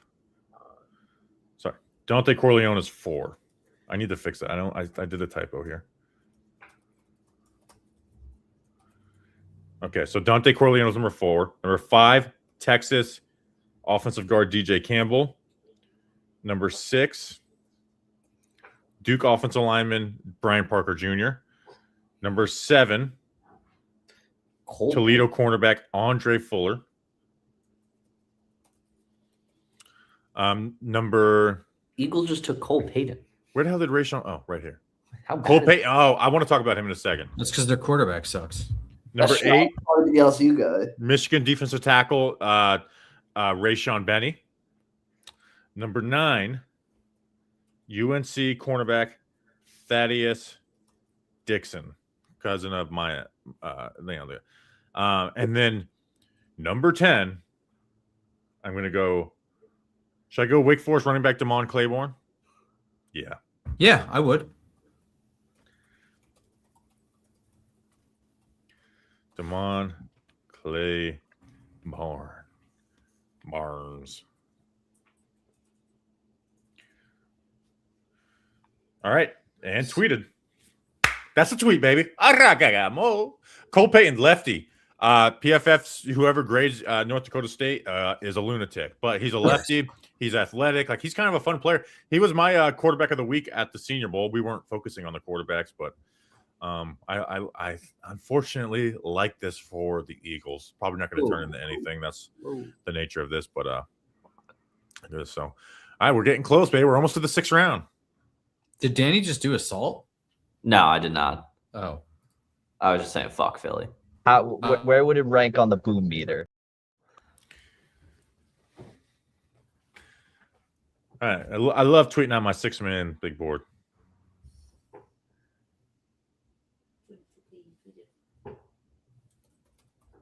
Katron Allen is here. I know you like him. I didn't do it. yeah. I'm going to say the burst. Go like the tweet on Twitter chat. Something that this is a hey, this shouldn't bother you, but this is like a hey, when you do content it bothers you, is whenever you put out a list, is like, well, no, this guy. It's like, no, not the guy. He's not on the list. And number 2 is I said I only have 24 write-ups left, so there's just a likelihood I don't have a write-up on that guy. But I don't want to act like whatever guy, that guy could be the best available here, and I'm like leaving him off. So I have to respond to every single one. I'm like, no write-up, don't have a write-up, don't have a write-up, don't have a write-up. Well, that's the thing too, is people want to know, is he, did you not write him up like you don't know him, or did you not like him? Yeah, especially now. I didn't write it. I didn't write him up.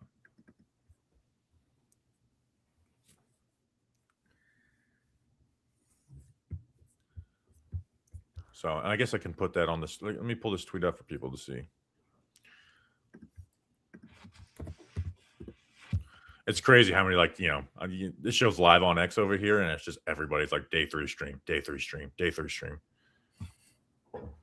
So that is my 10-man big board for the New York Giants. Enrique Cruz Jr., tackle out of Kansas. I don't know who you are. So that's my 10-man big board for the Giants. And then there's my friend. Katron Allen, dude. Let's see what he said. Okay, so he's just a Katron fan. You're a Katron fan too. Is Thaddeus Dixon gone? Am I wrong about that? Did I totally miss that? I'll look. Because my wife was like, oh, he's. I thought he did go yesterday. No, I don't think he's gone. I think it was somebody with a similar name. I just Googled him, and there's nothing like drafted to this team. Yeah.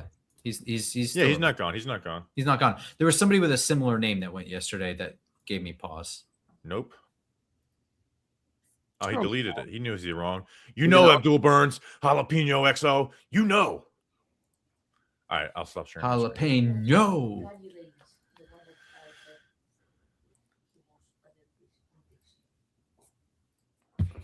They're still. I know you I guys. almost did a write up on Cole Payton, which would have been a waste of time, but I know you guys. He's want an to- Eagles quarterback now. It's not a waste of time. There's some decent D tackles left still. It seems like. yeah, Everyone's going to keep hammering home this Harris dude because he's 6'8", 330 pounds. Like we said, we don't know if that translated well or not because there's no. You guys didn't have the time to look at him. But I'm just happy to know like there's still a bunch of D tackles left. So I feel confident in these cohorted picks. There's at least got to be a bare minimum one. Yeah, and that's the thing too, is that if these guys don't pan out, you have 3 picks. I don't even care if you take 3 defensive tackles. You can take all I three. really don't. Is most of the likelihood that you nail all 3 of these guys and they all become players. I mean, that's the best case scenario. Oh gosh, so terrible. I have to make a decision and get rid of one of these guys that's actually useful. Holy shit. So I mean, yeah, whatever. Take 3 defensive tackles. It's not like we don't need them. yeah, I But would there are other celebrate guys. that. Yeah, seriously. But you know, I'd still be happy with Pat Coogan here, Katron Allen. They serve a purpose for this team. So, like I said, I am very much, hey, take best player available, 6th round. You know, you're trying to get the good players there. Like, just do not think about their year 1 impact. Just you should go 5th round and beyond. You should have in your mind no year 1 impact. What am I thinking about this player? But one thing I do believe is the Ravens get 2 offensive linemen every year, and I would like the Giants to come away with 2 offensive linemen in this draft, right? Just because to keep throwing darts at that. So I really would like for one of these guys to be a JC Davis. Yeah, JC Davis, top 30 visit. DJ Campbell.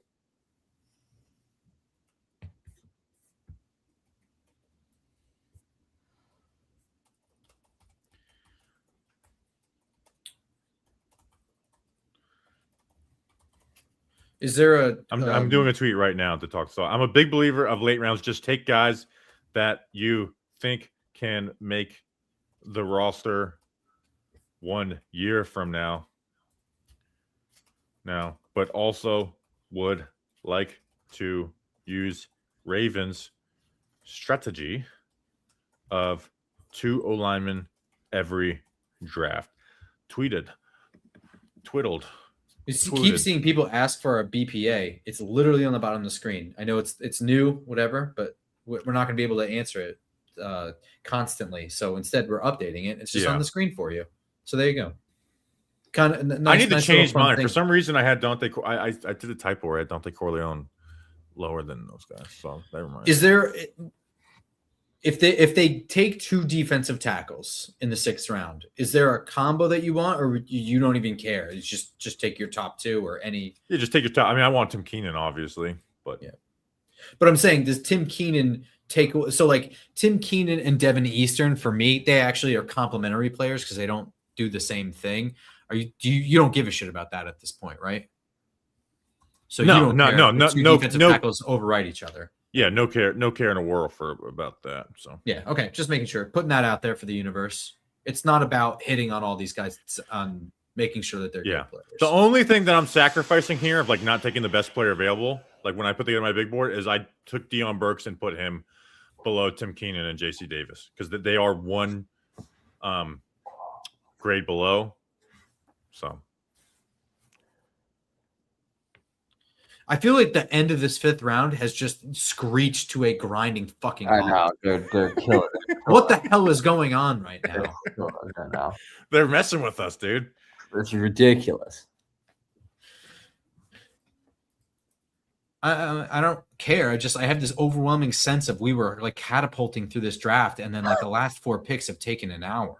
Yeah, this is Fat Shrimp 22 makes a great point. When That's, it's like, thank you. Yes. Hopefully we get someone good at football, right? Not hopefully we get this. It's hopefully we get someone good at football. No need to say something so controversial, Fat Shrimp. No, but it kind of is. Like people get really hung up on the wrong shit. So like, let's say Tim Keenan and Dante Corleone were gone, right? So not 2 defensive tackles we like. If they took a defensive tackle, we'd be like, see, like, well, that's not a real investment into the defensive tackle room. You know what I mean? Right. That's just, that just fills in a position. But also, this is where me and Grump have to come back to real life sometimes is we do this shit, dude. Like we watch all these players. We form our own opinions on them. We don't read scouting reports of others to get and we get locked in like, hey, this guy is not good. This guy might be good, that type of thing. Where the reality is if I wasn't doing this full time, I would just, I joked about the other day is you look at the positions, right? Giants day 3 picks from 2010 to 2018, when I watched the draft, I wasn't like, oh gosh, they took him. He's a I was like, oh, they got a tight end.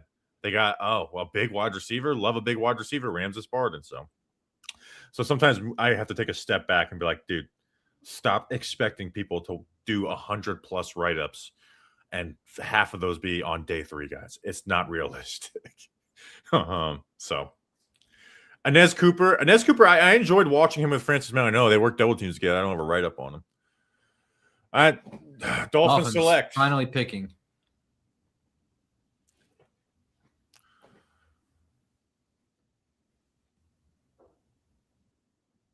Sidhu Traore. Is this Nolan Traore's brother? Is this the Nets point guard's brother? Is he? Sidhu Traore. Traore. Let's go. I want to see. Is he brothers? Let's see. Sidhu is a jet ski brand. Huh. Oh, this guy's Yes, it is. Why is he here? They're playing clips from the first round. No, this is right now. No, this is him. This is him. Oh, NFL International Pathway Program. That's why he got drafted. Well, he played for Mississippi State, but he's still part of it. True. Who was the guy we got from Maximilian Mang? Yeah. He played at Syracuse, but he was part of the International Pathway Program. This guy's from England. So Maximilian Mang. Who in the chat knows Maximilian Mang? Tell me. 20 years of games in London have brought us to this point. A 5th round pick. Getting an insane treatment right now.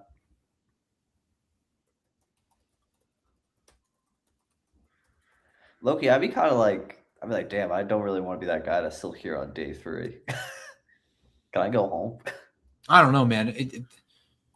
I would, if I was a player, I wish there would be a little more culture around doing it, like the NBA, where the guys would where they sit in the crowd and they go.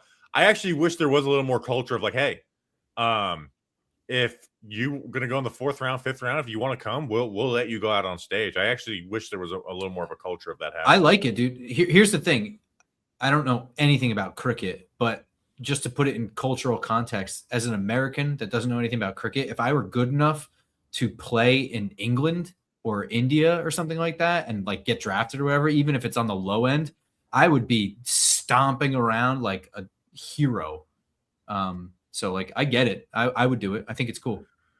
Also, I got just reminded someone, my O-line pick said Isaiah World. I always do write-ups on guys from our way too early draft preview, and I freaking forgot to do one on World, even though he fell apart this last year. I watched some film on him. Hey, NWO hat. What? Where? I'm behind you. No. Oh yeah, look there. Wow. That was a quick catch by you. That's not like front. No, I guess it is sort of front center. They're the NWO when they copied our logo. Never forget, we had that first.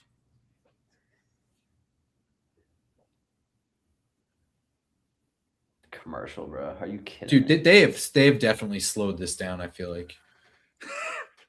Ridiculous. We've literally streamed for 4 hours now without a Giants making a pick. I literally feel like I'm going insane. The stream has bumped up, by the way. We went from like 1,000 to 1,800 people in here. So welcome people who have not been in here. Oh God, jeez. We did discuss foreign politics for a small period of time. If you missed it, you missed it. Yeah, we did a kicker preview. No timestamps on these streams. That's you know what? If one day we have like just a full team behind us, it'd be very funny to do detailed timestamps for the day 3 stream. Oh yeah. It's just like I would almost say it would be worth it. A bird trying to get in Bobby's house. 3 hours. Your mailman showing up. Yeah. One year I'm going to pay someone like, hey, $500. Just spend the day with us. Give the most detailed timestamps. If only we had to look like Julian again. Yeah, the worst $100 I ever spent in my life. Guy tweeted out the graphic of Jackson Dart being drafted in a USC jersey at 1:30 in the morning. I was like, I sent him the money. I was like, hey, I think we're going to do a different setup for the next 2 days. Appreciate it. I hope he's not watching. if he's Genuinely the worst $100 I've ever spent in my life, or $50 or whatever it was. He's a real one. I can't lie. I think I'm about to spend $100 on DoorDash at some point soon. Oh man, my daily alert to check the transaction report. All right, this is so. I mean, right now we're on the last pick of the 5th round. I know. Still, This guy in the chat is telling me to do the fug shaker. I'll do it. I thought I'm waiting for the group to do it. I'm gonna close to my 10 limit though. I will say. Zane Durant went to Buffalo, final pick of 5th round. Didn't do a write up on him, but was fairly familiar watching Penn State and at the Senior Bowl. He's like athletic. Like he ran a 4.75 40. He's fun. He's agile. He just looks so small on the field. Like he looks, like Elijah Chapman. He's bigger than Chapman, but he looks like him. No offense, trash man. So I don't know what he does. He had 11 tackles for loss in 2024. He 10 sacks in his career, 22. I'm reading the screen. All of this numbers right here. he's disruptive, right? Like he's disruptive. I just don't know. I don't know what his full-time role is in the NFL, if there even is one. I think it might just be situational. The Buffalo Bills took him. That sort of falls right in line with me not liking anything Brandon Beane does in the draft at all. So the Giants are on the clock, apparently. What is that? Are they on the clock? I saw Connor Hughes said they're on deck. Did they trade up? Someone said, no, they might just be that far ahead already. No, I feel like that might be like, hey, the 6th round has started now. That's what I think that is, because I have the ticker up and I'm not seeing anything moving. Yeah, I'm checking notifications and there's nothing. I just did smelling salts because we're close. We're close. Yeah. We're close. I'm gonna bump the stream right now just in case they do trade up. Yeah. Saying we're on deck, Connor Hughes. Come on, man. I want to talk about Connor Hughes soon, but we have a lot of stuff coming up. But I liked his interview with Arvell Reese. So that's remind me to talk about that. That's for you. The chat likes Dante Corleone. So do we. We like Dante Corleone too. We like Tim Keenan. Taylor Green.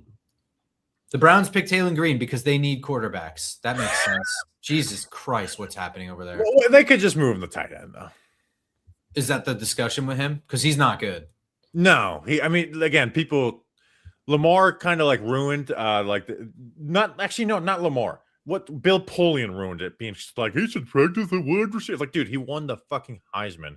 He should get a shot at quarterback at the least. But like, there is more credence. There's more like what's the word that I'm looking for? Precedent. More precedent. There we go. More precedent for quarterbacks changing. Obviously, like Terrell Pryor, Julian Edelman, Logan Thomas. Matt Jones was a terrible one. Could you imagine drafting a quarterback in the 1st round to play tight end for you? That's what the Jaguars did in 2006 or whatever it was. They drafted Matt Jones out of Arkansas. Fucking stupid. But there is, some success stories of it. Well, the thing is, when you're first of all, Jacob Rodriguez switched from quarterback to linebacker. Chaz Surratt was a quarterback, to linebacker. That's the thing, is you see the field differently as a quarterback. You see everything. You're responsible for everything. It just may be that your athletic ability, like your ability to throw the ball, is just not good enough. But your intelligence, you could translate it. I get it. It is never not going to be funny for the next 3 years. Anytime the Browns pick a quarterback, though, just sorry, that's the position they put themselves in. That Taylor Green clip on NFL Network that was playing while you were talking, when they showed like his house and everybody cheering the moment he got drafted, the shrieking was like the exact same wavelength sound effect as the Burnout video. I thought it was playing on my other screen for some reason. We're kind of close to another Burnout video. We won't do that right now. If we're 40 subscribers away from a Burnout video. Does Shador just tweet WTF? There's no way. No way. I doubt it, and I also don't care. Oh, I'm gonna look now. Yeah, I'm gonna at least look. No, he didn't. You guys can. Yeah, there's no way. He's also not that. That's not like the dumb shit that he does. Wow. Like saying that is not really a thing that Shador does. And I think a lot of his stuff gets blown out of proportion. The reality is just that he was never that great of a quarterback. It's true.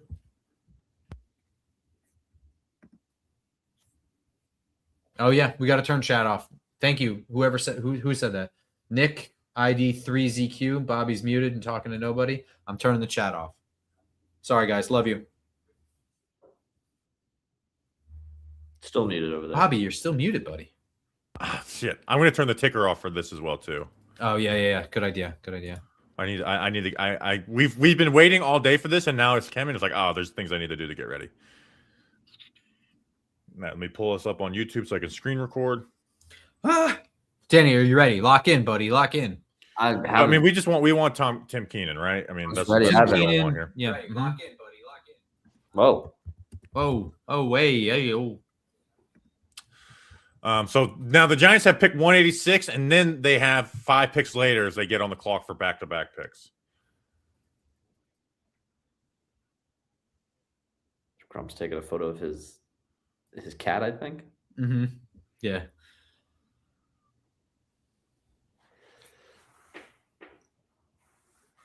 Imagine Brian Daboll and Robert Saleh take Tim Keenan. That'd be kind of funny. Oh, fuck. I lost my hat. Whew.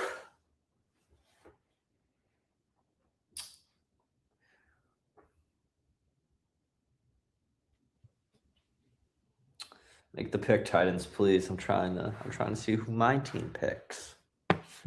Hurry up. Hurry up. All right. That's that. That's out of the way. Pick is in for the Titans at 184. We're 2 picks from the Giants. Who is off the board? I really would like whoever to announce it already.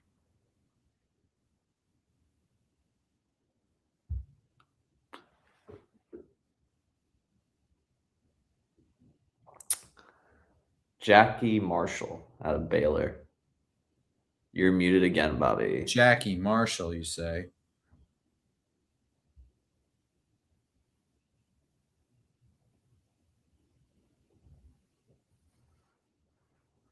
So realist, I think It's really wild. I don't know anything about Jackie Marshall. That's a defensive tackle going off the board before Tim Keenan. I don't understand. I had a favorable grade of Tim Keenan. As far as I'm concerned, 6th round is falling.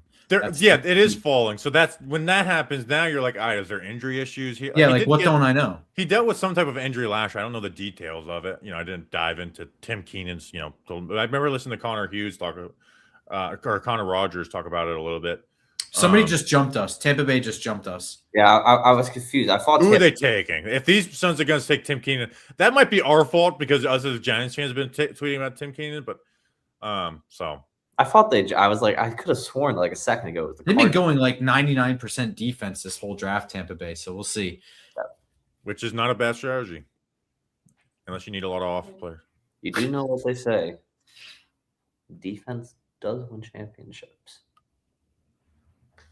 That is the rumor. This is 2 times this draft we've been hopped.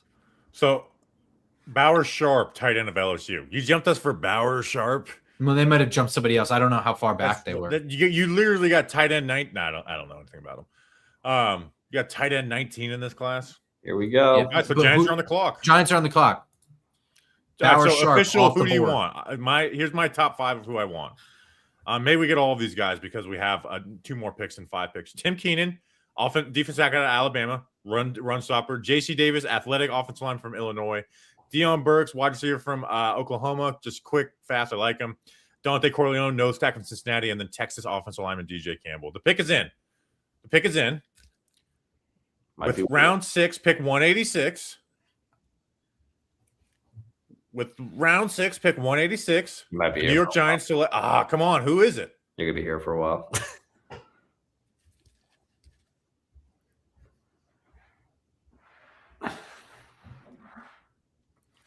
Come on. Is Sean McVay talking about the Ty Simpson selection? I don't care about If this is Tim Keenan, this is a celebration, right? Oh, absolutely. This is a celebration of its. Here's us as this. If we have a write up on this guy, that's a celebration for us, personal. That's against sometimes they could draft the worst player available for us, Grump. And if we have a write-up on him, this is the point of draft where we're celebrating that. Like, yes, we can talk about him with knowledge. So I'm just hoping we've done good. We've 15 out of the last 17 draft picks we have had write-ups on. So let's hope. Who are the two misses? Thomas Fidone and Darius Moasau. Not bad. Yeah, literally 2 of the last 3 picks too. So we didn't miss any like day 2 picks or early day 3. I'm probably jinxing us right now. Yeah, you totally are, but that's okay. That's okay. That's still a good hit rate. So usually I wouldn't be mad about that, but we've been waiting all day for this moment. This has to be a write-up for me. And I have a good amount of write-ups. I have 24 left and like 14 who I view like is in this range. The thing that works against you, well, I guess not. It'd be nice, they And announce. Grump has some people that I don't have. So if I don't have, if you Grump, if you have a write-up on him and I say it and I don't know who it is, you just go. Okay.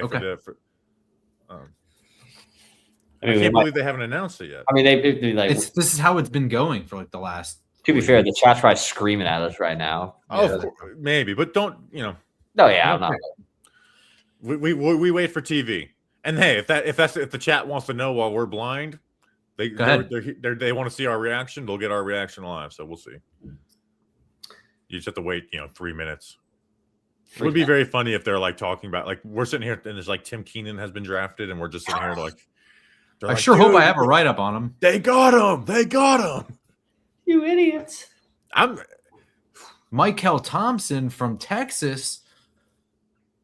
Is that who it is? No. Oh, Danny, you're a little young. I'm sorry. It's all right. It's all right. That was a draft bust that the Giants already had.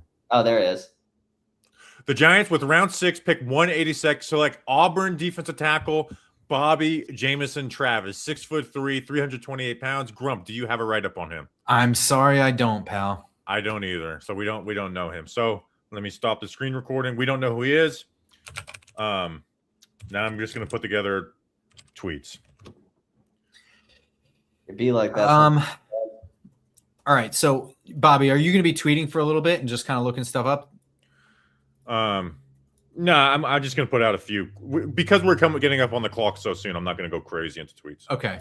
Well, while you're doing that, I'm just going to go through my normal, like, all right, well, I don't know anything about this guy, so this is how I normally do it. So I'm going to open a bunch of tabs really quick. Let's take a look. In fact, there's another thing I got to get ready for when the actual final pick is in. And by the way, for the final pick, there's a tweet I'm going to have to tweet out before it gets, like, once it gets announced. So don't announce it while I'm like middle of tweet, okay?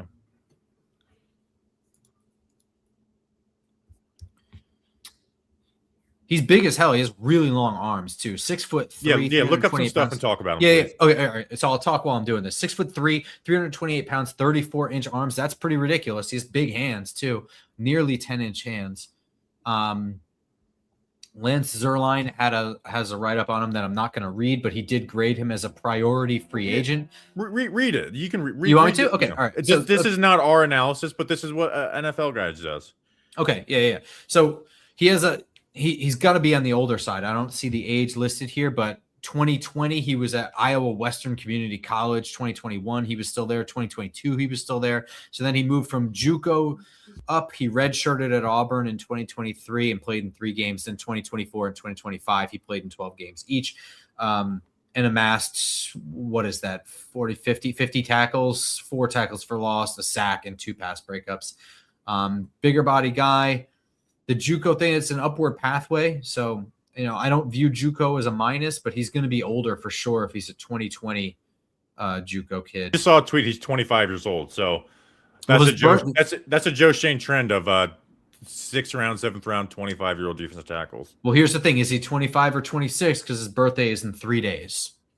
Maybe he turns 25 in 3 days. Yeah, that's what we got to clarify there. Yeah. So he played primarily nose tackle at Auburn, according to their website. So that's usually my first go-to, is kind of looking at, the college and looking at their accolades. And then from there, it's just tape and stats. So defensive tackle stats can be skewed, but you look for obviously the big ones I already went through. So I don't think there's going to be too many tackle for loss or sacks in here, and there's not. Yeah, I'm going to look up his overall stats. But he's a big dude, so I'm going to assume that this is going to be a guy who's going to eat up double teams, right? 6'3", 328 pounds. That's a big. And just looking at his picture, he's a big dude. So, I mean, same idea. Tim Keenan's just the one that is in the focus for us because it's Alabama. He's highly rated, so we watched him. Yeah, I'm just looking up some basic stats. So let's see. His real name is Quantrail. Okay. By the way. But you don't want to call him Bobby? He doesn't earn your name? No, I had been calling him Bobby, but I was looking for his thing, and his name is Quantrail. 36 tackles last year. That's not bad for tackle.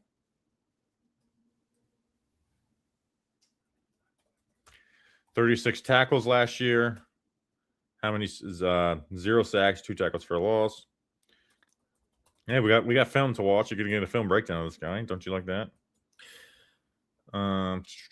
The other thing with 25-year-olds and stuff, and like, not for nothing, like I don't love it either. It's an adjustment, but after speaking with someone who's a director of pro player personnel, the perspective from NFL circles is that's just reality now. Kids get paid in college. There's if they're not getting the grade in the draft that they feel that they deserve, they're going to stay and get paid instead. So it's just something to get used to. And then the 6th round, I don't think I give a shit anymore. I don't care about age. It's just a trend with Joe Shang, with Jordan Riley, people in the chat Davidson, and now Bobby Jameson.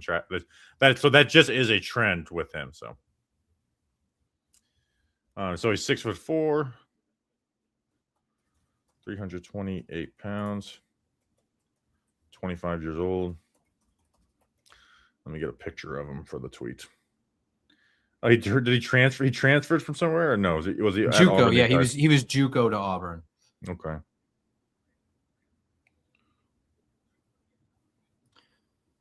He was the #1 JUCO prospect from the state of Iowa. I mean, that's certainly something. I thought you were getting ready to say the #1 JUCO. I was like, oh, and then you're like, the state of Iowa. He's the #3 JUCO defensive lineman in the country. That's not bad. That's certainly something. And again, this is a 300+ pound probable run stuffing nose tackle. Those guys are like, usually the JUCO top prospects are going to be like skill position players because they're flashy.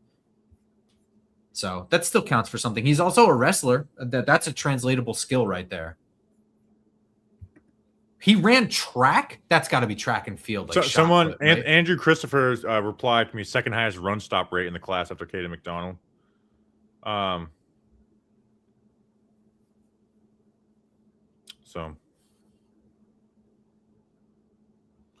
So hey, they got a defensive tackle, so all our needs are filled. So hey, here's a good thing: our big board for pick 192 and 193 has not changed as it was for 186.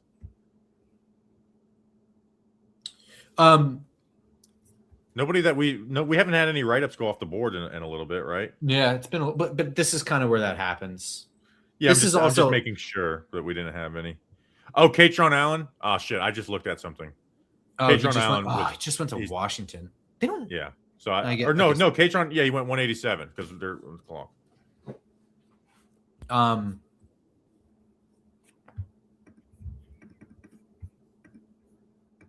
This is the time period too where everybody who does this, not just amateurs like us or whatever, semi-pros like us, but people like scouts and NFL teams and all that stuff. These are the rounds where they think that they found a diamond in the rough that they don't want to tip their hand on to anybody. There's guys that are not on anybody's boards that they're convinced are going to be something, and they're taking him in the 6th round, because the 6th and 7th round, I don't know if everybody knows this, especially the 7th round, if you're a player that gets selected there, that kind of sucks because your paycheck is worse than if you were an undrafted free agent most of the time, because the guys that slip out, like the high priority undrafted free agents, they tend to get larger contracts because they can negotiate. They have other teams fighting for them. They're free agents as opposed to draft selections where their rights are owned. And a lot of times they're able to negotiate bonuses and things like that and get better deals. So right in these ranges, what teams are trying to do are poach the guys that have absolutely no smoke, that they don't want to get in bidding wars over. So there are guys that, are media names that are probably off of boards entirely. Like we're sitting here talking about Tim Keenan a bunch. There may be an injury thing or a medical eval that like some teams are like, you know what? Nah, not for me. and they got somebody else on their board that nobody else has because I don't know, they didn't do the work on him or they didn't do the extent of work that they did. That's all. So I want to apologize to the listeners. I'm just now opening the chat. Well, unfortunately, we did not have a write-up on the player. So we'll see how 192 and 193 go. Like I said, my goal for this clump was to have one of the three, and I'd be okay. If I have 0 from the 3, I will be disappointed. But and 2 for 3 is happy. We keep our rate of only having one non-write-up for 3 years in a row. So I'm invested in that. So wait, hang on. I want to check on something that the chat said about a Connor Hughes tweet. Now, Connor Hughes, I think he tips picks. So listen on if it's no. that. I'm not going to do any of that. I will look up the Connor Hughes tweet and I'll see if it's true or not because I want to talk about it. Okay, I'll read it. You ready? Talk to a few defensive coaches on new Giants interior defensive lineman Bobby Jamison Travis. Big body, no lie there, guys. 6'3", 328. While clear the Giants are trying to replace Dexter Lawrence, Jamison Travis isn't nearly the athlete he is. Duh. He dropped in part because of conditioning. Was told by one coach he struggled to finish his pro day because he was getting winded. Traditional big body DT Ravens always seem to have in the middle of their defense. All right, so the reason I want to talk about that is because he's either going to survive training camp with John Harbaugh or he's not. So that's not a concern for me at this point. If he doesn't, then he doesn't. But Andrew Christopher also replied with the run stop. So he was second to Caden McDonald in run stop win rate, run stop rate. So that's cool. Good. Thank you. That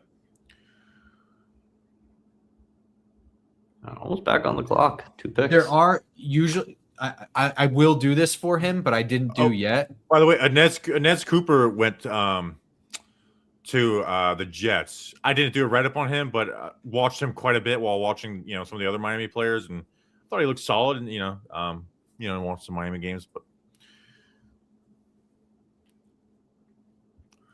so we're 2. So we got the Saints, the Jags, and then the Giants 2 pick. Or no, the Saints pick. So we're 1 pick away. Mm-hmm. I might get time to close the chat here. So please don't spoil. I mean, if you know, there's no point of commenting it. And then if we know the players, we'll talk about them. If not, I'm gonna salt up for this one because we got back to back, so we're gonna have to spit some stuff quickly here. If we don't have a write up, Bobby, on 192, do you want me to frantically look them up, or do you want to handle it and then I'll do 193? If we don't have a write up on 192, we just need to prepare for 193. And okay. then if we have 193, we'll talk about them and then we'll revisit 192. We just got jumped again. The Jaguars. No Did they just trade up, or is this a previous trade that NFL Network is tricky with and they flash the trade thing on the screen? If they did and I alarmed anyone, I'm sorry.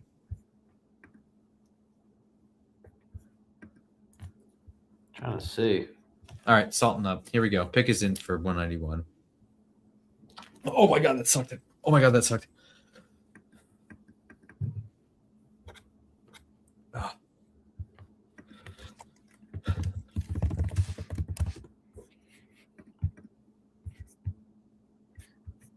The puck is in the net. Josh, I was just talking, and Josh Cameron. We don't. Did you do a write up on him? We have a good idea of who he is, but no. So the reason I didn't do a write up on him is because he was really disappointed at the Senior Bowl. He was someone that we were looking forward to. So like Aaron Anderson, I have a write up on him, but it's because I did it before the Senior Bowl and then he disappointed. Had I done not, I wouldn't have done one. But the pick is in for the Giants. Pick is in. All right. So oh shit! I gotta get the screen recording set up. You get set up. Josh Cameron. He was very disappointed in the Senior Bowl. I don't think he's going to get the targets that he got at Baylor in the NFL because he just doesn't separate. And it's cool that he makes those catches, but I don't know. There's a lot that you need to work on there. Anyway, Giants 192, round 6, 192. Tim Keenan still on the board. Dante Corleone still on the board. So it's Tim Keenan, Dante Corleone, J.C. Davis. Those are my guys. Burks. Deion Burks. Okay, here it is. All right, with round 6. Pick 192. Here we go. We got a guy, boy. Whoa! Giants pick J.C. Davis, offensive lineman from Illinois. Number 1, I love the strategy of taking 2 offensive linemen in a draft. Number 2, you want to know why I like this? I took J.C. Davis in my mock draft for the 6th round. This guy is athletic as can be as an offensive lineman out of Illinois. I had a 4th round grade on him. A 4th round grade, and we're getting him here in the 6th round. He is athletic. He's going to move inside in the NFL. He's a great puller getting to the 2nd level. There's just sloppiness in his technique. He's a top 30 visit for the Giants. I don't know if we hit him on the O-line preview, Grump. So if you don't have notes on him, give me. Okay, so you don't. All right, so I will just. This is what I'll do. I'll go through my write-up on him. So J.C. Davis, 6'4", 322 pounds, 34.25-inch arms, long arms. Last year he gave up 3 sacks, 2 quarterback hits, and 13 pressures. Athletic offensive tackle who should move inside and refine technique. Athletic to hang and recover with anyone. Core strength is below average. Pass sets are sloppy and inconsistent. Footwork crosses up and gets him off balance. Too many snaps of not getting the landmarks. Doesn't ID count as well. Athletic ability to recover versus initial pass losses. Punch the lanes high and wide in both pass and run. Can control pass block with length. Struggles with strength and run. Gives up push. Needs to keep feet moving through blocks. Lunges as a run blocker. Stops his progress and leads to whiffs. Great ability to reach and get the spots in the run game. Good urgency to get to the 2nd level. Gets out and gets to his spots to deploy. Again, I had him as a 4th round. Now he was the very bottom of my 4th round of grades, but hey, that's still exactly what it is, right? So that's a range of 101 to 140 basically. But yeah, round pick 192, J.C. Davis, offensive lineman out of Illinois. That's a clip. We're back on the clock. Back on the clock. Just a couple of things that I looked up while we were doing this, since the pick isn't in yet. Just something he's a late convert to the offensive line. So he played primarily defensive tackle in high school. He went to JUCO where he was recruited to play at left tackle. So he's late to the switch, which, that means whatever development isn't there is not necessarily his fault, where some of these guys are underdeveloped and have been playing the same position their entire lives. So I can't wait to dive into the film for him, because athletic tackle, I love the pick. He moves inside to guard, but is there any chance he plays center, Bobby? Yeah. I'm not sure. I was going to ask that question. Maybe, but the technique, I don't know if I want to add snapping the ball to his technique issues. All right, that's my only thoughts for right now. I want to get ready for 193. It's nice of the Giants to delay this 193 pick, so you're able to do your whole. Yeah, thank you. I think at this point, some of the delay is they're possibly on the phone still, like calling and like getting off the phone with the guy that they just picked. Sure, yeah. Hell yeah, dude. I put 2 offensive linemen in my mock draft, and we got both of them. That's freaking sick. I love this pick. I mean, dude, I he's like he's a mess offensive technically wise, but he's got the athleticism that you're looking for in an offensive lineman. So he's big as hell too. So he fits John Harbaugh kicking inside. 322 pounds, 6'4". That's all, and huge arms. What's his measurements? 34 inches. Jesus. Rap sheet and Eisen are having a love fest right now. Still, sorry, seriously. All right, let's get to 193 now. We got one. Let's go 2 for 3 on the 186. Get a quick 2 for 3.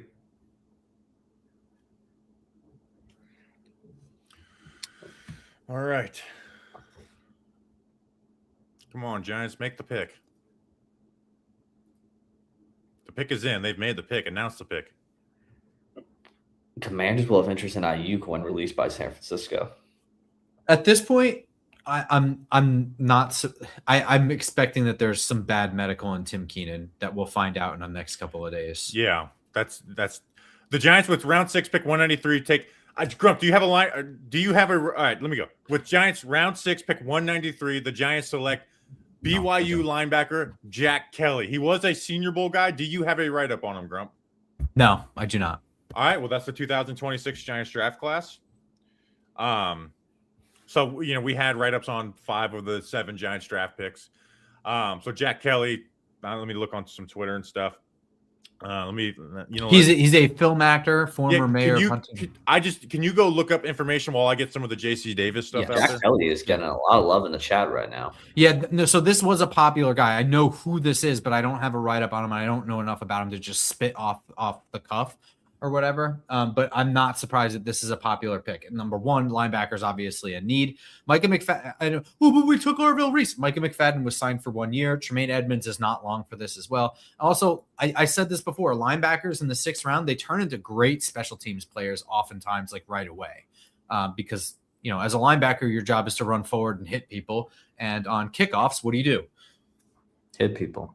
Yeah, exactly. So Jack Kelly, kind of looking some stuff up here. He is the BYU dude.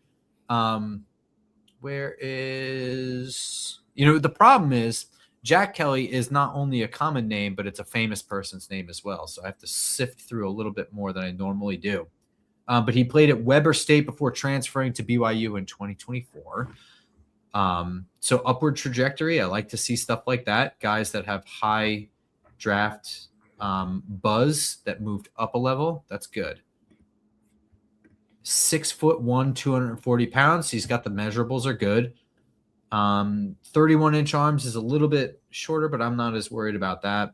4.57 40 time is fine. But at the linebacker spot, it's more about how you read and react than it is your true testing time or whatever, your raw testing time. Raw testing times don't tell the whole story. It's how you play. 37-inch, 10-foot broad is pretty damn good. In terms of stats, so let's take a look at, oh, wow, do we have Weber State stats as well? Sort of. 23 tackles in 2022, 57 tackles in 2023. Whoa, 4 forced fumbles and an interception. All right, that jumps out at me. In 1 year, 50 tackles for BYU in 2024 with 5 sacks and 2 forced fumbles. And a fumble recovery and an interception. All right. So we're getting some productivity out of here. And then 2 for Jesus Christ. All right. So attacks the ball is going to be my quick quote here. But so, yeah, look at the raw stats and then that's sort of we start looking at the film from there. So definitely going to be looking for the way he attacks the ball in the tackle. So. The chat is saying Kelly will be special. Yeah, a lot of people have big. Appreciate the chat. We've got 3,000 people here, so let's kind of recap overall the 3 6-round picks. Unfortunately, Malik Benson just went. I had him as a UDFA, and this is a great comment, by the way. Any reference to Always Sunny about this is funny. So. JC Davis is unfortunately the only write-up we have. 5 out of 7 ain't bad. For having a write-up and a coaching switch. Yeah. So JC Davis, for the 6-round picks that we know. Let's see. Let's get some information of the Giants picks. So you get Jack Kelly queued up. Their 6th-round pick, Bobby Jamison Davis, defense tackle out of Auburn. He's 25 years old, 6 foot 330. He's a nose tackle, so he's not going to give you any stats. But he also had with his 36 tackles, he had the 2nd highest run stop rate in the class behind Caden McDonald. So there's that, right? He's older. We'll see what he's like. And also, please like and subscribe to the stream. Offensive lineman JC Davis with pick 192. He's a guy who I took in the 6th round in the mock draft the other day, Grump. And he was the one out of the guys I was like, he's not going to be there. In fact, it ended up being Jimmy Rolder. Wouldn't be the guy there.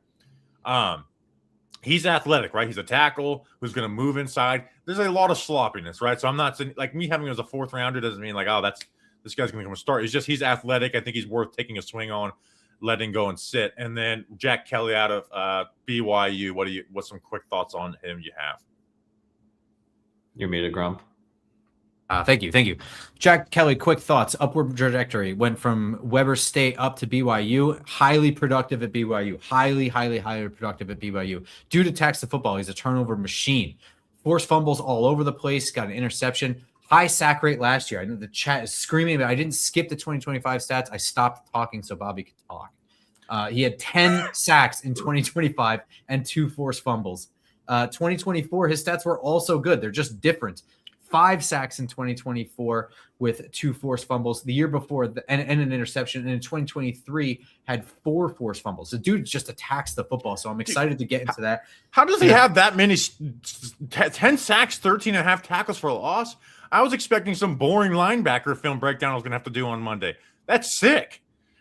How did he have all those numbers? I have no idea. Yeah, I don't know. But again, playing at BYU, you're playing it. Those numbers are probably not going to translate. But it's that thing with like Dane Belton, right? You look at the way he was a ball hawk at Iowa, and you're like, you look at the raw stats, and you're like, Jesus Christ, this guy just jump routes. Does he bait quarterbacks into these shitty throws? The answer is absolutely not. What Dane Belton is good at is just being in the right place, just doing his job and then capitalizing on opportunities that come to you. You look at all of his interceptions at Iowa, and they're just poor decisions by quarterbacks or tipped passes that bounce to the guy who's playing the play correctly. And I think it's very, very possible that Jack Kelly is just somebody who attacks the football well, probably a football puncher on tackles, probably a good form tackler, probably closes really well in coverage. Those would be my expectations. So, yeah, but again, like BYU, I'm expecting that he probably could have transferred up a level if he decided to stay in school. Maybe Texas Tech throws a lot of money at him next year, right, to play defense for them. I can't believe that's his stats. He had 13 and a half tackles for. He had that's not even like just an outlier. I mean, 10 is an outlier, but like, dude, hell yes. 10 sacks is definitely an outlier for a linebacker. But no, I'm saying like from his year before, he had 5 the year before. Yeah.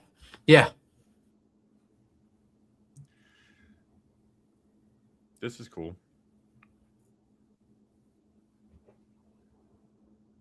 And so here's the thing. I haven't watched anything on Jack Kelly yet, but this is what I was saying before, and I don't know if you heard me, Bobby, because I know you're a little frantic in the moment, but this is almost definitely a linebacker taken in the 6th round is a day one special teamer. Almost always. And I don't mean that in a negative way. I just mean that they do have an impact right away, even if they're not starters at linebacker. So this is a guy that probably could grow into that role that Micah McFadden is holding down right now. I assume that in 2 to 3 years, we're talking about Tremaine Edmonds leaving and Arvell Reese being the main guy there, or possibly replacing Tremaine Edmonds with a different main guy and having a true tandem there. Is he an edge? I'm wondering that as well with 10 sacks. Hold on, I'm going to go find up his snaps by position, because now that I'm looking at it, it's like, wait. He doesn't really have the measurables for it. He's only 6'1".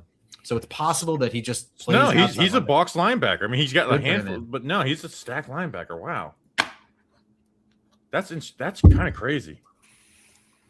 I thought we were gonna get overexcited, and then there's like some unathletic edge, and then no, he just plays stacked linebacker, and he's sick. I was gonna say McFadden he seems all to be over like again, dude. A weak side linebacker. I think he's going to be more in pass game than he is a run defender. That's my thoughts based on looking at it. Oh my God, that's an elite comment. That's very funny. Someone said Carter Coughlin in the snow. That might be it, and that's good though. Dude, that makes me happy. Yeah, that's making me like the pick. I loved Carter Coughlin, and Dude, you know what he was? So was? sick at a the 7th day round. one special teamer. I like this pick. I wish that I had watched this guy because people were clamoring that we didn't cover him in the linebacker thing too.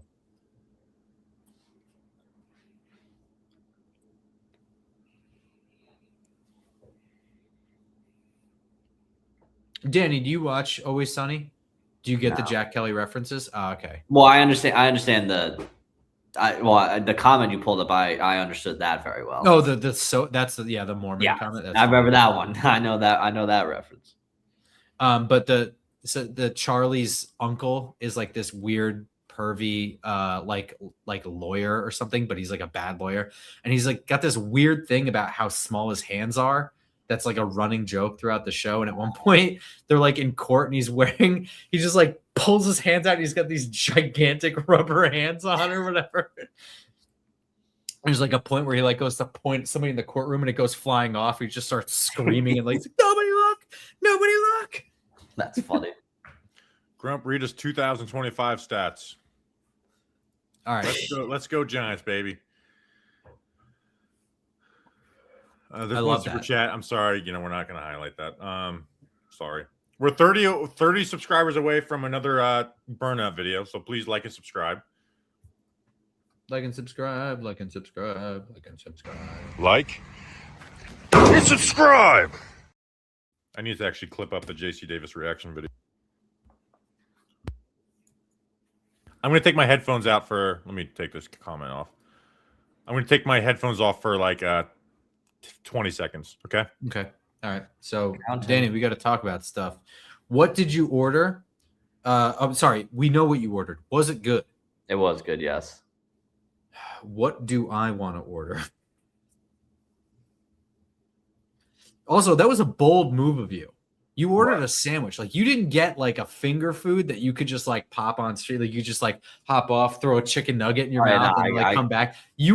So nobody knows this. You were like behind the stage. You were just like full on like honking into this. Oh yeah, I sandwich was on the side. chowing down on it.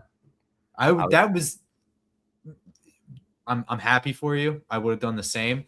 That was infuriating for me to watch. I'm so hungry. I had this garbage breakfast pastry with my coffee this morning at a place I'd never been to before, and I was like, "Oh, that sounds good," and it was fine. It was also like this big. The one, I haven't had my coffee yet, so I'm running on fumes. Why didn't you DoorDash coffee too? I just didn't think that part through. I also hate like DoorDashing coffee because it's like I feel like it just comes like not. I've never done it, but in this Like, cause scenario, I'm an iced coffee guy. Like, oh, okay. I only really drink hot coffee when like I'm in like the Northeast and it's like, like 10 degrees. Then I do consider getting a hot coffee. I'll do some. Why not just coffee? Because I'm not smart with money. Got to interrupt. We need to do a JC Davis thumbnail. Okay. Actually, you know what? Since you didn't have anything on Grow, I'm gonna just kick you guys out for 2 seconds and do like a. Actually, you know what? Screw it. People like us. All right, thumbnail. No, hold on. Let me get my face better. Rob kills me all the time with his reactions.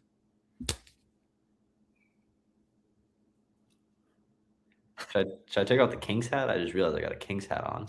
Oh, you know what? I need to put the Giants hat on. Should I wait? Oh, Let me take off the King's hat. Who cares about them? There it goes.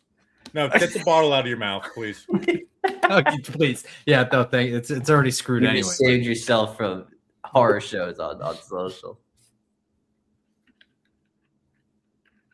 There we go. There's the thumbnail. I Bam. hate thumbnails, bro. Whose I chat hate lets them watching get in it. on the thumbnail process? I hate watching the sausage get made.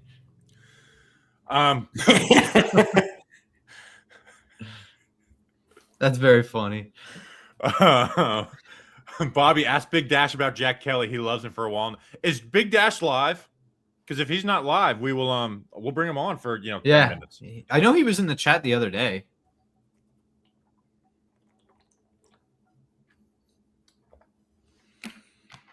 I'm messaging him right now. This is how Grump. This is literally the Grump co-host origin stories. Yeah. Aaron Robinson. I wonder if there's anyone we could call on that is there any draft guys you freaking know, Bobby? Because we can bring them on the show and let them talk about them. People would like that. Who's the breakdowns? Colton Hood will come out tomorrow. Because we got 2 write-ups and we want to put together a great episode. So probably Colton Hood will probably be the only one that comes out tomorrow. And then JC Davis will come out Monday. And then I'll probably put both Jack Kelly. Jack Kelly might be a quick one, though. Yeah. I don't know. It's I say this on stream and stuff. So, your boy Claiborne went to the Vikings. Oh yeah, we got to update some of our boards and see stuff here soon. But hey, anyone, obviously the chat has dwindled down a little bit. But very appreciate you guys sticking. We're going to be live through the entire thing, right? So we're not going anywhere. But I know a lot of chat. So those who are just being here, appreciate you guys. Oh, Pat Coogan went. I missed that. All right, Marshmallow. I get it. We get it. Bobby, how do we feel overall? I think we did a good job bringing in quality players to fill holes and give us hope. Would love to see Calais and Reader soon. Yeah, defensive tackle is just going to have to be majorly improved. Bobby Jameson Taylor may be my favorite pick when I go and watch him. It has not really been addressed. We've said this before. Before Dexter Lawrence got traded, they needed to address it.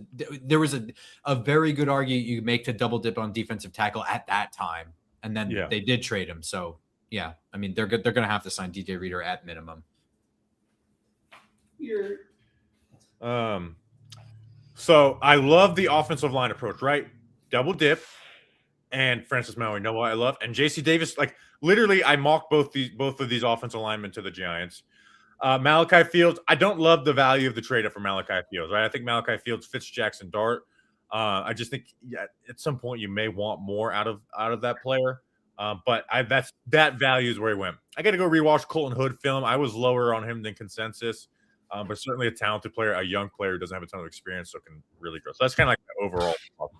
And then Arvell Reese, DJ Campbell just went. Now all of our guys are going off the board. Mm-hmm. So we should talk about some of the guys though. So we got a lot of time to recast with those 7th round. So Damon Claiborne went out of Wake Forest, and I'll pull up my running back notes. Super fast. He's so fast, but it's like, sometimes those guys, like, yeah, they're fast, but they're not actually. He had a bad fumbling problem, and it wasn't even just like he gets hit and fumble. It was like couldn't take the handoff for a toss. 5'10", 188, so he's small.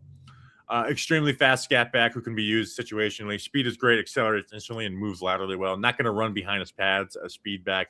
Huge fumble problem, 5 in 2025, but none before that. Lack of concentration observed too that were on a toss and a handoff. Excellent cutbacks with his lateral cuts. Will dance in the hole instead of getting forward. Easy to wrap up with arms on him.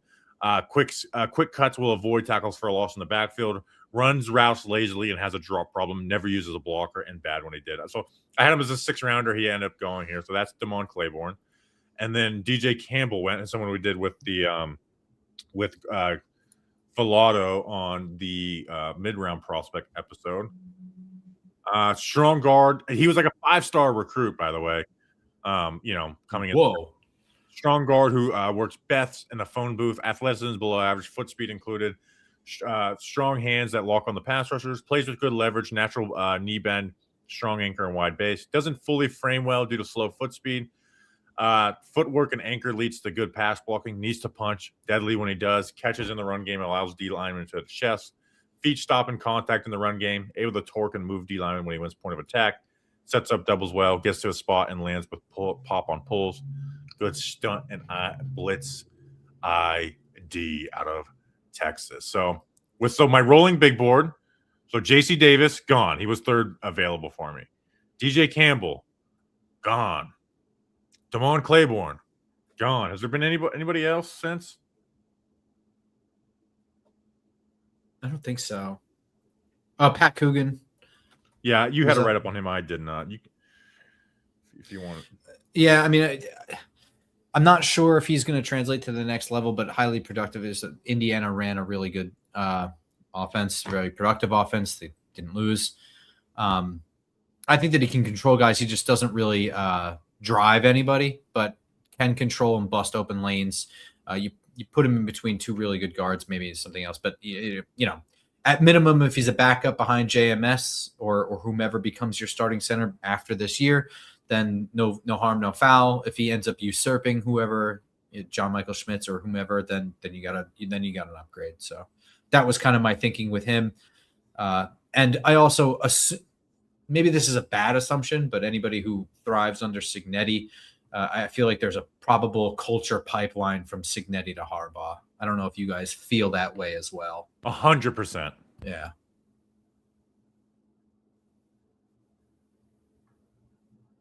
The Michael Trigg didn't go, right?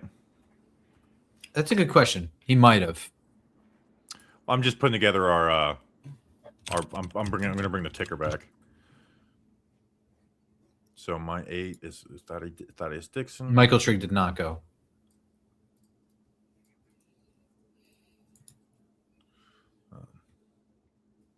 Buffalo linebacker Red Murdoch is making it to my number 8.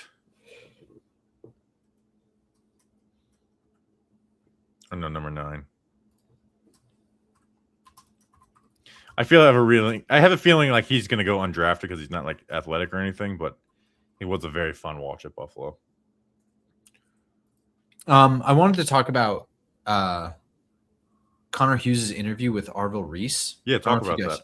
So I don't know if you guys saw it, but he just asked him a bunch of questions, and I know a lot was like kind of made of Arvell Reese's GPA and stuff. And he took what I was kind of curious. I usually don't care about those things, but I was just on such a high from draft night and couldn't go to sleep, so I was just consuming stuff and whatever. And Connor Hughes is asking these like silly little, whatever. He's asking him the standard little softball questions or whatever. It's like, what do you want people to like what is going to come from what is a defense? What can a defense accomplish of Brian Burns and Abdul Carter and Arvell Reese and Tremaine Edmonds? And he took a while to think about it. And he could, in my head, I was like, he's going to say something super like dominant or, like aggressive, put pressure on guys, whatever. He went straight to win, which I thought was really interesting, especially from a defensive standpoint. Like those guys really are typically concerned about like their side of the ball, kind of like bringing the pop, violence, all those things at the forefront of their mind. Win is such a team-oriented description.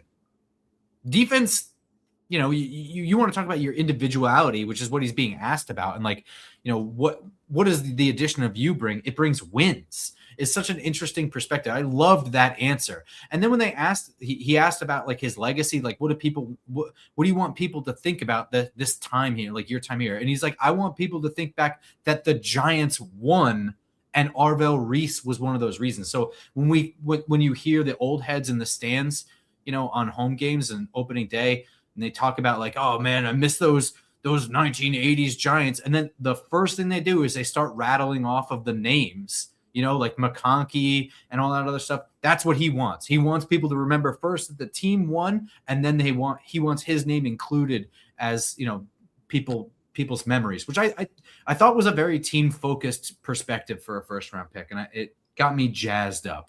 That's my spiel on Arvell Reese. Also hilarious this morning. Somebody commented on my tweet about it and said he answers each question like a merciful warrior king. What did he say? Shit was hilarious. It was like something like if the reporter asked the right question, he'll be amused. And if they ask the wrong question, he might just grab his claymore and split him in half. But I like Arvell Reese. I liked his media stuff. I thought it was good. And do you want to talk about the fuck them kids tweet? Dude, what is wrong with okay, good. You have the same perspective as me. Go ahead. So New York Revival got denied credentials this year after but last year they did. And they got denied, and that sucks. But part of me is like, they probably have a bunch of like actual reporters who want to be there for those. Nope, it was just a bunch of clowns. It's kind of, now I'm pissed off that Revival, like that's almost disrespectful. Dude, this guy was like, now that you're joined the NFL, what are your plans to support wounded warriors? It's like, what? And like disabled kids or whatever. Yeah, disabled. It's like, what? He's like, I don't know what you're talking about. And there was other ones I saw from other press. Like, what the hell is going on in Pittsburgh? Do they just let anybody show up here? Especially like, are you just looking for like some headline? It was very weird. It's so stupid. Like, look, I understand that these guys literally just became millionaires and they should give back to the community, whatever non-football perspective you have. This is quite literally the moment that they just got their first job. And like their thought is on their future and football. Like, ask that question some other time. Like, draft night is a really dumb time to do that shit. And I don't blame him for being like, I don't know how to answer your question right now. I don't know. That tweet is hilarious though.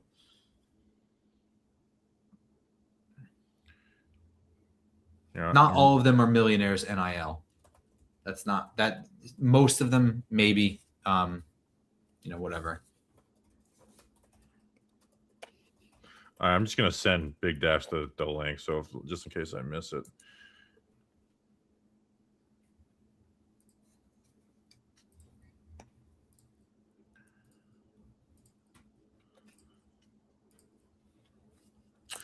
So 5 out of 7 write-ups ain't bad. Can't complain. I love what he says. Disability. I when someone said like F them kids with that, I was like, what is this? Yeah, that's right. That was my reaction too. I was like, and then I was like, wait, what? That question wasn't. And then I had like a minute where I was like, do they normally do this? Like, the guy asked him, he's like, thanks for being here. And he's like, well, he's the one who got drafted. You're the one. Are you hosting him here?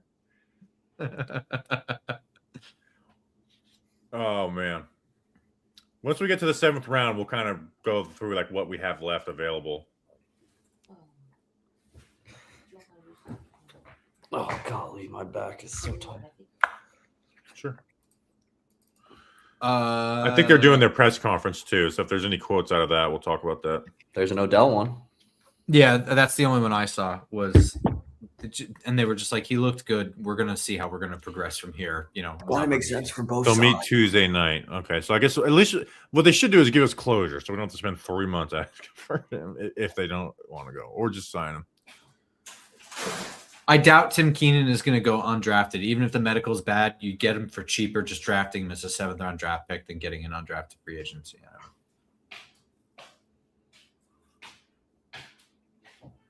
And like, what's the medical on him? Is he just dead? Is that the problem? Yeah, I don't. I Connor Rogers. I remember talking about him because Connor Rogers came on with me, and he loves Tim Keenan too. And he said something about he was injured, and I just, I can't keep track of everyone's injury history when trying to do 100+ write-ups. Who was that defensive tackle that we drafted from Alabama? Not Jonathan Hankins, the one after him. And Dalvin Tomlinson. Yeah, he had knee issues coming out of school. Like I remember people trashing that pick in the 2nd round because he had like 2 years of knee issues or something like that, and they still felt comfortable taking him. So I truly wonder what the Tim Keenan thing is. Yeah. Now again, he is a small defensive tackle. Like he's not small. He's 6 foot. He has like short arms, but it's just like, man, just watch that guy dig in on double teams, and how do you not love it? Yeah, I know. And in the SEC too, it's not like you're looking at a guy in Montana State with those measurables. I don't think we're going to get to 7 hours, guys, because the 7th round is we're not too far away from the 7th round, and we're just now hitting 5 o'clock. I'm going to be honest with you, man. I'm not going to cry about that. Well, I am going to cry about it. No, we're stuck hungry. Here. We're not leaving until that clock hits 7. Let's see. Last year's was 7 hours and 12 minutes. You know what I'm going to do? When are we recording tomorrow, Robert? Let's aim for 8 p.m. That way we get, because we're not just doing our write-ups on film, right? We want to look up numbers on, like, when we're doing draft previews, we're just watching a film for the most part. So we're going to do, get numbers, run stop rate, all that good stuff. But actually, it could be later because you have to do more write-ups than me, Grump. I have to do 2 more write-ups. So if you want to go later, let me know. Right? This is an extremely important podcast. It's about being it's about making it a great show. So do not want you to feel rushed. No, let's do it. Let's do it before dinner. Yeah, so is that okay with you? Let's try 8 o'clock. Okay, that's before dinner for you. Yeah, I mean, I don't care. 8 o'clock. I usually is fine.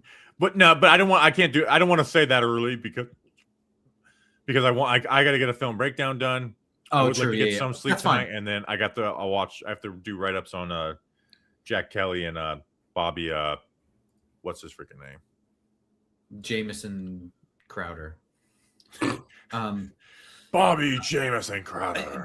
To be honest with you, whatever is fine. So we'll do it at 8, and if you got to push it back, just text me and let me know earlier, and that's fine. I don't give a shit. This is fine. Doing 2 write-ups is not a big deal. Accumulating the additional stats and stuff to do the full write-up, it's not going to kill me, and I'll add to whatever write-ups I already have too. So I'll have plenty of time to do all that shit.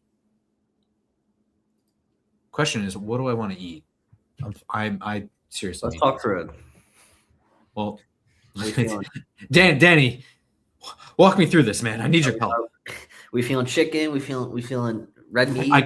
I can always do chicken. There is a Dave's Hot Chicken near me. I don't know if you guys have had Dave's. I had some Dave's Hot Chicken in Vegas. Always hits. So how often have you had it? I've only had it one time. It was good. I've had it 3 times, and it's good. I'm a little bit of a wimp, so I just get mild. I don't go too hot. I just do the 2-piece with the side of fries. 2-piece, honestly, though. You don't do the sandwich?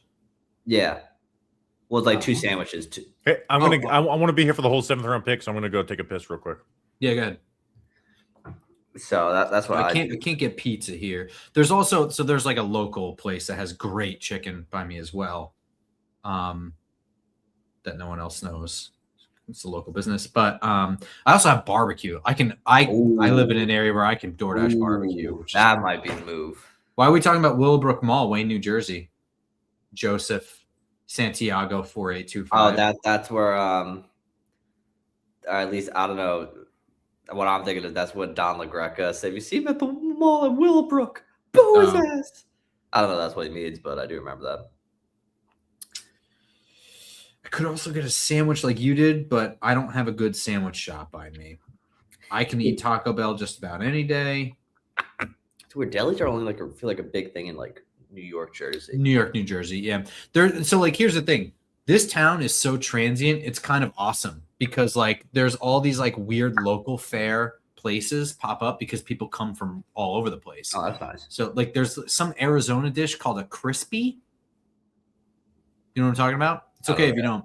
It's basically just like a giant Mexican pizza. Oh, dude, the weather just turned real bad outside. It's really windy. Anyway, I don't know. It sucks, but I'd never heard of it, and I never would have gotten the chance to try it unless I went there. Getting pizzas and bagels back in my life is a big win, and delis. I'm not doing the Reaper from Dave's Hot Chicken. I enjoy spicy stuff like a lot, and I have a pretty good tolerance for it. But I also want it to be flavorful. And my biggest problem with the Reaper pepper thing is that it's just so hot, and there's not a ton of flavor to it. I've done. It's just pain. You know, that's what habaneros are great because they have so much flavor to them. They're really, really. I love mango habanero wings from Wingstop. Those are. Whew, those are good. Yo, also low key. Popeye's regular hot wings hits so good. Yes. I mean, their chicken sandwich is miles better than Chick-fil-A. Popeyes is good, dude. I like Popeyes. I got it off when I took a bus down from school to New York City one day. I got off the bus and there was like a Popeyes right there. It was like speaking to me at like 11 o'clock at night. I was like, come hither. Oh, now Jackson Dart's Dart. I gotta be honest, Raising Cane's is so overrated. Raising Cane's is okay. Zaxby's is okay. Like all those places, I'm never gonna be like, if I'm hungry and it's right there, I'm not gonna shy away from it. But Cane's only has the toast and the sauces. The sauce is what makes the chicken. Well, Zaxby's, the chicken is so saucy. And like if that's what you're in for, like that's what they do really well. I don't necessarily give a shit about that most of the time. Yeah. Cane's toast is generational. Opinions. I do like Dave's is good, man. I only had it the one time, but it was fucking good. I can roll with that. Are you a Burger King guy? Is there a Burger King by you? There is not. Well, I mean, there's not that many Burger Kings left. I actually am more of a Burger King guy than I am a McDonald's guy. Yes. But there's not one near me, and like Burger King, Burger King is kind of the Pizza Hut to Domino's, right? So Pizza Hut. So Domino's is basically always like a 5 out of 10 for fast food pizza. Fast food pizza is a different scale, whatever. But it's always consistent. You could be in Michigan, Florida, whatever. Domino's is always Domino's. Pizza Hut is completely different from place to place, and it can be absolute garbage, but then it can be really good sometimes. And I feel like Burger King is that same way, where it's just super inconsistent. And it just, if you go to a place where like the staff actually gives a shit and are happy with their lives, like you'll get good food. Like it's pretty good. Whereas like with McDonald's, it's like consistently garbage. Yeah, no, I'm not McDonald's. It was weird because obviously I'm not sure if it was like probably like this in Jersey, but like the McDonald's by me, obviously when you get a burger, it's just ketchup on it. There's no mustard on it. I went down south one time to Virginia and I got McDonald's and I was like, why does my burger taste weird? There's mustard on it. I was like, oh, that's the other thing. They don't do like brown mustard out here in Cali. It's only that yellow shit. Only that yellow shitty mustard. Because I got a hot dog one day at a Dodgers game, and I put my onions on it, and I put my ketchup on it. No one comment.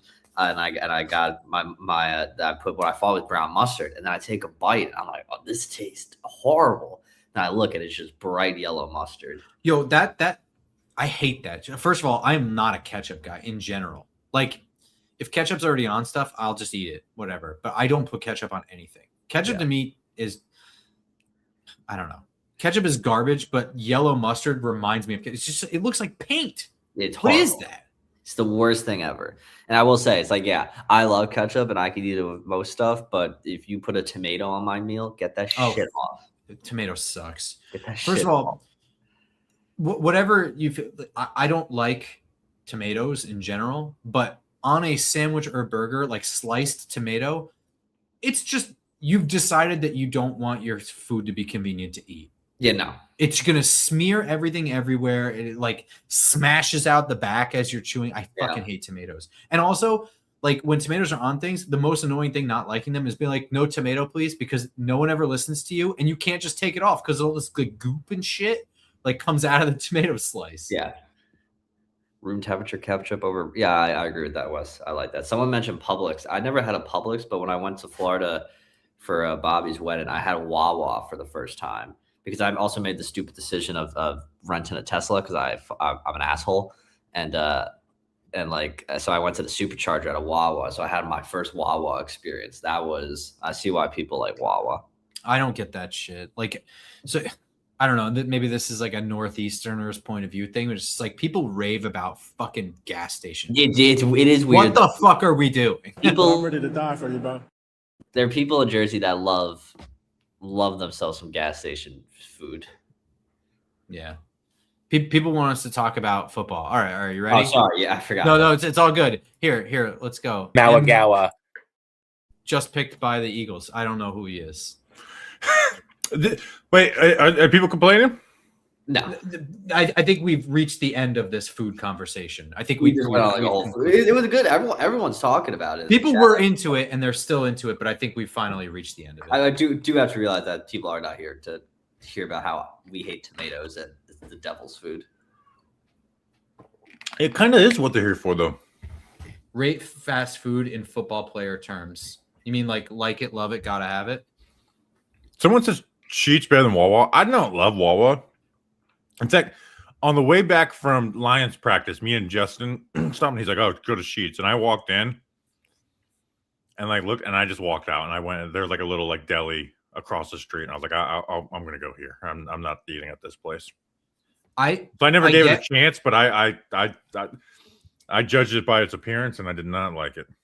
Dude, we were just talking about that with the Sheets and Wawa and all that other stuff. Is like, I get like why you're like, oh, okay, this is better than this or like whatever. It's gas station food. I don't want any of it.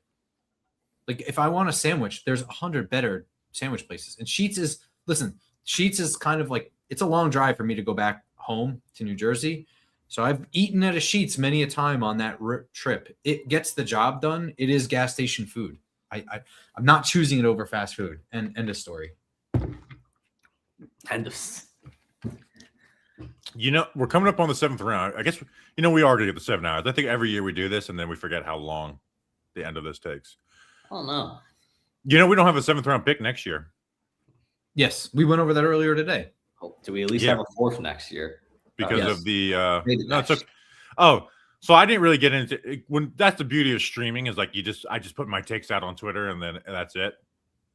But while I'm watching film and stuff, I'll look at Twitter and I'll see people like getting into it. I saw Duggan and people are like, the 4th round, they get a comp pick next year. Like that doesn't stop you from having 2 players. Like it doesn't,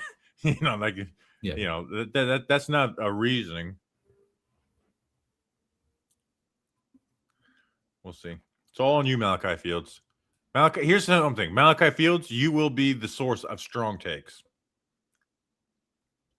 But here's the thing: when the ball comes to you, catch it. No one cares. No one's going to care where you were drafted, what was given up for you. Just when the ball comes to you, catch it. Yep, that's that. Simple as that, Mike. People aren't even going to remember that we traded up to get you if you're good, or if you just catch the ball. Oh, Malik Benson went off the board. He was somebody that I watched, but so he's gone. Was it really? Yeah, he was a late night watch. I saw Harkey went the other guard from Oregon. I had him pegged as a guy I was going to do and never did. Never got around to, unfortunately. Same thing with Lewis Bond. Lewis Bond? That's his name, right? Yeah. I have 20 players left.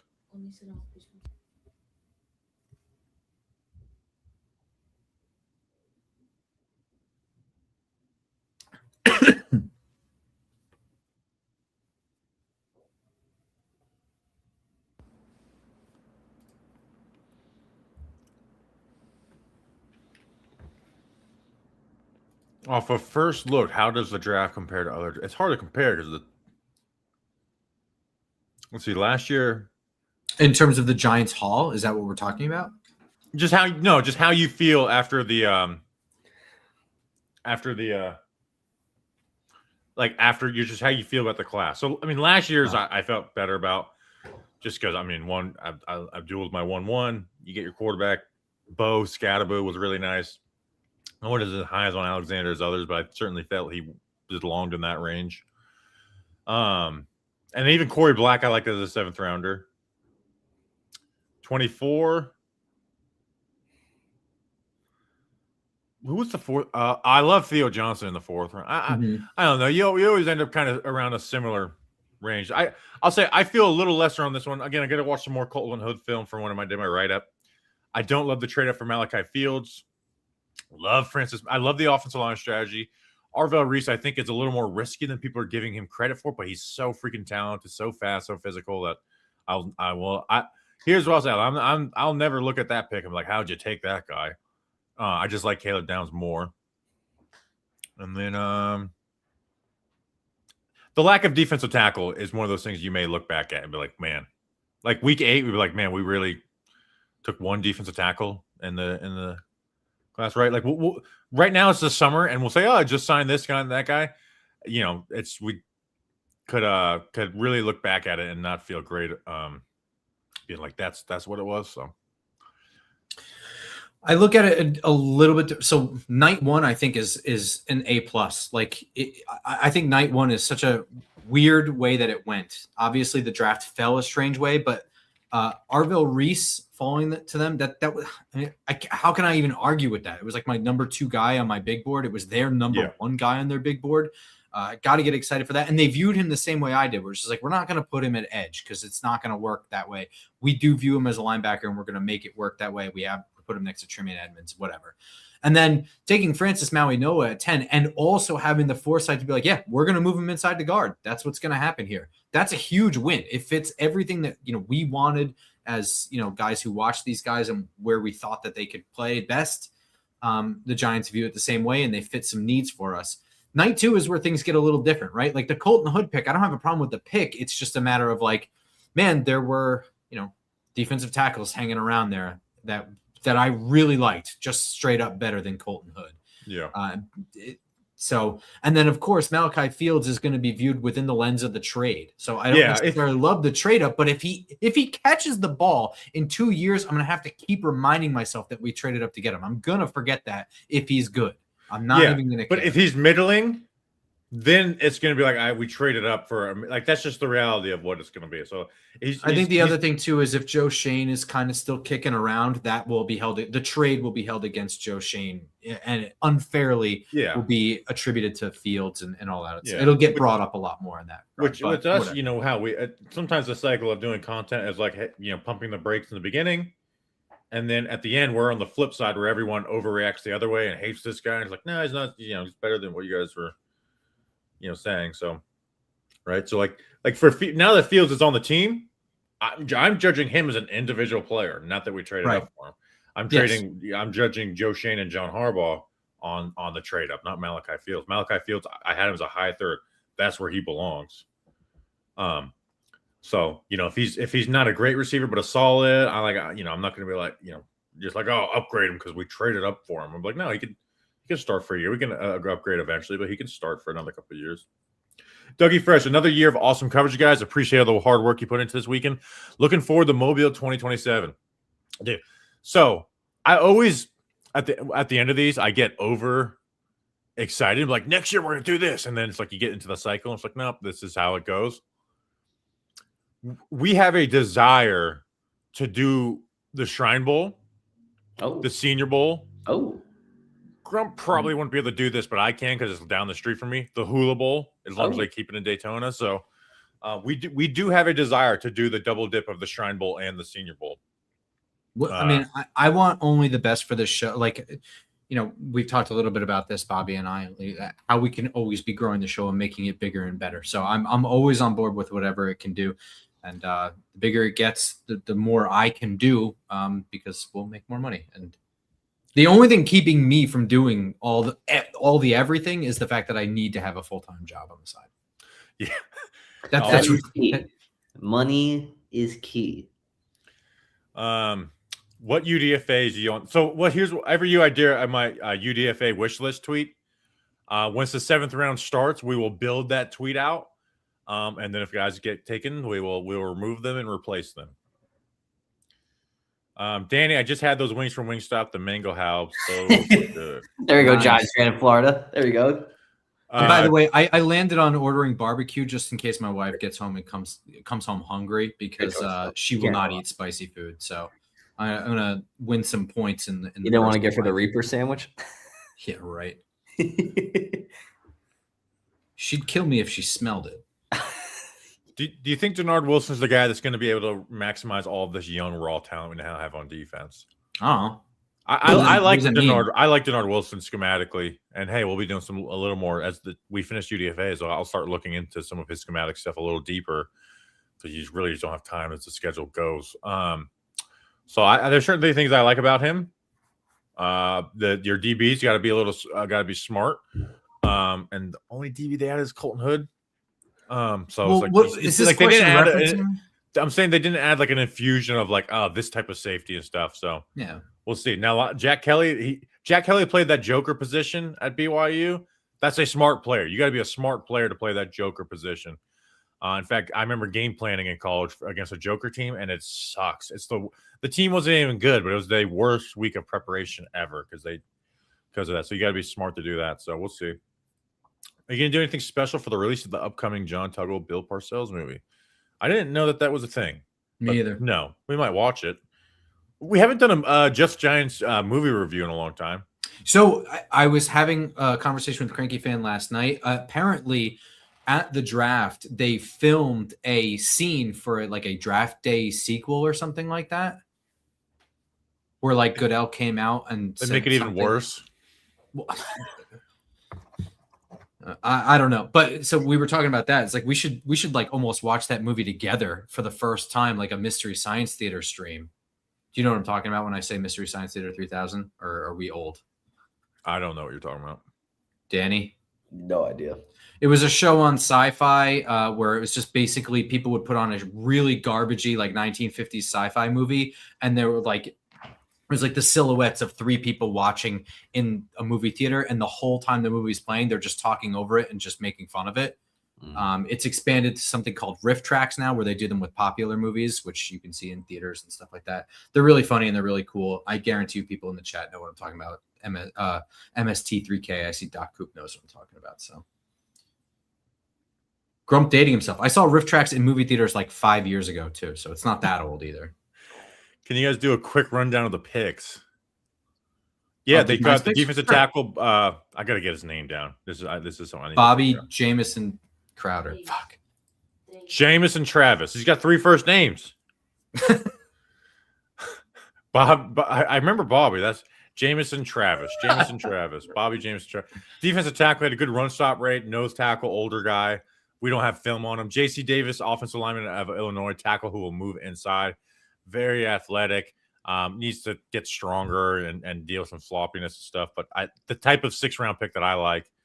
And then linebacker Jack Kelly, who had 10 sacks, 13.5 tackles for a loss for BYU last year, plays that joker position. So I'm pumped to watch his film. I'll honestly watch Bobby Jamison Travis. Bam, got it. Film last. Because I think Jack Kelly's film, I'm going to be so jacked up, no pun intended, to watch. Yeah, couple things we noticed about Bobby Jamison Travis. We were saying he was a JUCO product, and it was because he switched, right? So, wait, shit, hang on, don't listen. Did you think of Davis? No. Yeah, I think I am thinking of J.C. Davis. He switched. J.C. Davis switched from defensive tackle to left tackle. Super athletic, big guy, so he fits that like 300+ pound guard that John Harbaugh likes. So it's a matter of getting his footwork under control, but you'll be able, if you can do that, you can do a lot of things with him, with his athleticism and size. Bobby Jamison Travis, we were saying that he had incredible stats. The thought process people were saying is that he had a sluggish pro day in terms of conditioning. So that's a reason for someone to fall in the draft. But when it comes to coming to a John Harbaugh team, I'm not really that worried about it because he's going to have to figure it out. So it just is what it is. And Jack Kelly, super, super, super productive linebacker from BYU, easily to root for, turnover machine. 10 sacks last year, 5 sacks the year before that, tons of forced fumbles and interception. So somebody's going to fly around and make plays on the ball. What is JUCO, junior college?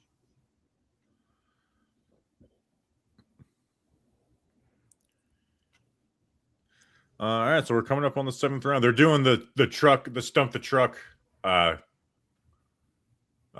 game on NFL Network. This is one of those things where it's like I wish I could watch TV because I think this would be cool. Jordan Vanderberg. All right, so when we get to 7th round, I feel like people brought this guy up quite a bit for the Giants. I didn't know anything about him, but I really want the truck to pull up somebody, them to pull someone. I don't know. We'll put together the UDFA wish list. Obviously that'll be rolling, and then we'll lose some guys. So, Grub, coming to the end of the 7th round, how many write-ups do you have left? Let me see. And remember, we have contact with like Isaiah World. I don't have a write-up on. I have a lot of thoughts on him. There's definitely guys I have like written thoughts, but they're not write-ups. So, quite a few. Um, I got 20. Again, 3 are kickers. One's a guy who's never played football. Michael Taft go? Michael Trigg go? Yeah. Both? Yep. No, Michael Trigg didn't go yet. Okay. Deion Burks go yet? Yes, right? Yes. No, he didn't go. Interesting. It's Tez Johnson all over again.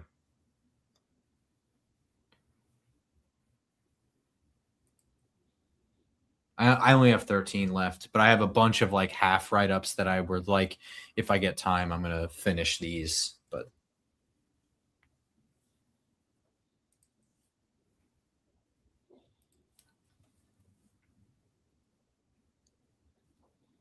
Truck's making a comeback right now.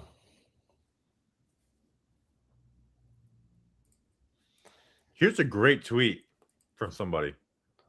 As long as it's true, I'm gonna share this. Put it on screen. Yeah, this is great information. I'm gonna retweet this if I only read the first sentence, so maybe hopefully I'm not. Let me make sure it doesn't have any like slurs in it. Okay, good.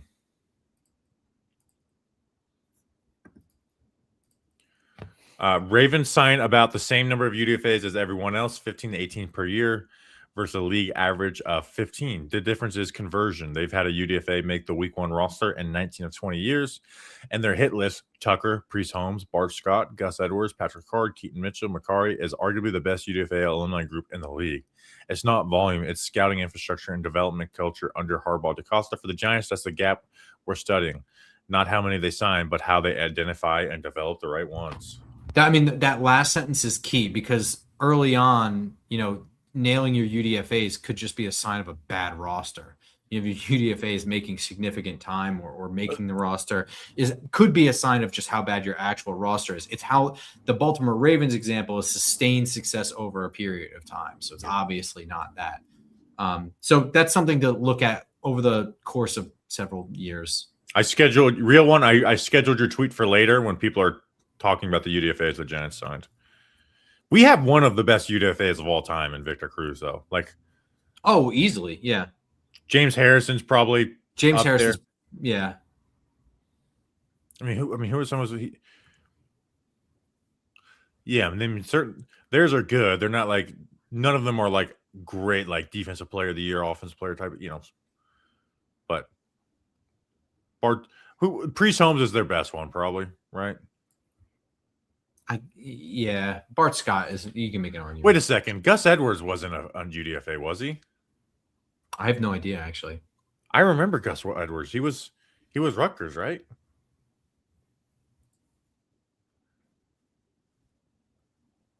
Maybe he was.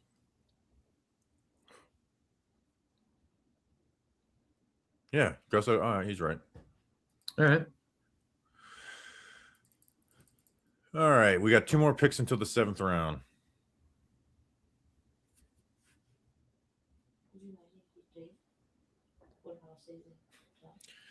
Yeah, but let's trade into the 7th round. Like, the Giants are back on the clock. Imagine. For Tim Keenan.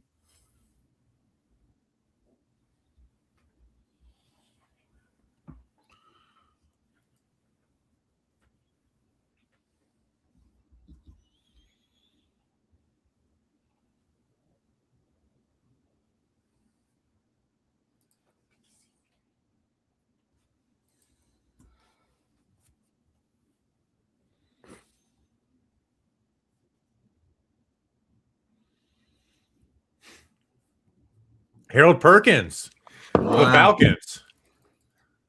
That was probably our longest bit of silence in a while on the stream. I was waiting for the pick to come in too. And it's funny is we picked him in the 6th round in one of our live mock or something like that. Yeah, We the were fan discussing mock the draft. fan mock. And I remember people like Harold Perkins. We really doing this? He didn't go that much later. He was a way too early from 2 years ago. Mhm. Now we didn't like him. But that's okay. This is where guys you don't like go. Yeah. He's not without talent. I think Isaiah World's the only guy left from our way Yeah. too early. Tony Romo is a great UDFA. Oh yeah, Tony Romo's is a good one.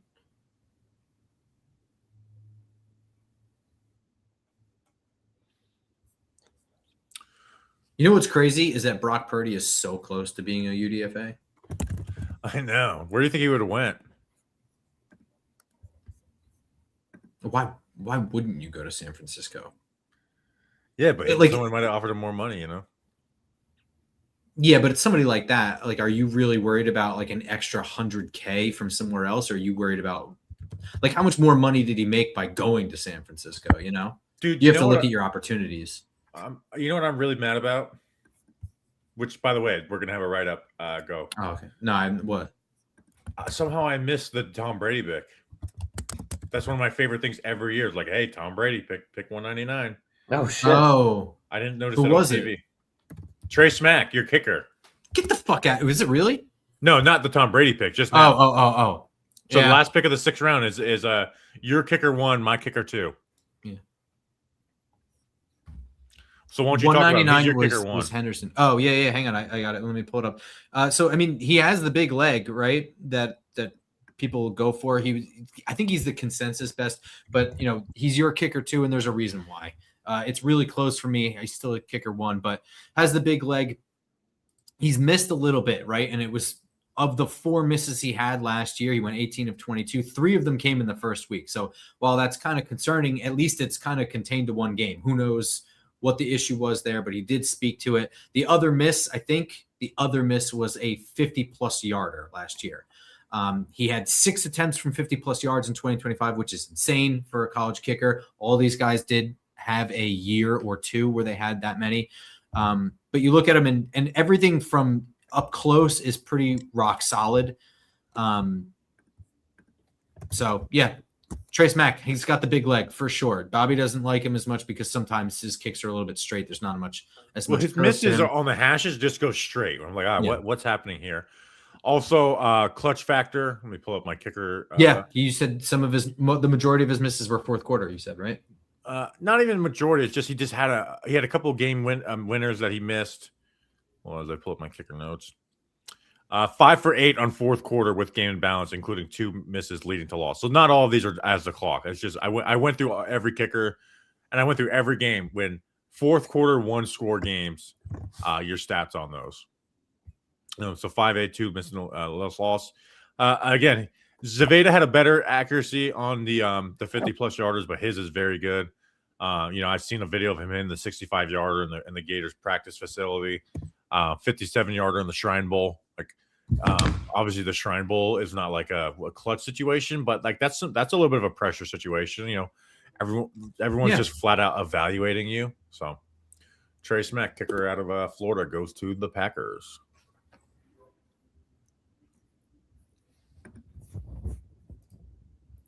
At what point do we get some of these kickers on our?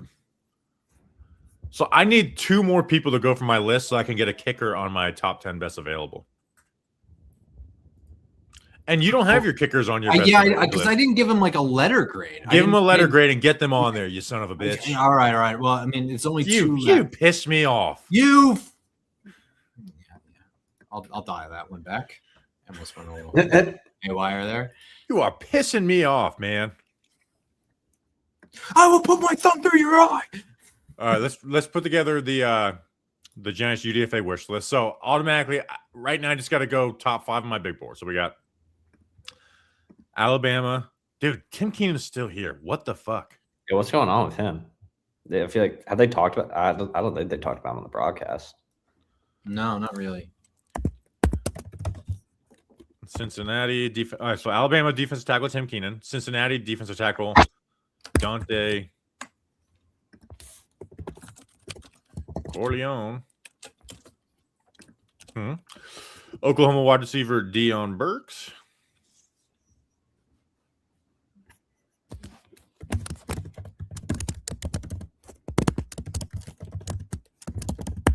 Wait.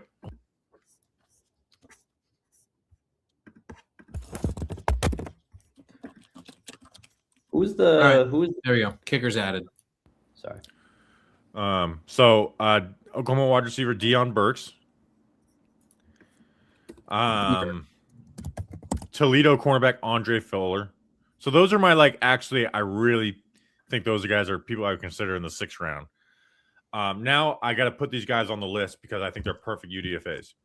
Rutgers edge Eric O'Neal. Go watch him against Oregon. It's freaking fun. He's undersized. He had so much production at JMU, not as much at Rutgers. Insane. FIU running back Keyshawn Owens. We talked about the running back preview. Slow, but I actually freaking like him. Played good against Penn State. I put Oregon offensive tackle Isaiah World. Don't have a write-up on him, but the intrigue I had last year at UDFA, and then this one's a lock as long as he doesn't get drafted. UNC offensive lineman Daniel King. Shout out. I can't wait till there's a Bobby Skinner or football grump in one of these drafts. Dude, football grump would be elite. I'm going to put Buffalo linebacker Red Murdoch, right? So it's like an athletic guy, but man, such good production. Those are guys you bring in. I'm going to put Michigan kicker Dominic Zaveda, my kicker 1. And we will take requests. Like if there's someone that we're not thinking of, I'm not going to put the Rutgers quarterback on it. I don't know anything about him. And then let's see. I'm not going to put Fred Davis. Oh, you know what? The Nigeria guy. Uar Bernard. Uar.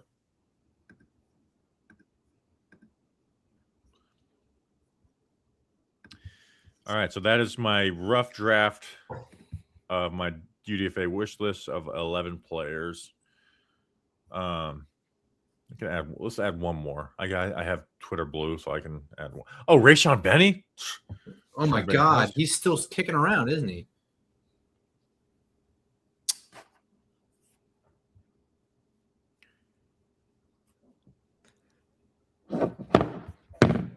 Rayshon with the Bennies. All right. Save draft. All right, that's the UDFA current wish list.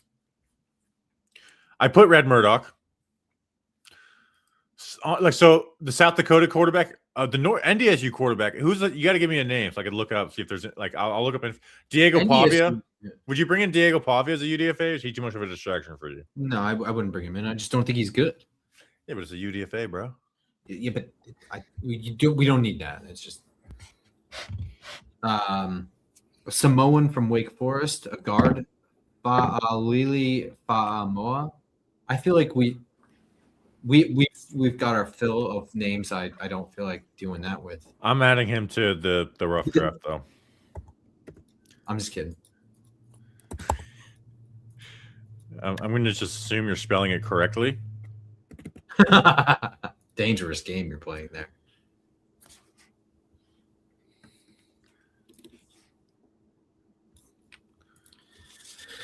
Could you imagine Ryan Dunleavy with this name?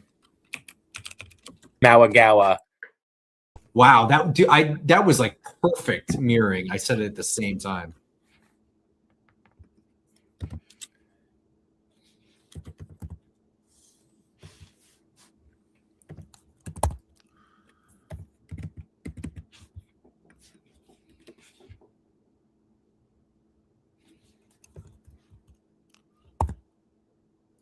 copy pit.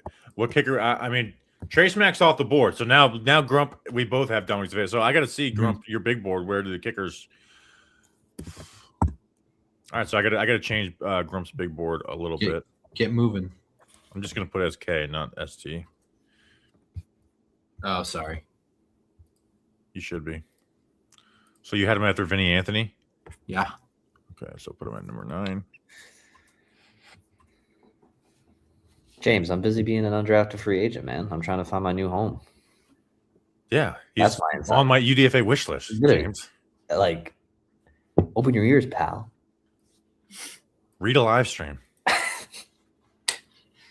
Fa'amua, he's 24, 6'5", 311 pounds, 34-inch arms. So yeah, I mean, Sounds good. I'll take it. yeah, really. There's a Georgia tight end. That's Oscar Delp. That wasn't me. I think that was Bengal, but he went in the 3rd round. We do need to do a tight end count list because it's insane. You want to do a punter? I can't do a punter if I didn't look at him, because if he sucks, then I put a shitty punter on my wish list. Okay, and I'm not having that come back to bite me. So Jack Stonehouse, great name. You don't make the list. I'm sorry. I get it. I didn't see Syracuse. I understand that. Is there any, like, so who's like the? Oh, this is who is like the clear like best available thing. What about Dante Corleone? Oh yeah, he's on there. What's the best NFL draft tracker? I don't know anymore. Because I want to see like what their best available and stuff is. Yeah, I know. But the PFF one, I feel like it doesn't update unless you refresh. Yeah, I feel the same way. So here's the PFF best available. It's kind of all our guys. Deion Burks, Nussmeier, Rayshon Benny, Michael Trigg, Dante Corleone, Anthony Lucas, Deontay Lawson, Xavier Harris, Mikhail Kamara, Lane Robinson, Tyreek Sapp. Oh yeah, Tyreek. Remember when I took a picture and posted about? I was like, I can't believe I'm telling myself that I get to cover Warren Sapp's kid, and it was not Warren Sapp's son. I went through a whole year thinking that was Warren Sapp's son. So I think what happened was I wasn't sure, and at one point I asked Cranky, but I didn't ask him directly. Like I didn't say like, "Is that Warren Sapp's kid?" I said, "How did Florida land that one?" And he's just like shrugged and just said like, "They live in Gainesville." So I just took that like I was like, "Oh, okay." Like I just still assuming that he was Warren Sapp's kid. Sapp from Florida. So like, it's crazy when you look like the measurables for edge. Yeah, he looks the part of like, and he just. We didn't do a write-up on him, so I don't want to judge him, but he was – I almost put him in the way too early draft preview. We didn't watch him, but I was just like, I'm looking for some type of name value or whatever here.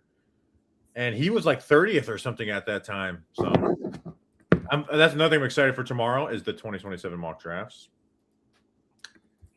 Yeah. Right? Those ones we hit on those last year. We got Francis Malinois. True. So people like to shit on those, but like here's my yearly. I hope we can get out of this cycle. Is when I had us 5th overall when I did the summer mock draft. People were like, there's no way we're picking 5th. Like, well, not only that, my brother, we're picking 5th and 10th.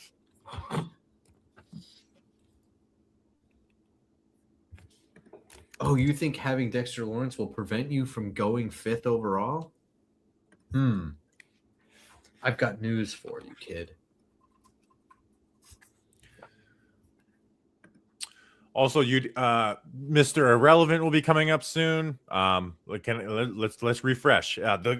Since 2020, the Mr. Irrelevance in the NFL draft. Tay Crowder, linebacker out of Georgia, went to the New York Giants. Grant Stewart, linebacker out of Houston, number 0, had long curly hair. He went to the Tampa Bay Buccaneers. I think he's still around. He returned a kick for the Lions in preseason a year ago. Probably still in the Lions. Brock Purdy, quarterback out of Iowa State. That is the easy one.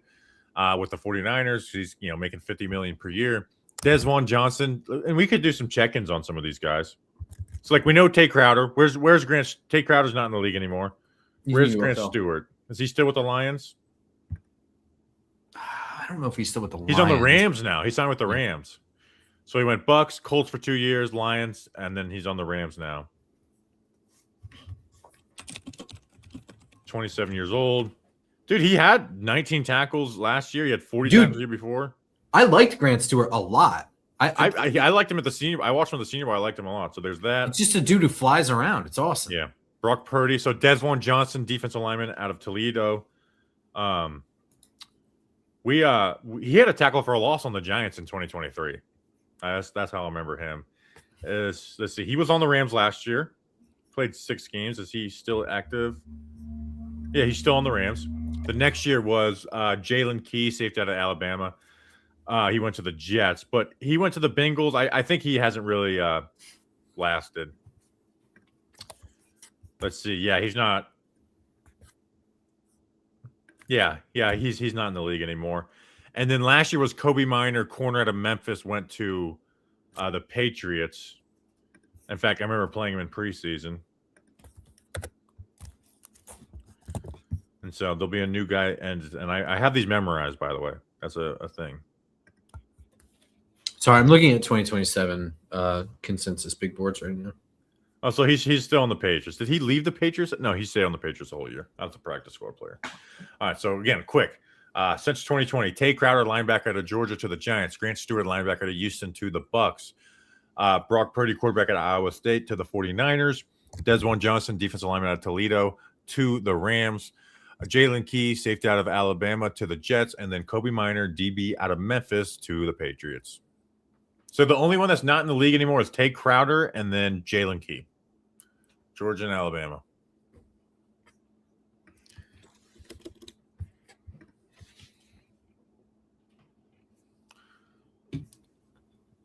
Now that we know where all the picks are, I think we have to assume that the Giants are going to draft, spend some money in free agency post-draft. Bobby, it's defensive tackle. Anywhere else that you can see absolutely money being spent? Just defensive tackle. Everything else is doable. So when we talk about the way too early defensive, we're going to have to definitely hit defensive tackles. I think we have to hit an edge, right? Yeah, well, they have to be top guys. You know what I mean? Like I'm not going to I'm not looking at just the Giants' needs. We got to be like top rated guys. Of course, no. We're not just looking at needs, but the amount of players per position, I think, will probably be Giants focused, right? Yeah. If there's guys like last year, we did all the offensive tackles, but it made sense because Jermaine Illuminor's contract was up. So it's like what I'm saying. So there are defensive tackles that are currently 10th, 11th, 13th, 19th, 20th, 26th on the big board. So that there should be at least 2 that are there. I think we kind of have to consider at least one edge rusher with Kayvon's contract anyway. But I mean, we'll do the top guy right now. I think is Colin Simmons. There's the South Carolina guy who did the gun thing at Jackson Dart. Dylan Stewart. They're one apart from each other. Yeah. So we'll figure out. So we'll probably have to do 2 corners at minimum. Here's the thing. I think we'll probably just do 2 defensive tackles. We'll definitely do 2 corners. Amari Washington I like, but I don't think he's Leonard Moore is supposed to be this amazing corner. And we'll look at OJ. But again, we got a month to figure that shit out. We do. The Rutgers quarterback just went to the Commanders. Wow. Ethan Kalakamanis. I did not think he was going to get drafted. I'm surprised. Yeah, me either. Before nuts. That's a Rutgers quarterback in the NFL. It's a good day to be from Jersey. Every day is a good day to be from Jersey.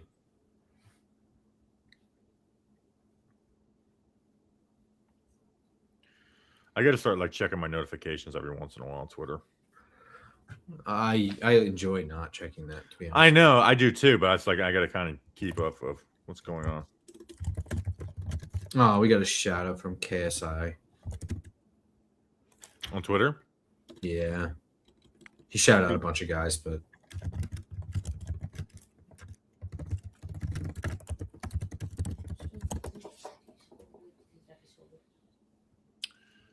yeah, you James, you got a Rutgers quarterback. He's going to replace Jaden. You guys should just bench Jaden Daniels now.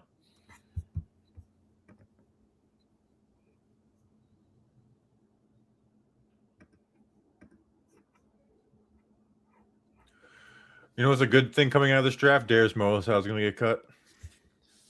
It's a great day to be alive. I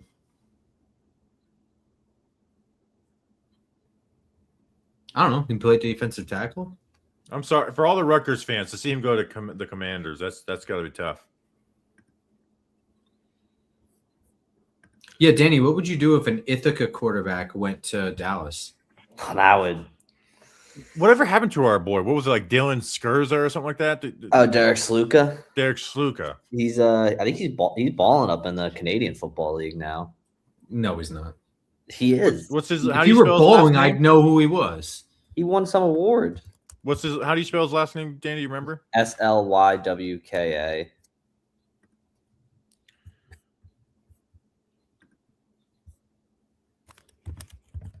Yeah, he's on the Toronto Argonauts, dude. I didn't say he's not. Yeah, I didn't say he's not on the team. He said he was balling out. He was 2025. He won most outstanding rookie. Oh, okay. Yeah, get F to Grump. Okay. Well, I mean, that's don't one shit of on our those- Ithaca guy. That's fine. This Fair, means fair enough. Fair. I'll take the. I don't pay attention to the rookie one for CFL because it's not true rookies most of the time. Yeah, I think he got picked up by the Colts Yes, as an he undrafted did. free agent. I think obviously here we come. Now the Cortland guy, they're gonna talk about how Zach Boys is the greatest thing since sliced bread. I don't see him in the league. I saw Derek Sluka in the league. Suck a trash. I did That like is going boys. deep. I liked boys. Zach Boys absolutely shredded us. How many people do we have? We have 716 people in here. God bless you. Zach Boys murked us in the Cortico game in 23. I won't lie.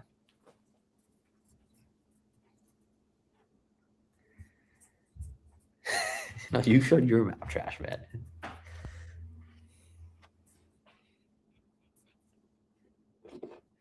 I've already told Trash Man the next time I see him, I'm putting him in a headlock.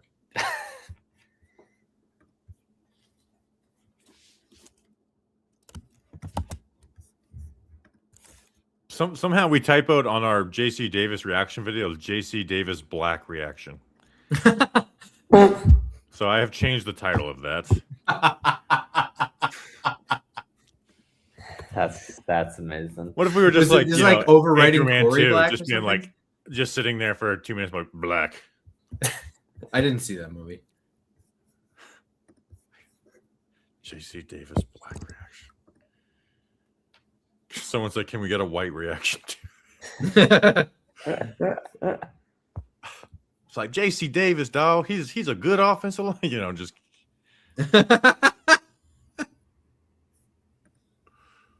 I think people enjoy some good old fashioned being stupid on accident.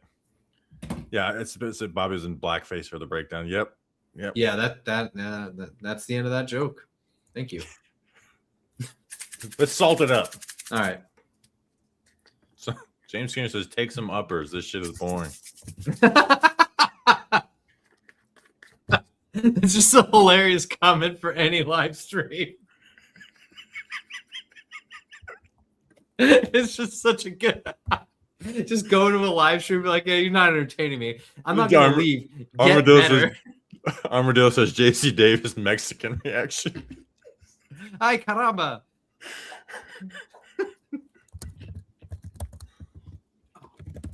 Jesus.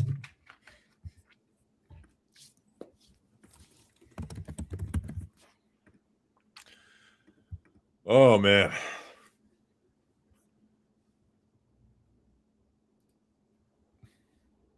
Let's see. So we're at pick 225. So we're about 30 picks away. So yeah, I guess every year I misjudge how long this takes. When I'm like, oh, we're not going to go 7 hours. Oh, hang on. I'm gonna mute Dude, the this. PFF tracker is actual trash. I have to refresh it. Page. PFF just calling down the shitter. So I need a tracker that I don't have to freaking refresh. They got rid of We try ESPN, but ESPN. What I like about ESPN is PFS. They have like the best available to the side. Sycamore is no longer with them, right?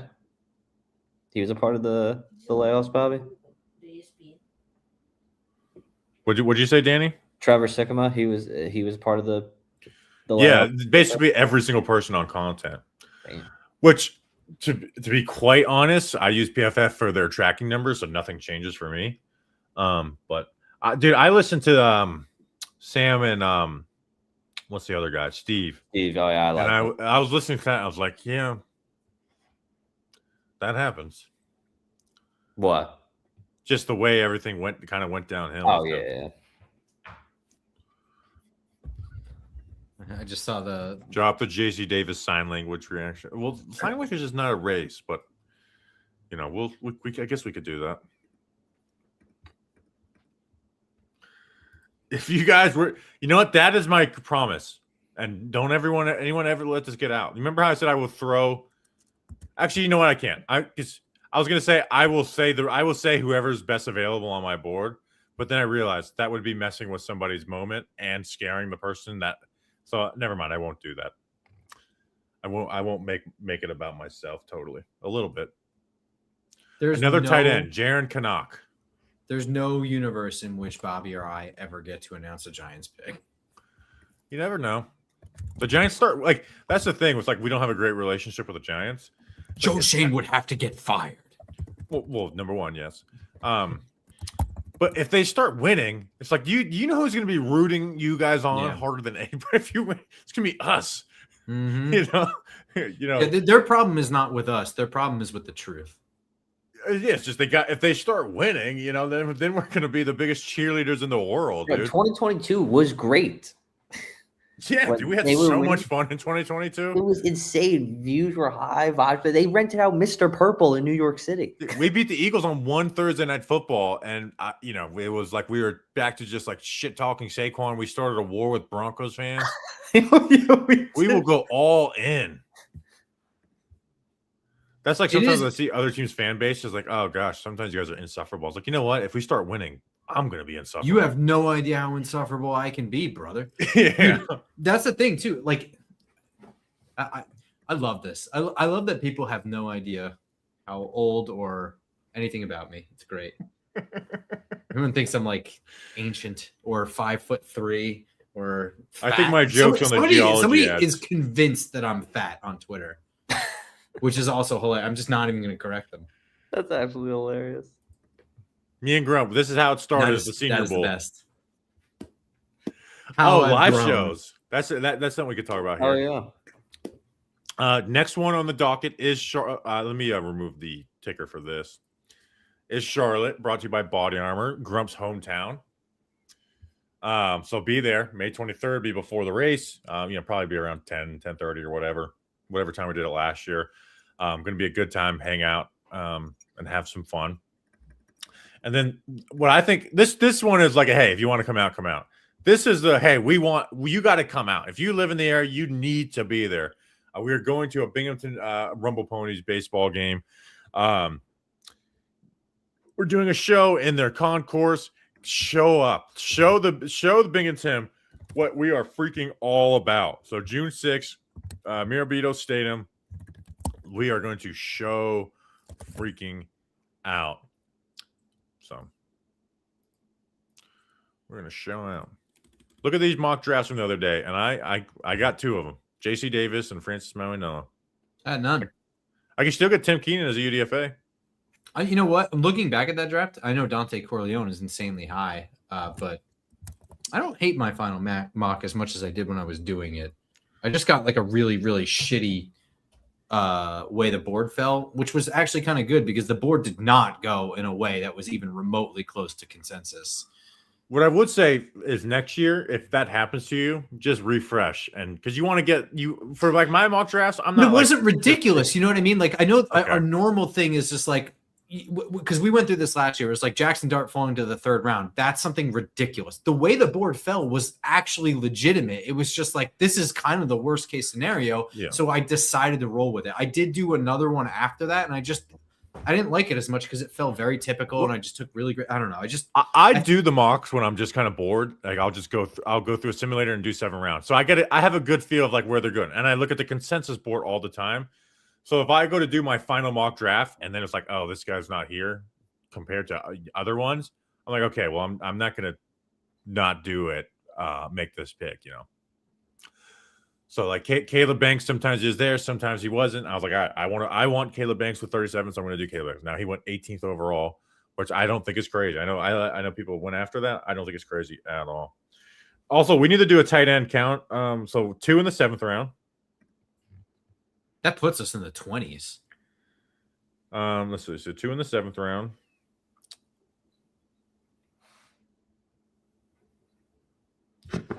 Three. Only 3 or only 1 in the 6th round if you don't count Taylor Green. So 3, 4, 5, 6, 7, 8, 9, 10.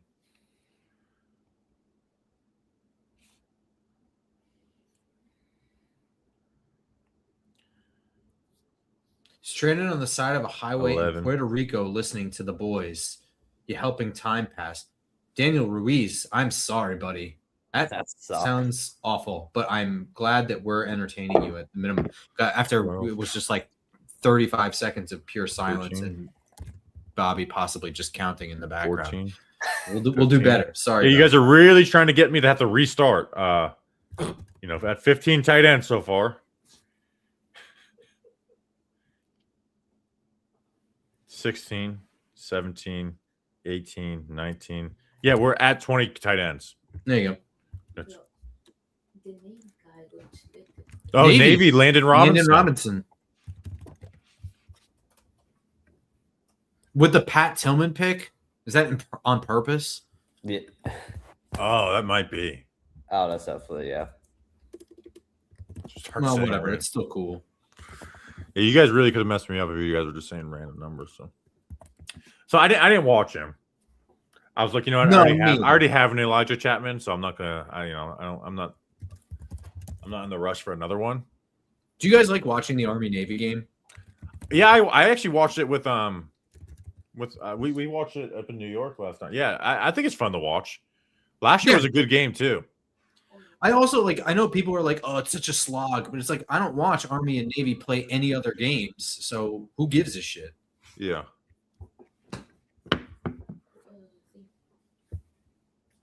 Also, I don't think that slog games are unexciting. Usually slog games are a 1-score game, which means like one broken tackle could change the whole flow of the game. I actually think that that's fun. It's just not as all-time exciting, but you are at the edge of your seat if you got, bones in the game. My wife reminded me, Abdul Carter ruined J.C. Davis's life last year. He did? Yeah. It was brutal the way he was beating his ass. 2 years ago? 2024. Yeah. Well, he moved him inside. So I do a film breakdown, just like, hey, remember Abdul Carter is sick? Yeah. Why not?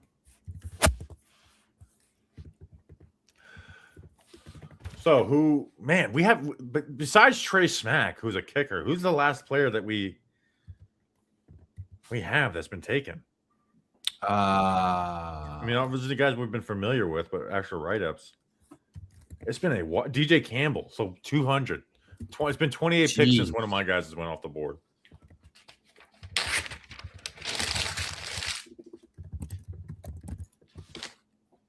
I fucking do not like this setup. This is a bad way to do this. 611 people in here. Hope you guys are.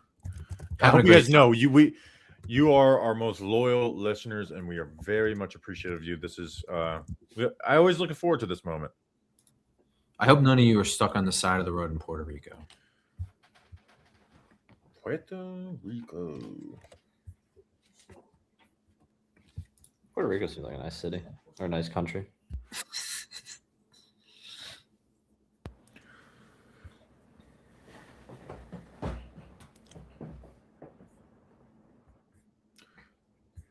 VJ Payne. Yeah, you have a write-up on him, right? We do have a write-up on VJ Payne. I have a VJ Payne write-up. Oh my god. We're back. All hands on deck. Hang on. We're back. Everyone shut He up. was your 10th best available. Let's go. Talk about him. What do I have? 12 people left? VJ Payne is really tall safety from Kansas State, 6'3", 208 pounds. Those are pre-combine measurements because this is an old write-up. Oh boy, this is gonna sound a little negative. High school linebacker, rated 80th in 2022. Track and field athlete as well. Started 4 games as a freshman at K-State. The last 3 years, though, 13 games, 12 games. So high tackle rates. He's had 4 total forced fumbles and 1 fumble recovery. He's had 4 interceptions and 9 pass breakups and a sack over the last 4 years. Generally, he's aligned deeply at Kansas State. I don't know if that's really how it's going to go because he does cover a decent amount of ground. He stays as the deepest guy on the field, but he's not really smooth or fluid. He's going to struggle. Can match up against physical receivers because of height and length on simple routes. Will not handle complex routes or sharp route runners well. He can get grabby at times. Covers ground pretty decently, but wasn't tested much in zone coverage. In terms of the run game, he's willing to step up and get dirty, but he's not a great tackler. Gets physical and stuff, but not strong and head down too often. Likely going to test well in measurables with exceptional height and length, possibly speed too, but looks like he needs a bit of work. Doesn't play with 100% confidence, and that slows down his speed. For all his height and length, he is grabby in coverage and lacking strength and weight to his frame. Relegated to only deep safety play, he is generally in the right spots at the right time. His coverage skills will need improvement for the next level, for sure, and his tackling, while willing and physical, is lacking in strength and form. VJ Payne, Kansas State. Hey, who's Keon Burns? Keon Barnes? Barnes, yeah. Clemson? Khalil Barnes? Sorry. Is he in this draft? Or is he the guy that dropped out? Oh, he might have dropped out. I'm saying he might be the guy that I messed up earlier. He's at Georgia now. Yeah. Okay. He transferred to Georgia instead of, yeah. For some reason oh, you know what? It's because I redid the whole list. Did you? I didn't notice that. Yeah. So, and I forgot. I've had that tab open, not looked at for a while. So, is Rod Moore in this draft too? Rod Moore, no, he went back to school. I took him off the list as well. All right. So then Aaron Anderson is your number 1. Aaron Anderson should have went back to school. Just kidding. That's Tim Keene is 2. Devin 3. 4 is Michael Trigg. 5 is Deion Burks.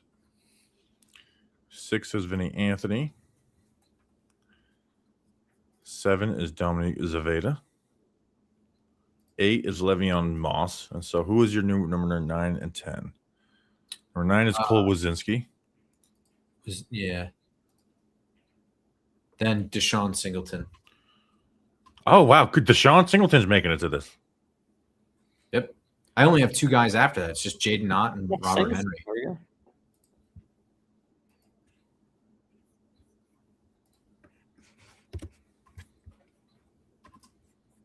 Oh, there's the other Navy guy, Eli Heidenreich. Dude, this is a Navy freaking round. Shout out the Navy. You can have a better life. As Yenzer.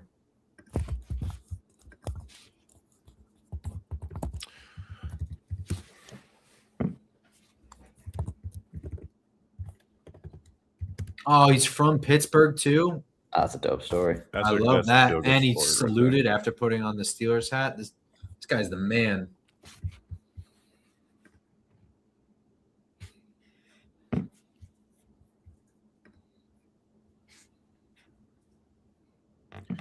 So we have, let's see, we have 27 more picks. 27 more picks. We are at over 6 hours, so let's see if this gets us to 7. Guess there's really a chance we could get there.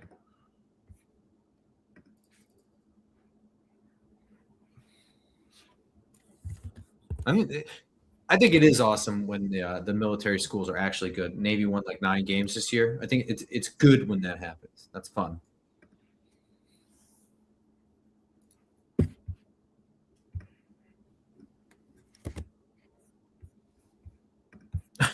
I love the DJ air horn that's going on. I like this graphic. It doesn't stand for anything. R. Mason Thomas on what the R in his first name stands for. Okay. I don't. Judy. That's one of my. You're speaking of. Oh, it's Sunny. One of my favorites is like M as in Mancy. It's like what? Why? That's Archer. That was Always Sunny. No, it's Archer. It's when they're defusing the bomb.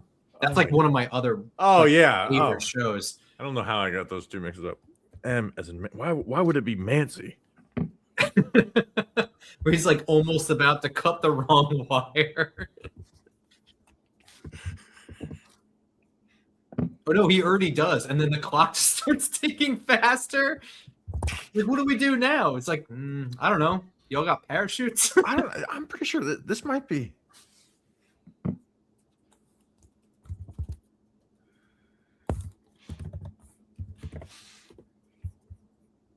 Yeah, it is Archer.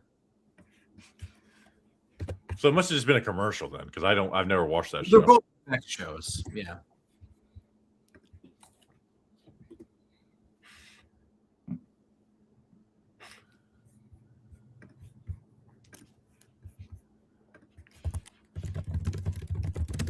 Oh, so the Navy guy's there. Yeah. No, yeah, And he was there in uniform. uniform. He put the Steelers hat on. He saluted it. He was holding the Steelers helmet with Goodell. That's like the for- coolest shit ever. For That's a what I just second, said. Yeah.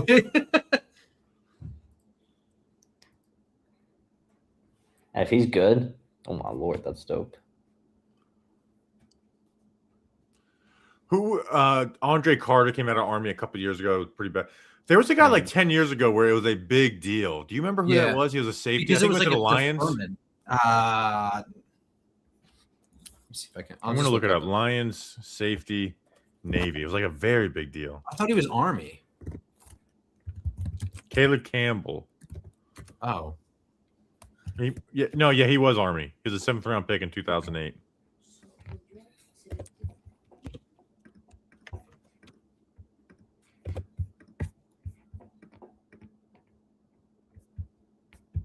Caleb Campbell. Yeah.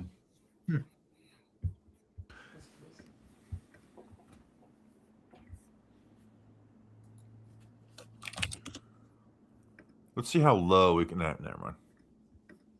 I don't want to dare the chat. Trace Mac. I guess you were right in your kicker rankings. Well, I mean, we'll revisit this, but Well, I mean, we'll see.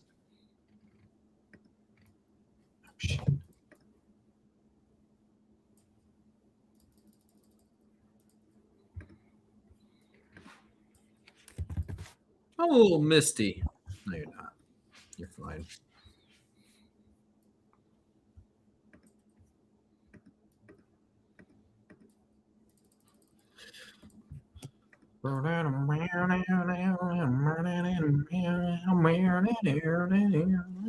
is Dixon still available? He's been available all day long.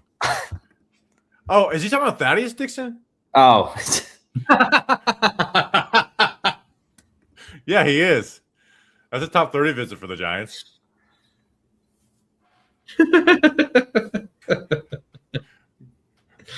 Might be the most common, Getting loopy.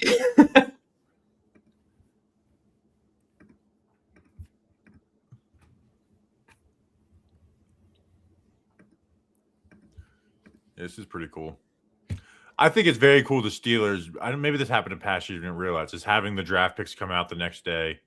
Yeah, that's cool. You know, What did you just throw a sub?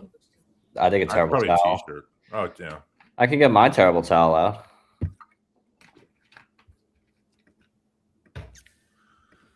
Man, I'm hungry. My brain went to a sandwich immediately with that, huh?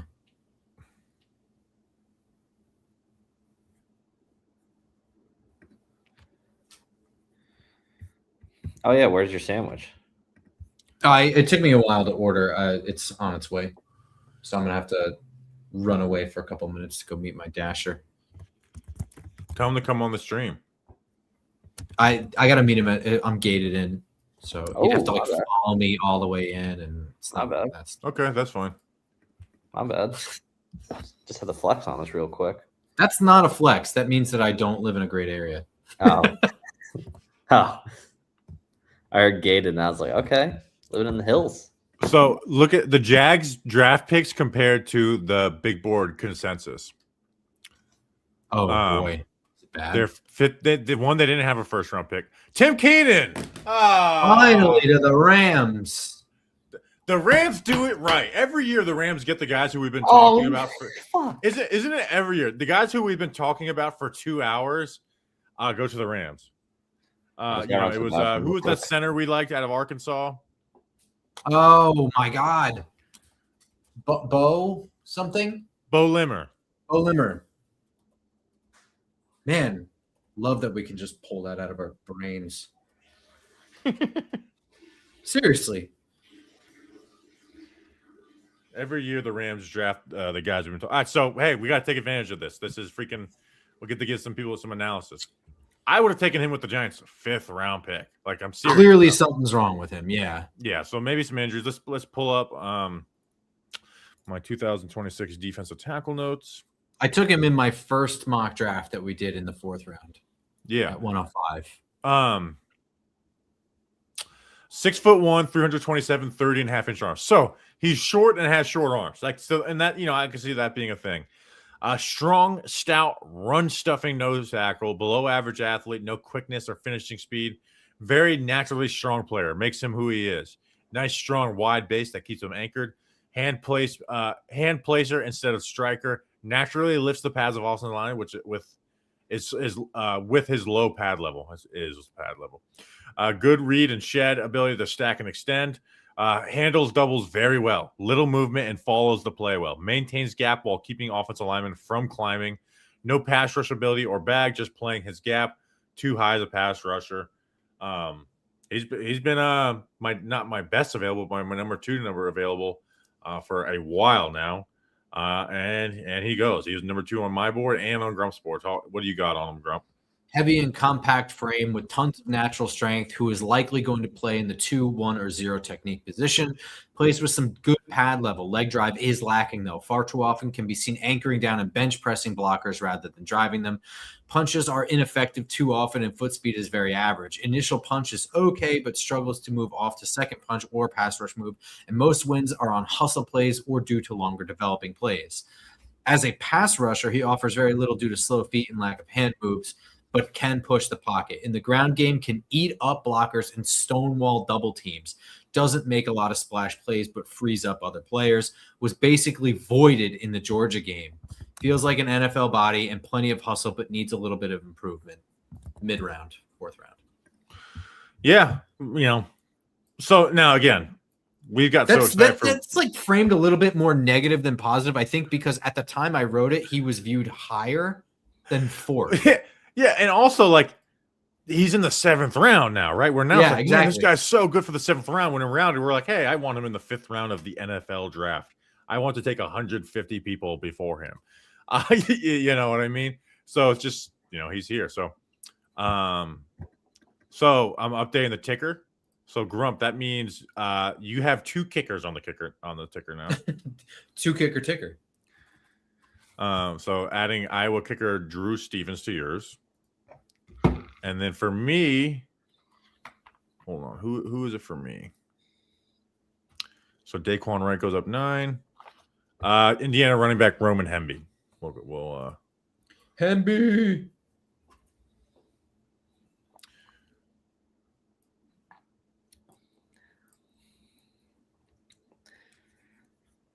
How would you guys feel about this? I'm on Twitter right now, and then someone posted that they got someone they know is getting married, but I guess the venue had a strict limit on guests, so they sent them a card saying, "We're sorry, we love to invite everyone.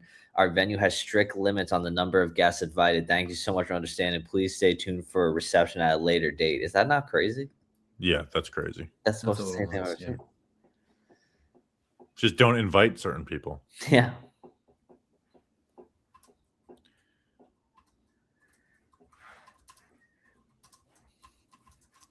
So this means I have to update the UDFA wish list.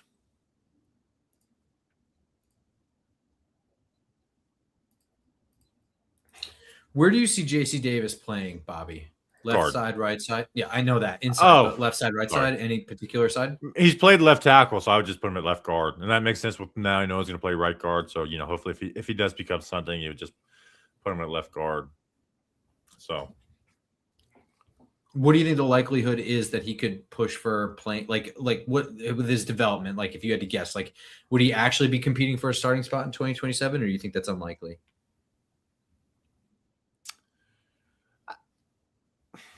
I mean, where they drafted him, that's not a knock on him. If you get depth in the 6th round, then if you get a football player in the 6th round, then you did good. So he's just got to. The issue is he have to prove it in practice. Because unless maybe John Runyon gets hurt, but I just don't see him being the backup guard this year. You know what I mean?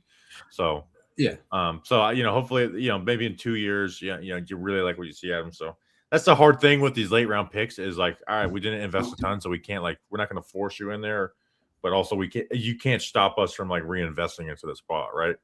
So.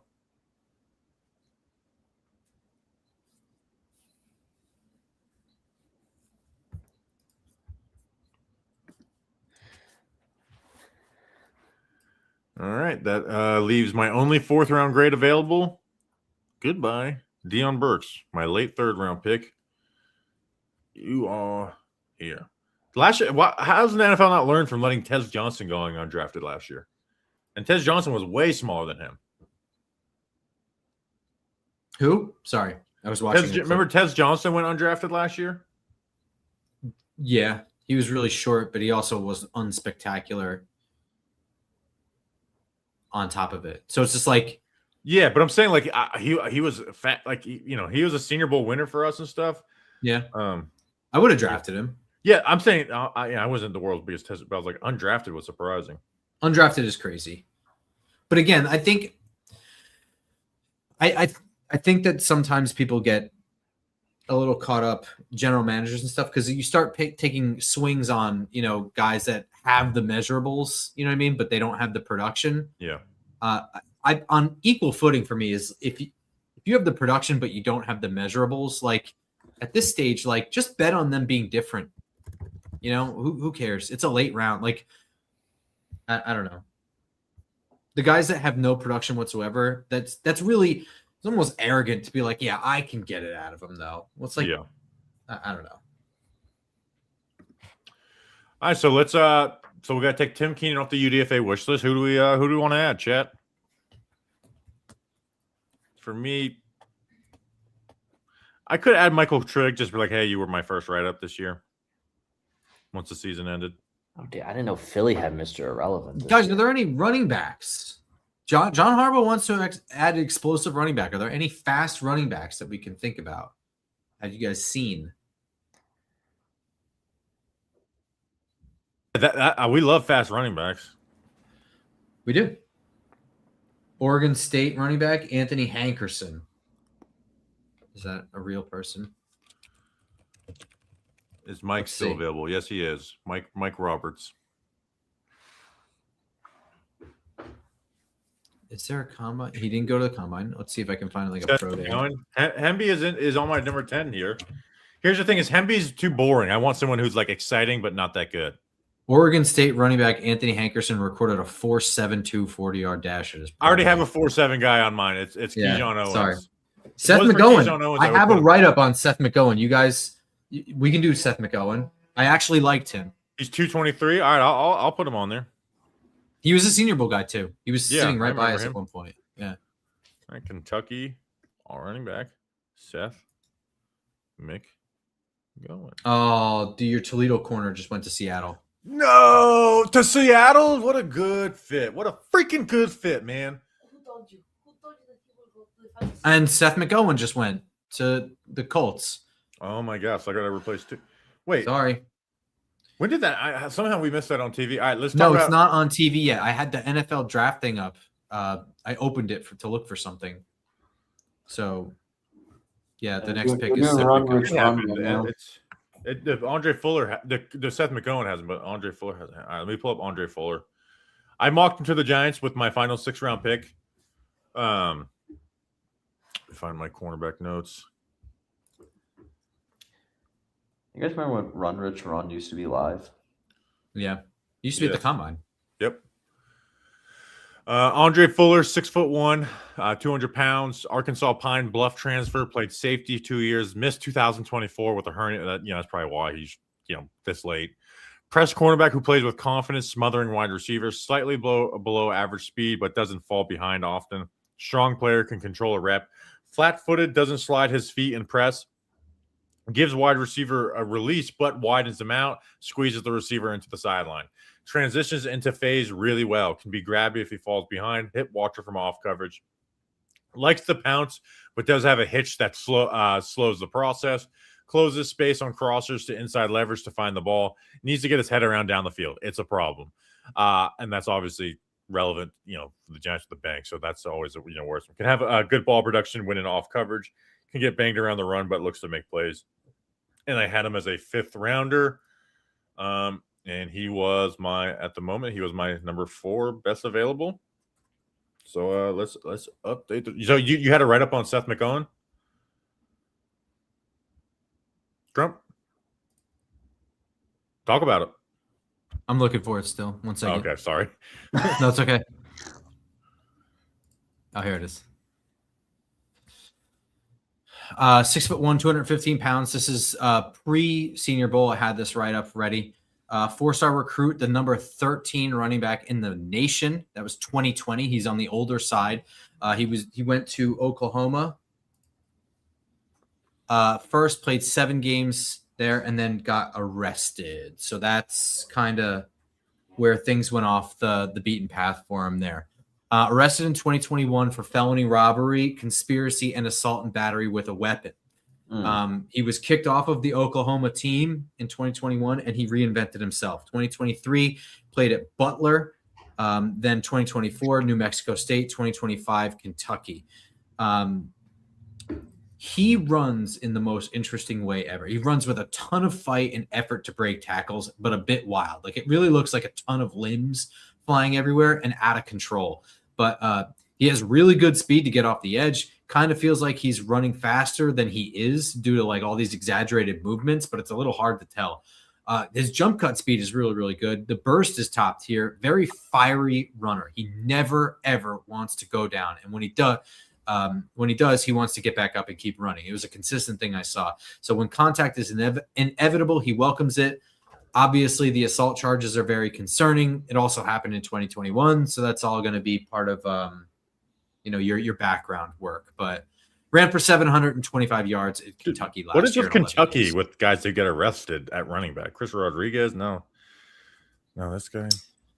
I mean, what's with Cincinnati Bengals taking guys that got arrested? But it's Kentucky. It's your job. They share a border. Kentucky. All right, so I am taking Andre Fuller off the board, my best 10 available, which means my kicker 1, Dominic Zaveda, is now number 10. He adds to the best available list. Honestly, you're better off being left on the best available list. That's new tradition. We tweet out best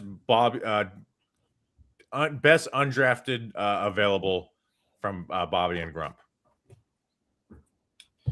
I'll be right back, guys. I gotta go get my food. Do you want to kick me out? Yeah. There he goes. I started some chats in here. What's the podcast schedule this week? Well, first I'll say this: film breakdowns will come out when they come out. Just putting them out in order and spacing them out in a correct manner. Monday, morning will be the draft recap, full draft recap. That's the podcast schedule. I'm sure that we will do Breaking Big Blue maybe Tuesday night or something, but I always like to let the draft recap breathe. Thursday will be offensive UDFA review. So some guys we don't even know the names of right now, they will get put in there, and then that's it. And then Monday the following week is the defensive UDFA review, and then we're just back to our normal Tuesday, Friday. And it's like none of this happened. So a punter wank, Danny. Tommy Doman Jr. Dude, Florida special teams. They got a kicker and a punter get drafted. What's their special teams coach? What's his availability? Yeah, actually, let's look that up. Who was the Gators special teams coach last year? Because all their coaches got fired. 2025.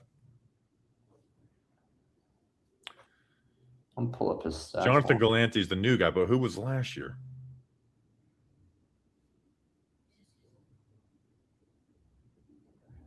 Where are his stats? No, let me look up 2024. That'll help maybe.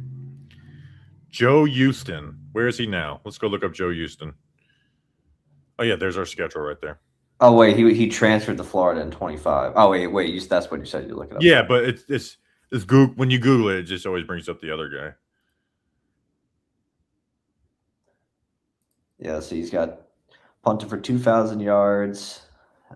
His longest. Where's his longest? I think I read it was 70. I'm so confused of who they're. Who cares? Yeah, longest 71 yards, average 44 yards a punt. 71-yard punt. Sheesh. Is it weird not drafting the Senior Bowl MVP anymore? That was a very funny Giants tradition. A very funny Giants tradition. Here's the thing: Grump's lowest rated player is his second lowest, and this is not just like available left. His second lowest rated available player is the Senior Bowl MVP, Jaden Ott, which is Jaden Ott did win the MVP, right? 2026 Senior Bowl MVP. And Grump was right to not like him. Oh no, they gave it to Garrett Nussmeier. Never mind. What was the stretch? It was Davis Webb, Kyle Laletta, Daniel Jones. And stop with DJ. Yeah. Grump, hey, this is a Grump. Look, you see best available number 2, Devin Eastern, just drafted by the Seahawks. So whenever he's back, Grump, tell us about Devin Eastern. Good first step. I watched some Devin Eastern highlights with Grump in Alabama. Getting ready, for it. So Devin Eastern off the board. I can't take him officially off until Grump gets back. So also we got to update the UDFA wish list. Was he on it? So is any of your mock draft guys available? I think they've all went. Well, no, because Kentucky, Seth McOwen went. Who was the other guy that went? Oh, Andre Fuller. Yeah, Andre Fuller went, Anise Cooper went, Adam Randall went, Logan Taylor went, Deshaun Singleton went. No, Deshaun Singleton didn't go, did he? I think he did. No, because he's on my board still. But I'm not going to put him on there. I don't like him at all. That's so funny. I'm trying to think of the Giants UDFAs that they have signed that we had write-ups on. Austin Allen was one out of Nebraska. Javon Leake, running back out of Maryland. Do you remember Bryce Ford Wheaton? Yes. He was 6'4", ran a 4.4 at the combine, and people are like, "This guy is going to be it." And I was one of them. Now he played way slower than a 4.4, but very funny. I remember Eric Dungy. Was that his name? Eric Dungy's the best of all time. Because I remember on that episode, you were like Eric. I was like, oh, I thought he was just a rookie camp invite. And then I went and watched him. I was like, this is my favorite player of all. I wanted him to be Taysom Hill. I was like, put him as punt protector. Yeah, make this guy Taysom Hill. He was so fun. He was like the most exciting college player I've seen play since Tim freaking Tebow. Let's see where Eric Dungy is now. Trashman's in the chat. Dude, we were a Eric Dungy podcast. We talked about him all the time that all season. He's a senior territory sales manager now. Got to get him on the show. At Ortho Cord Medical Incorporated. Jake Carlock was obviously one. We knew Jake Carlock wasn't going to turn anything, but yeah, Eric Dungy was just extremely injured. I love when I might have a picture on my phone of Daniel Jones and Eric Dungy in red jerseys at rookie camp still on my phone. You definitely you got to have that. I love when athletes put like their teams on LinkedIn. Yeah. He was a Giant for 4 months. Then he went to a radio broadcaster, and then he got picked up by the Browns. Then he was on the XFL for a minute.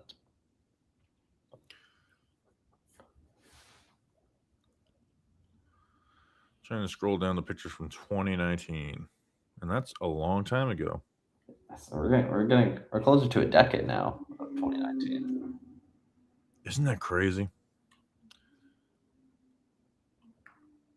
No, I don't have it on my phone. Damn. When's your dance night? That will probably be, I think that's 2 weeks from Tuesday. Because we'll go draft recap, offensive UDFA, defensive UDFA, a mailbag, and then he'll be the Tuesday of the week after that. Jack Staley's stats, you think he found out? Yeah, his stats are unbelievable. Like, maybe he's terrible. I'm still going to freaking love him. Was it 10 sacks as a linebacker? Yeah, 10 sacks and 13 tackles. Grump. I know Devin Eastern, right? Oh, yeah, talk about Devin Eastern, and Right. I can take him off your board now. Oh man, what a bums. Give me a minute to pull up his write-up. Isn't that sad? Grump's number 2 best available is off the board. 6'5", 301 pounds pre-combine measurements. Very quick off of the snap, consistently fast to get hands on offensive linemen. I remember watching him in Mobile, Alabama, and being like, "Oh man, nice first step," and he showed it off at the Senior Bowl a little bit too. Yeah, it was consistent. That first step is just like, that's who he is, man. And he gets the hands with it too. That's really good. Good at making tackles while engaged as well. That's a pretty rare, not rare, but it's a good trait to have for a defensive lineman. Plays with some poor leverage in his stance. I mean, that's going to piss me off 100 times out of 100. Strong hands and punches though. Needs to reset his hands quicker. So the step 2 of hand fighting needs work. In terms of the pass rush, he takes on the offensive lineman quickly, naturally strong with high energy, plays with poor leverage in his stance, and tends to stop his feet when pressing offensive linemen. Needs to work on second move after the initial pop, whether that's hands reset or a swim move or a spin move or something. There just needs to be a backup plan when the first move doesn't work. Can get stood up by better offensive linemen. Does a good job keeping eyes in the backfield when controlling offensive linemen. Had some good moments in Mobile. Defensive line talent there was ridiculous, so he failed to stand out, but he still won a fair amount of one-on-ones and splashed at times in team drills, which were a constant disaster for the offenses. Has traits that can't be taught, like size, strength, and get off. Explodes the ball, gets hands on offensive linemen immediately, consistently, does a good job controlling. Yeah. Stalemate is due to pad level and stops using his feet. I was just going to be like, hey, guess who? You have 11 people left, but now you have 10 people left because Cole Wisniewski went to the Eagles. You have a write-up on him. Now you need to talk to us about Cole Wisniewski, Grump, and then we'll talk about your new number 9 and number 10 on your best available. Cole Wisniewski, Texas Tech by way of North Dakota State, 6'4", 220 pounds, and just ate a hush puppy. Playing deep, smart and active, keeps his feet moving and moves to the flow of the play. High motor. Can be influenced to move down low and allow receivers behind him at times, though. Playing man, good reaction timing to mirror and close, attacks the ball at the catch point well, not overly physical with receivers, average long speed with limit matchups. Will limit matchups. Playing zone, good eyes on the quarterback and footwork to move with the play. Reaction timing is solid to close downhill. Can be influenced by quarterback and have to play catch up. That's a huge, you can't do that shit. Running game, flows with the play well. Comes downhill without fear, but carefully. Strength issues at the tackle point, question mark. That usually means I wish I could watch more games. Something is causing some missed tackle issues. Better assisting / finishing tackles than solo tackling. In 2022, missed the first 7 games of the season due to injury, and in 2024, he missed the entire season following a foot surgery. Yeah, that's what I got on Cole Wisniewski. I had a 7th round grade on it, I think. Yeah, good stuff. So now Jim Miller. Wow. Yeah, running back, Alabama running back. Fun name. So now your number 9 is Jaden Ott, who got robbed of Senior Bowl MVP. Right? So remember they gave Garrett Nussmeier the Senior Bowl MVP? It's pretty bullshit. It actually made me mad because he did not earn that. And Jaden my Ott favorite did. part about that is I did my write-up on Jaden Ott before the Senior He's your Bowl. lowest rated player. And I texted you. I was like, well, I found my first minicamp invite. Hey, if he goes undrafted, that's a win for you. Uh-huh. Oh, so I have to replace 2 UDFA wish lists: Seth McOwen and Andre Fuller.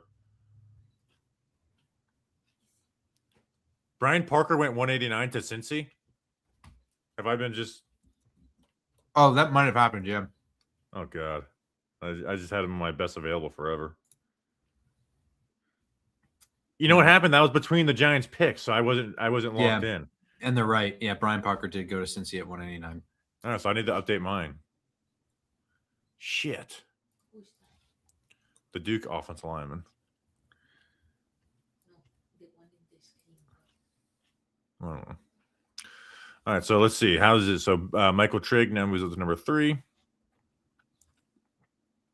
Oh, also a tradition is going to be a tweet. I know this is not a very big tradition, but a tweet of Grumps and Bobby's best available, undrafted, available. That was a bad sentence. I'm excited to add somebody to the. So I added. I didn't even get a chance to talk about it because you had so many damn guys go. So Dominic Zaveda is new to my best available at number 9, and then number 10. I don't even know. I'm going into this blind. My number 10 is. Let me remove Brian Parker. FIU running back Keyshawn Owens. We're not going to get the Danny King unless there's a. Oh, real is that the 4.7 one? Yeah, yeah. You described him, and I was like, I need to watch this guy. I don't care how much time I don't. Well, I don't want you to watch him and then hate him, but so Keyshawn Owens, 4.7 running back who's just it's good. I like him. He was a Senior Bowl guy too. Who? Keyshawn Owens. So I'm going to do you a solid and us. I'm going to put Vinny Anthony in our UDFA. How crazy do you think I am to actually like him? It's okay. I only watched him at the Senior Bowl and I liked him. And not having Right. production at Wisconsin is understandable. Yeah, and that's the other thing too. Like Wisconsin never has good QBs, like ever. Like the best quarterback that Wisconsin gets, other than Russell Wilson for like a year or whatever, is like what Florida had with Graham Mertz and transferred from Wisconsin, where it's just like he's not good. He's just like a really decent game manager with no arm whatsoever. That's the best that Wisconsin gets. And also, they just don't value that. Like they're just a running program. It's a Big Ten plotter program. Yeah. Garrett Nussmeier. Yeah. That's what you get for getting an undeserved Senior Bowl MVP. You want to know something freaking funny? You know, I like to listen to the way too early stuff just because I'm a stickler for this stuff. Number 1 was Garrett Nussmeier.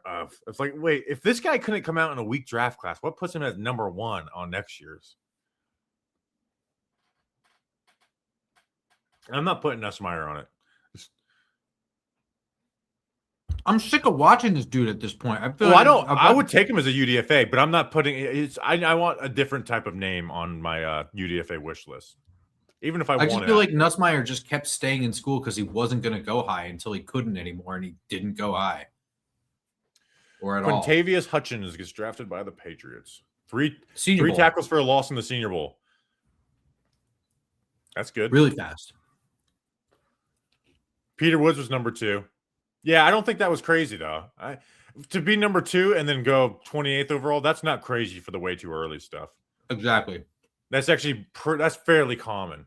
Yeah, honestly, it's a good projection if you're a first round pick and stay in the first. Because sometimes we look at these and like, what the hell is going on with this? So, JC Davis comp, you're not going to want to hear this. Josh Azudu. That's a good comp for a 6th round pick, I think. Hopefully keep his confidence and stuff, but that's actually kind of. Oh, so here's the thing. Would you bring in W. Lemieux, Dartmouth Center as a UDFA? Yes. Here's the issue is I went into the Senior Bowl like, hey, this is going to form my opinion of you. And he was simply just way too small. He was too small and too weak, unfortunately. So I went into there fully being like, I'm going to fall in love with this guy probably. And then it just didn't have it. Yes, Davis is bigger than Azudu, but that doesn't. I don't think that's really what Bobby's going with the comparison. Well, how much bigger are they? Let's see. JC Davis. Is he like 320? So JC Davis is, he's 6'4", 322, 34-inch arms.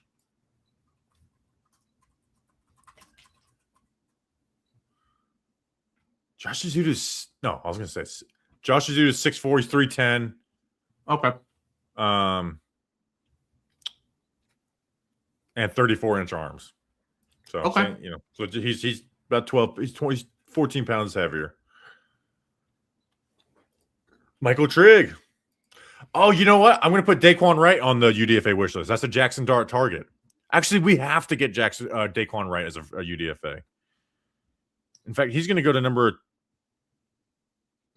What about Brockermeyer? Someone's saying. Zach Morris is saying. Daryl Jackson Jr. handled him. That's a no-go for me. Yeah.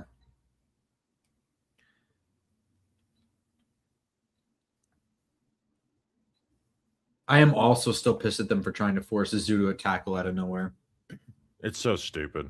Not saying he definitely would have been a good guard, but I would have rather seen him try and figure that shit out than do something I knew he wasn't going to do. They are about 10 picks away, not even 8. Another tight end, by the way, Carson Ryan is Oh, who is that? I know that. BYU. I didn't do a write-up on him, but why do I know Carson Ryan? Sounds like Rice and John. It does sound like Rice and John. Because he was with Utah last year. 2024 last year.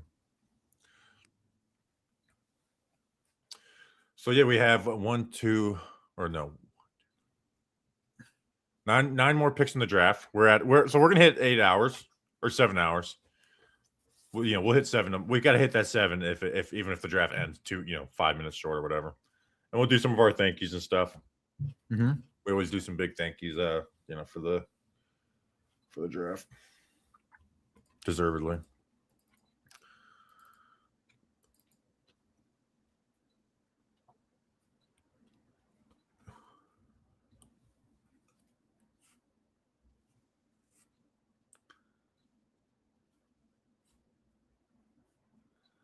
What's the Vrabel report? Peter Shager, following up on the Vrabel report, is my understanding that Coach Vrabel is going to be in contact with the staff via phone. I think it's just that he wasn't involved today. Yeah, which we already knew. It was like more details about his involvement for the day. Yeah, they felt like maybe he would still talk to the staff, but if you're in rehab or counseling, you feel like I thought it was something where I don't know something. Yeah, I think Deion Banks is he's not a great route runner, but he's small, but he's I don't know. That is a weird why no one's taking a flyer. Again, we're in sometimes it's he's a 7th rounder. He was Dane Brugler mocked him to the Giants with a 4th round pick. And that was the top of the 4th round. All right, Chiefs get in here.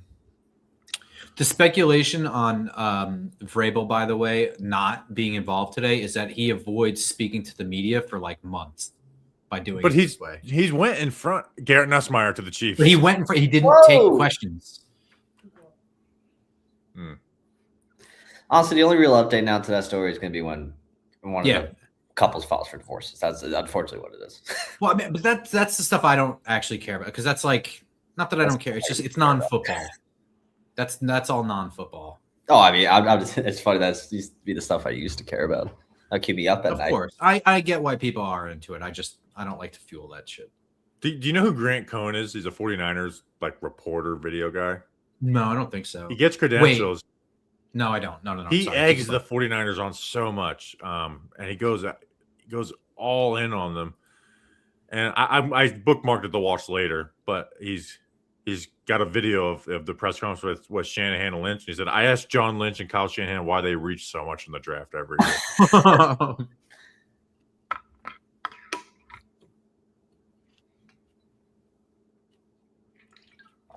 Should Patrick Mahomes be nervous about his father driving him somewhere? Yes. So at the Chiefs quarterback rooms now, Patrick Mahomes, Justin Fields, and Garrett Nussmeier. Both projected for you know what? Yeah. Way too early draft previews. Patrick Mahomes was the lowest probably ranked. Don't worry though. You want to know the one coach that liked him? Rex Ryan. Ben McAdoo. Sorry, Ben McAdoo. What Rex Ryan said he liked Odell Beckham.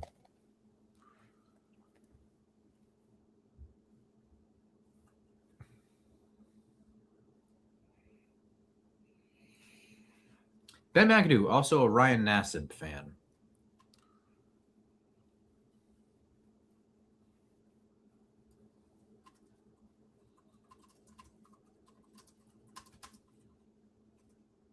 Oh, you know what? Justin Fields was never like a projected first overall because Trevor Lawrence, so I can't even make that joke.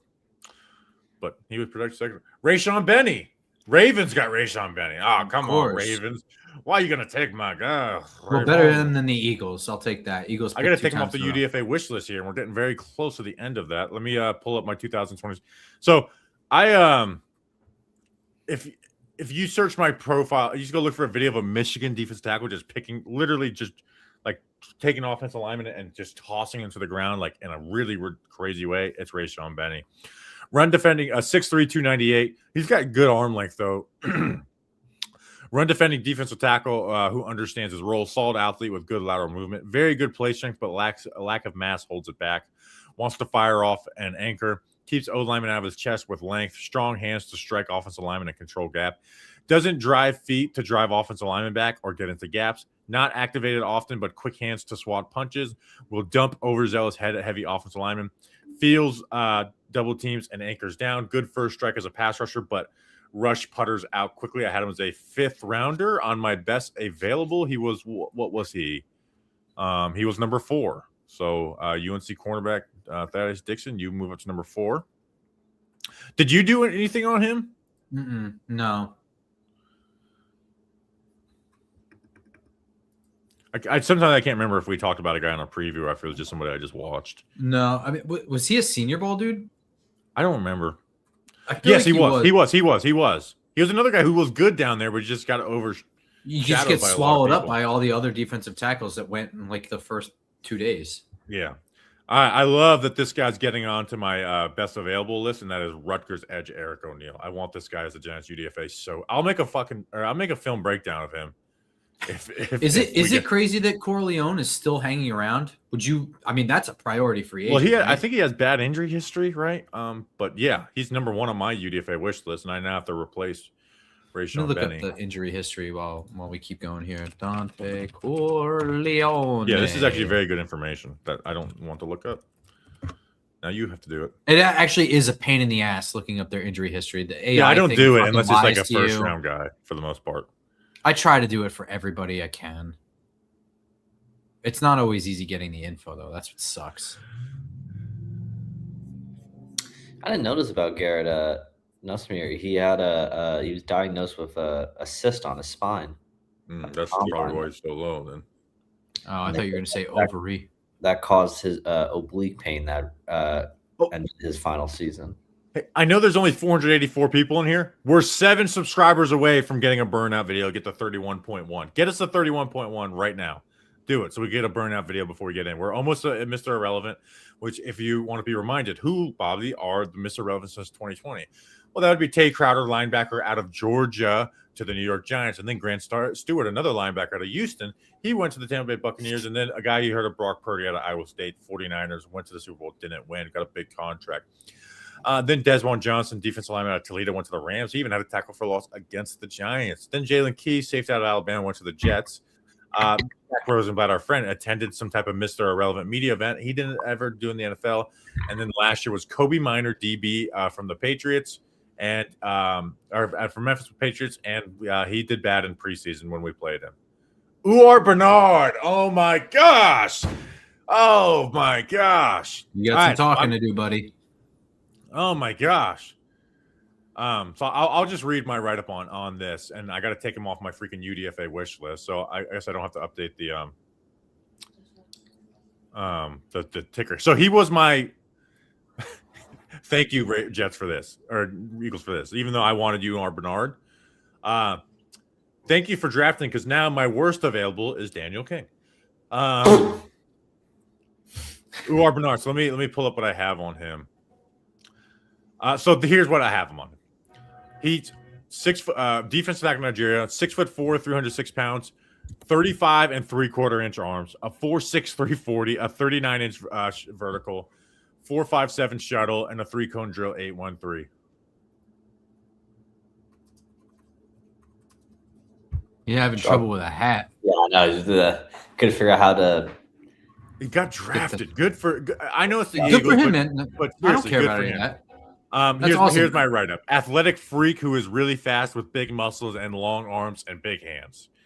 Part of the IPP program and has never played football. Started playing basketball at 16 years old. 11-inch hands, 21 years old. I did put him as an F as a rookie mini. I got to see you play football. But Uar Bernard is off the board. So listen, Dante Corleone, here's what it is. He has blood clots in his lungs. There you go. So he was UDFA. cleared to play. That was a 2024 thing. He was cleared to play for 2025. But that is not just an injury. That's one of those things that's like a possible career ender. But isn't that the Trey Smith thing? Yeah, that's what I'm saying. All right, let's take a damn chance then. Yeah, obviously, so Trey Smith had first round buzz, right? Definitely second round at least. Yeah, definitely day 2 for sure. The lowest people usually had him on was round 3. But the blood clots thing, it was like at any given, like the team medical staff might be like, no, like this guy can't play football and he needs to retire. So it's a different kind of injury. I agree with you where if since the University of Cincinnati cleared him, that means that, I don't know what that means actually. I'm not a doctor, but I don't care if you lose out on him here. Yeah. More important. Oh, you know who I'm putting on the UDFA wish list? Texas A&M has this 5'11" linebacker.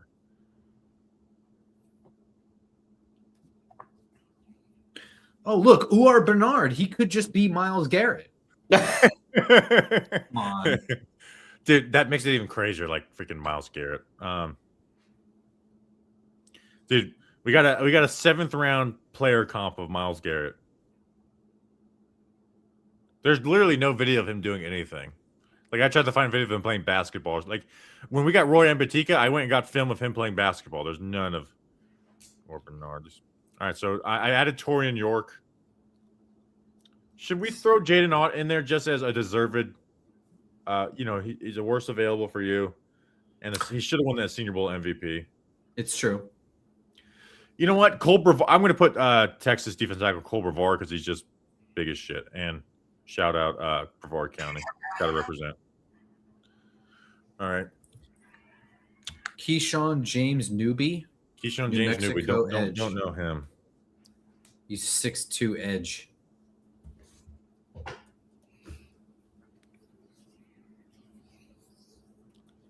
How many 7th round picks did the Eagles have? Just 3, or did they have more? Yeah, I guess 3. Denver has back-to-back to. We're in comp pick city here now. Oh my God, Denver gets to choose Mr. Irrelevant. Oh, dude, I'd be so mad if they took me right before. Like, oh, you should have made me. Yeah, I wanted to be irrelevant. Yeah, at that point, just let me be Mr. Irrelevant. They're like, what is? Yeah, what's pick 256? Mr. Super Irrelevant. Mr. Loser. Yeah.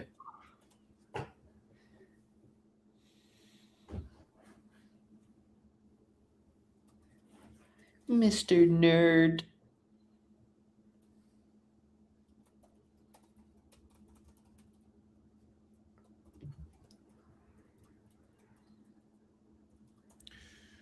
So this will be a memorable one. Do we have to remember the, so just a reminder, Mr. Irrelevance, take Mr. Even Less Relevant. That's his nickname. We should make a new thing. That's it. All right. So Tay Crowder, linebacker, Georgia Giants. Grant Stewart, linebacker, Houston Bucks. Brock Purdy, quarterback, Iowa State 49ers. Desmond Johnson, defensive lineman, Toledo Rams. Jalen Key, safety, Alabama Jets, and then Kobe Minor, DB, Memphis Patriots.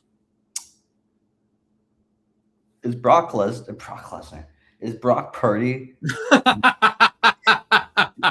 The furthest Brock from Brock Lesnar. Is Brock Purdy the most successful Mr. Irrelevant ever? Yeah, it's not Easily. even close. Yeah. Who was the Titans kicker that was like kind of held the title for a little bit? I don't remember. Tay Crowder is up there.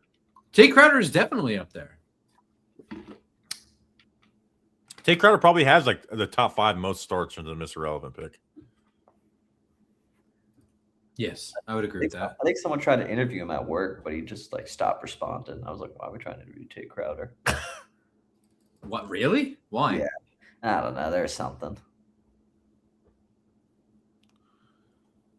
Tate Crowder. Remember, Georgia fans lit up your mentions, Crump. Dude. And I was like legitimately just asking a question and it was a complimentary question. I was like, does he have character issues or something? Because like, there's no reason he should have fell this far based on what I'm looking at. And I just got like ripped up. He's like, he has no characters. He's a super good kid. Oh my, he converted from running back, but because he couldn't break the running back room in Georgia. I'm like, all right, Jesus. Grump, That shit was going on for like 2 weeks. How's the UFL going this year? Anything interesting happening? Dude, it's really crazy. So I had Bernstein. Berntsen. It's definitely beer. Bernstein. I sent you a beer. Bernsen. I had delusions of covering every single week in real time of the UFL. I'm gonna pick that up. I've got notes and stuff to do episodes for all that shit. But I didn't have time to record and edit them. So I'm going to jump in after the draft to do them. It's kind of crazy. They're doing trades and stuff for quarterbacks mid-season. It's been fun. And also they did a better job of allocating the players. The problems in the past years is there would be like 3 really good teams and then like Deion Burks, son of a bitch. The Colts got finally. Deion Burks. There was no way he was going to become an undrafted free agent. What do you mean? He was 3 picks away. Dude, because think of how much cheaper he is here. But if you don't value him, you don't value him. If it wasn't for the Colts getting a comp pick, he'd go undrafted. I got to work fast. I gotta. Man, go, man. So this was our number 1 best available. Why don't you talk to him a little bit while I update the Oh, track? all right. I mean, he's short. That's the number 1 thing, right? He's 5'9", if I remember correctly. And I scrambled to open my wide receiver folder for Deion Burks. Bobby liked him a little bit more than me, but 180 pounds, 29-inch arms is pretty short. Fast with speedy feet, start and stop is really good. Smooth feet. Route running does need polish though.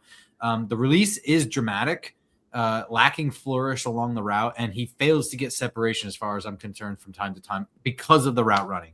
The top speed can threaten deep for sure, right? Like that's definitely going to be a problem. At the catch point, hands are pretty decent. Body control is pretty decent. In the open field, despite the speed, feels very average in the open field. It's kind of weird because he does have the speed to separate, but there's just not a lot of huge breakaway run after the catch. As far as blocking goes, gets in good position in pad level, but he does lack strength. He is smaller. And in terms of injury, he had a thigh injury in 2024 that caused him to miss 8 games, but that's not really that serious. Otherwise, he had, pretty consistent stuff. 629 yards in 2023 at Purdue before Oklahoma. Obviously 2024 he had less because he missed so much time and only 245 yards. And then last year at Oklahoma, 620 yards and 4 touchdowns. He had a ridiculous combine. Bobby, you ready? 1 second. I'm okay. So no, it's okay. I'll go through his combine. Some of the combine is really ridiculous. The 40 is a 4.3.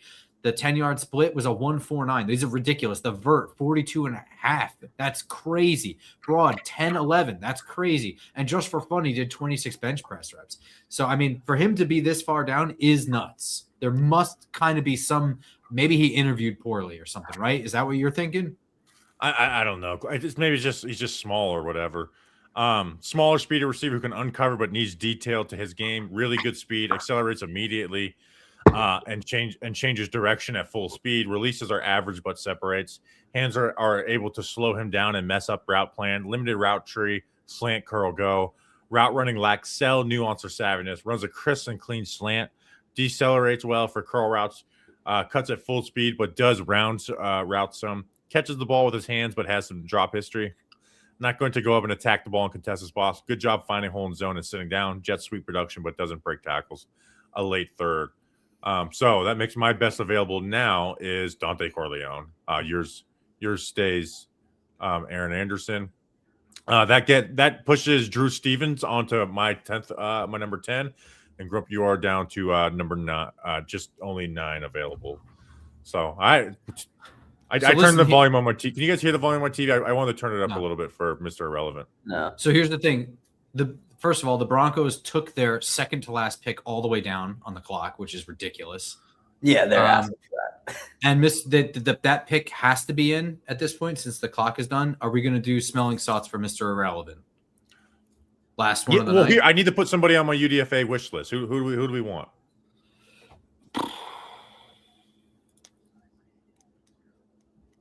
Le'Veon Moss?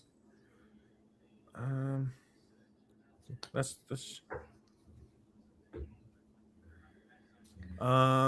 give me somebody. People are saying Julian Neal? Aguilar. Did Julian Neal get drafted? Yeah, he got drafted in like the 3rd round. Oh shit. Okay. Duh. You know what? I'm going to do our agent friend a favor. I'm going to put our boy on there. Not going to just do so we Isaiah can say, World. hey, here's a clip of him getting beat by Malachi Fields.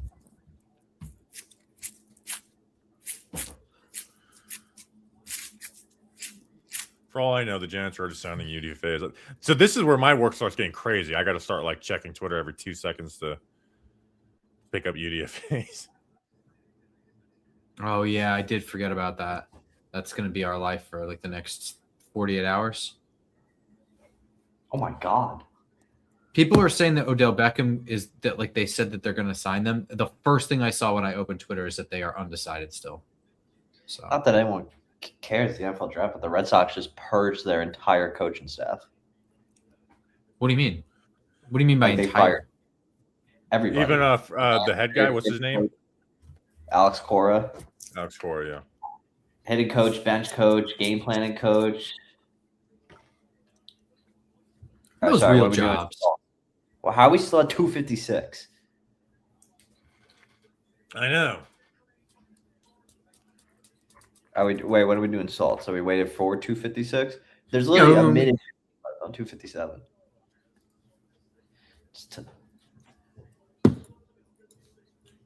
All right, so here's the pick is Mr. in. Less Than Relevant. Isn't there a good UDFA tracker? Yeah, Giants Wire. I'll tweet at them and I'll retweet it. Dallin Bentley, Utah. Another tight end. Is that 22? I think it's more than that. There was 20 the last time we counted, and that was a while ago. And I know there's There's been some Carson since Ryan then. before that. All right, let's do some salts. All right. Ready? Set. Oh my God. Seriously, that was the thank worst you one guys I've that are done. still hanging out with us. Fuck. We're gonna say something. Hey, if you guys are fans of us, we do want to give you a genuine thank you. Yes. Shout out to Chad. Right now is about Mr. Irrelevant. Okay, so again, a reminder: recent Mr. Irrelevance. Tay Crowder, linebacker, Georgia, to the Giants. Grant Stewart, linebacker, Houston, to the Bucks. Brock Purdy, quarterback, Iowa State, to the 49ers. Desmond Johnson, defensive lineman, Toledo, to the Rams. Jalen Key, safety, Alabama, to the Jets, and then Kobe Minor, DB, Memphis, to the Patriots.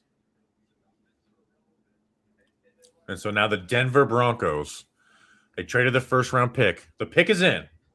This takes a little while because they have the whole Mr. Irrelevant people. Oh, that's right. I forgot. Yeah, it's okay, though. Yeah, it's It's a beautiful. thing. It's a beautiful thing. What is a fireworks show without the grand finale? I was almost going to bump this and be like, saying goodbye, but I was like, you know what? Screw that. This is for the people that stayed. This is awesome. Scott says, my first draft with you guys, and there'll be more in the future. Beautiful. That's what we want. You are part of the family now. Someone left a Thank super you, chat, Scott too. Forrest. Harbaugh released a statement that OBJ looks good, but any deal would need to make sense for the organization. Again, nothing more than a vet. Yeah, I don't see. With the Malachi Fields, before they draft a receiver, I thought they might do it, but once they got Malachi Fields, I was like, it doesn't really make sense anymore. If Mr. Irrelevant's in the green room, then I'm walking in my house. Yeah, it should have been Uar Bernard. That would have been the easiest Mr. Irrelevant of all time.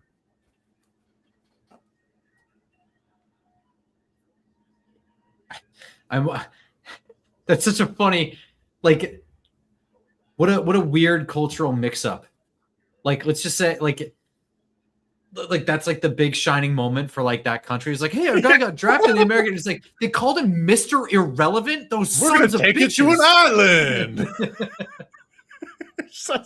We're gonna do all this stupid shit, making fun of you. Oh man, we missed out. That would have been the best. Here it comes.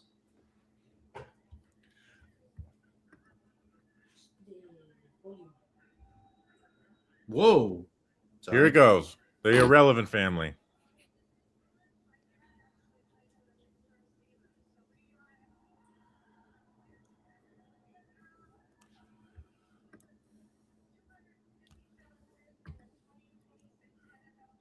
Is 51st Mr. Irrelevant. You got a jersey, which is kind of nice. Pick Funny it's not 57. of your team. Red Murdoch. Oh my God. No! He's a draft crush of people. Red Murdoch. He was on my UDFA wish list and now he's gone. Red Murdoch. This would be the easiest one to remember of them all because I know Red Murdoch and we've known him for a while. Linebacker, but we could give a damn freaking evaluation of him. It's not just a freaking joke. Red Murdoch. I don't like every year I do this. I have to like repeat it 10 times.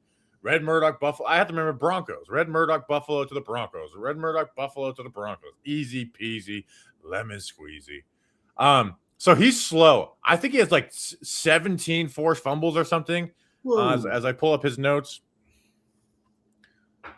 Yes, 17. It's funny that the record was held by Khalil Mack, another University of Buffalo guy. And his name is Khalil, I believe, too. Like that's his real name. Really? So let me where the hell is my freaking linebacker notes? Which also messes with my best available, but sorry, I'm just watching the highlights. Yeah, hold on. I'll just read my write-up on him real quick. 6'2", 232, 142 tackles, 13.5 tackles for a loss, 5 sacks. Linebacker who racked up a ton of tackles. Athleticism is lacking, mostly long speed. Strong at the point of contact, taking out blockers. Slides with the play well, but doesn't downhill. Doesn't get downhill. Strong upper body to fight off blocks, but feet don't follow. Can get knocked off balance with ankle blocks. 17 forced fumbles over the last 3 years. Tackles straight up and down. Physical reroutes and coverage. Won't be trusted in man coverage. Spot dropper. I actually had him as a 6th rounder just because I feel like, he could play a little bit there. But so yeah, Mr. Irrelevant. So let's go quick. Tay Crowder, linebacker, Georgia, Giants. Grant Stewart, linebacker, Houston, Bucks. Brock Purdy, quarterback, Iowa State, 49ers. Desjuan Johnson, defensive lineman, Toledo, Rams. Jalen Key, safety, Alabama, Jets. Kobe Minor, DB, Memphis, Patriots. And then Red Murdoch, linebacker, Buffalo Broncos. So, all right. Do a little, goodbye to the chat. Stan said, knowing off the top of your head how many forced fumbles Mr. Irrelevant had is actually pathological. It is kind of a little bit. It's a once in a lifetime scenario right here. So true. To finish off, and I'll repeat them all day. This has been a ton of fun. The draft stream stuff is. We had 5 of 6 2 years ago, 6 of 7, or they have 8, and then we had 5 of 7 picks this year. So I feel like we've been doing a pretty damn good job having the guys of the Giants draft and giving you guys relevant information on them. It has been a ton of fun. These streams are fun, and you know what? I think we hit I forgot to tweet on my UDFA wish list. We're 3 away. Get us to 31.1, and we'll do the burnout. Been a ton of fun. We've been working hard. The John Harbaugh and coaching search really did kind of slow us down a little bit, and then I got sick after the Senior Bowl. But I think we really rallied and had a great draft month. I think we went all out. Grump, it's been a year ago. You weren't even the official co-host, and we didn't know what we were doing. It was just getting through draft month. I think what we've been done is in a year has been fun. I'm extremely happy to be doing with you, Danny. No matter your situation, we are always extremely appreciative of you being a part of it. And I'm excited for whatever is next for you. And I'm saying this on stream, but whatever you need, I want to help you out. So we're gonna get you as the Giants beat reporter for NJ.com soon. So it's been fun in the chat, dude. I mean, we had 473 people in there. It's been a ton of fun. I'm excited to get into the summer Giants Nation show. We obviously got to finish off our draft content. The work starts now. It's been fun. I love you guys. We don't have a show without an audience, and you guys make it possible. And the job itself is working against us at this point. With the film breakdowns being demonetized and physically removed from YouTube is a huge problem. But it's not as big of a problem for us, and it's all because of you guys. So as much as you guys love to clown on me, I'm all for it. Just thanks for hanging out. Seriously, like this is a pretty tiring weekend for us, even if it is fun. For you guys to hang out with us when you totally don't have to, and you can go about your life and just look up the draft results later. It means the world to me personally. And I love doing this shit. I do it anyway, but I like actually talking to you guys, interacting with you guys. I will randomly just DM some people that always seem to be commenting on stuff and just bounce ideas off of you guys because you guys are the best. So thank you. And also thinking my wife has been doing all this stuff behind the scenes and helping us do good on socials and getting stuff clipped up and reaction videos up. Also, this is an annual tweet I want to do. Who is our best available undrafted, Grump? Mine's Dante Corleone. Well, I didn't have a write-up on him, so I guess yours mine's is Aaron Anderson, right? Yeah. All right, so I'm going to that annual tweet of our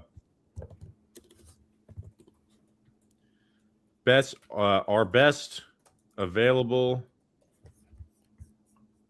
undrafted players. Bobby, defensive tackle, Cincinnati. I always get Cincinnati wrong. Me too, man. The two ends. Dante Corleone and Grump. LSU wide receiver. Danny, so I mean, when are you getting back to the East Coast? My lease ends in July, so I'll be back living full time on the East Coast in August. Yeah, and I generally want to say, like, I know, Danny, you got a lot of stuff going on, but these just wouldn't be the same without you. No matter what, we're not expecting to draft prep and stuff. I got a full-time job.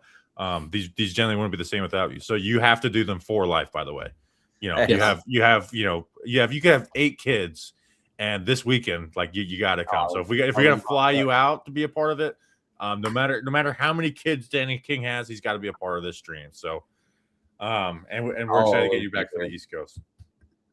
It'll just be easier now being on the East Coast. I don't got to worry about these. Did the Giants sign Thaddeus Dixon? People are saying that. I was looking it up, but I can't confirm it. Yeah, I'm gonna wait a little bit because the news is gonna come fast and quick. So we'll check it out. Anything that gets reported right now could be incorrect, also. So we'll see. Follow us on Twitter. Yeah, the Giants Nation Show Twitter account will be on top of that. I promise you. Yeah. So very much appreciate you guys. Giants Nation Show has been awesome. Oh no, Greg Allman reported it. Hold on. Let me get this tweet out and then we'll go. I promise we'll go. Danny, you should move to New Jersey. I definitely. You know what sucks about Long Island? What? All of it.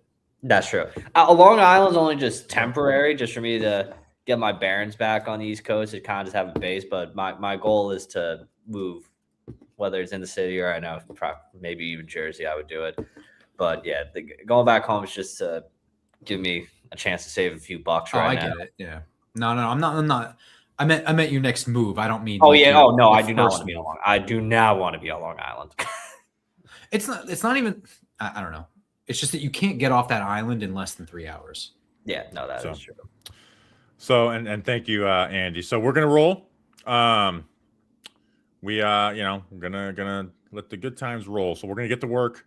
Film breakdowns, all that stuff coming out. Did we sign a long snapper? BC. Maybe. Ben Mann. Dude, I promise you, we're trying to get off this thing. Let's see, Ben Mann. Yeah. Who's reporting? Yes. Oh, yes. We got to, dude, this is my bet. We're going to do long snapper freaking film. Mann's grandfather was drafted by the Giants 31st overall in 1965. This is freaking amazing.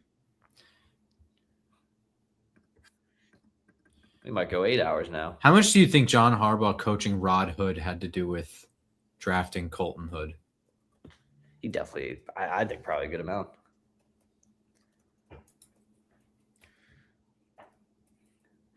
All right, who signs in the next few minutes as Bobby is tweeting? I know. I'm sorry, guys. I'm trying to like look to see if something happens.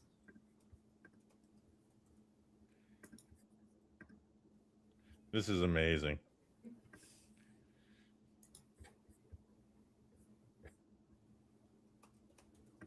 Dolphins. Tyron Montgomery went UDFA and went to the Titans. Exactly, Aussie. So, all right, good. It's Chris Nee influence. All right, so we're gonna roll. 7 hours 13. I think we did 7 hours 12 minutes last year, so we just topped. So Breaking very records. much appreciative of all of you guys, everyone who makes it work. We appreciate you guys. We will see you when we see you. Until then, let's go big